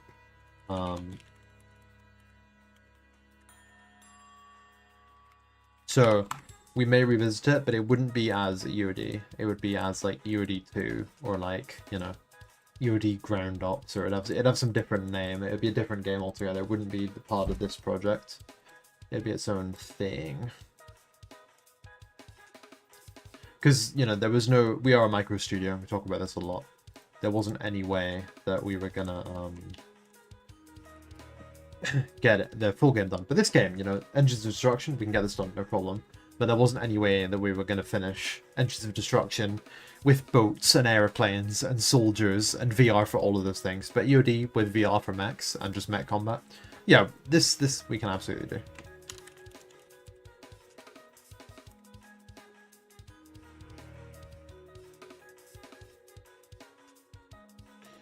Infantry lads walking on the base stuff. It would be pretty nice, to be fair. You're not wrong. If there's some way we could maybe make it easily, like, you know, infantry that you can't control, that just provides a bit of like scenery fluff. It's, you know, it would be cool. I don't know if I'm necessarily going to do that, but it would be interesting. I've made a mistake. I think, yep, I've made a mistake. Let me, what I've done is I've copied an old version of a material by accident.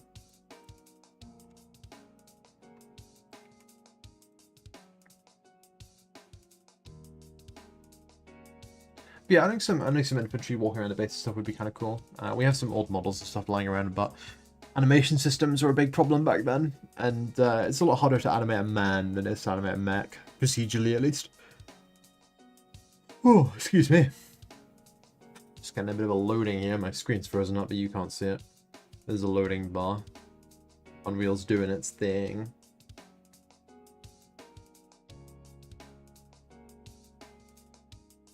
Doing the Unreal Engine part of this is something that I will probably never really stream.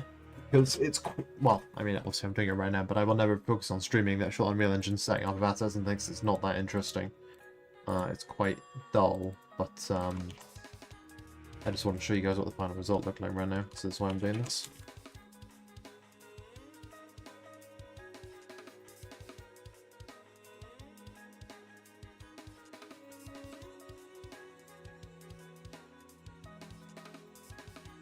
Are all anime styles procedural? And if yes, will it stay that way? Yes and yes. They're all procedural, and it will definitely be staying that way. Because the budget does not exist for an animator, and I am not an animator. Ask anyone who's seen anything I've animated that. So yeah, no, it will be staying that way. But we're pretty happy with the way that the animations look overall, I think. People have said some really nice stuff about them.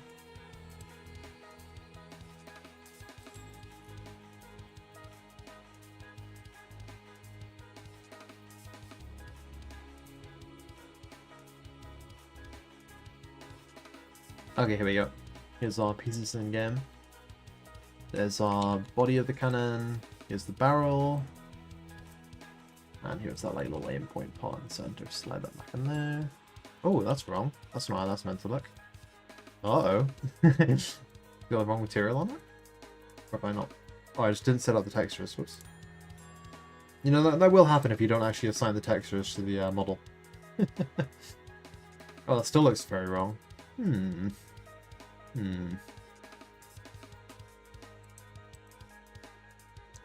Stand by here while I figure out what's going on. Oh, you only see the frozen. Oh my god, the window is frozen. Oh, I'm so sorry. I was streaming this static view for a minute. Hold on a minute, please. Stand by. I'll fix this. Yeah, it's kind of annoying. The windows have been freezing quite a lot. There we go. Yeah, sorry about that. You were meant to be seeing this the whole time, and I was just patching up this material bit where there's an error here. Yeah, I don't know what's going on with that. It keeps freezing it. Well, there'll be artillery mechs that shoot down from miles away. Yeah, we're thinking about it. They might be more like they lob, you know, from like the other side of the map, rather than like firing like straight up.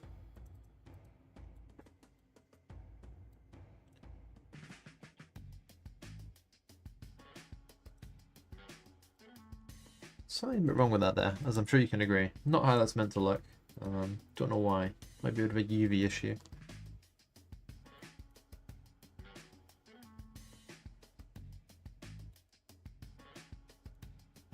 Let's do the texture streaming data update again. Yeah, trebuchet chugging water around. Yeah, sure, that sounds about right to me. That could be fun.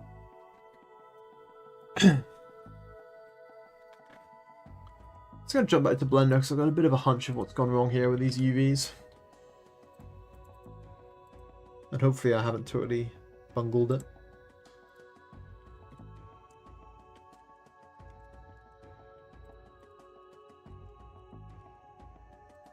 Nope, not what I thought it was. Alright, back to Unreal.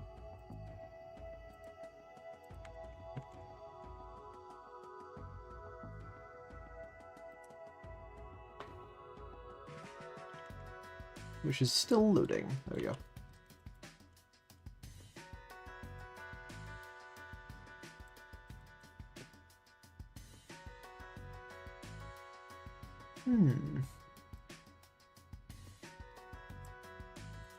It's quite unusual because if you see here, like this part, the textures are fine on this bit here, but on this part here, they're super messed up, which is really weird. Not at all what I would have expected to happen. Everything about it seems fine enough.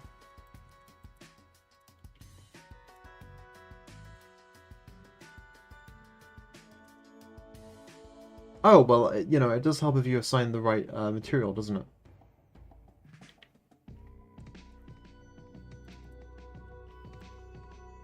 There we go, that's what we're looking for. Let's drop that back in there. That is our cannon. Mission complete. When you're a substance, you were only looking at the shroud thing? Maybe got the wrong material? Yeah, no, I did just assign the wrong material. And you can, you can do everything you could do with the normal weapons in EOD. You can get more or less damage on it. You can really beat it up depending on what your mech. You can get it a bit dirty if you want your mech to be a bit more messy. It's pretty cool. All the usual business. What am I supposed to get? What should be its name? I'm thinking Trident.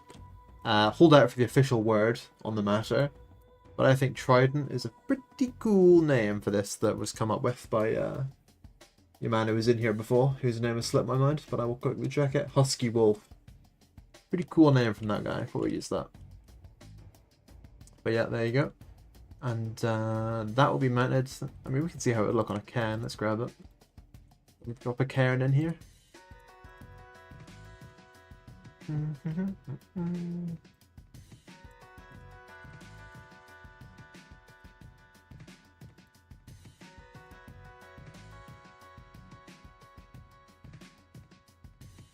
Oh no, he's already got miniguns. So a different cairn that doesn't have miniguns. There we go. Husky Wolf, yeah. Husky Wolf had the idea. You guys have seen something you are not meant to see.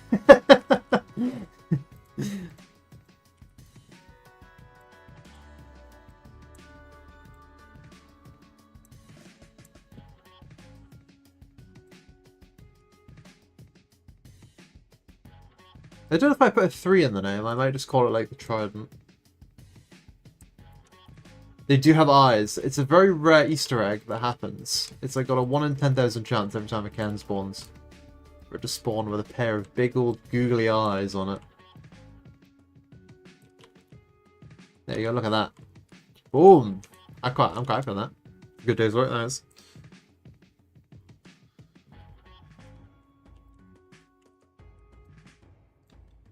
Alright, well I am gonna curtain this stream now. Thank you all very much for coming, watching, asking questions, chatting, and just hanging out. And I'll see you all on the next one, when my poor little voice box is recovered. Bye bye!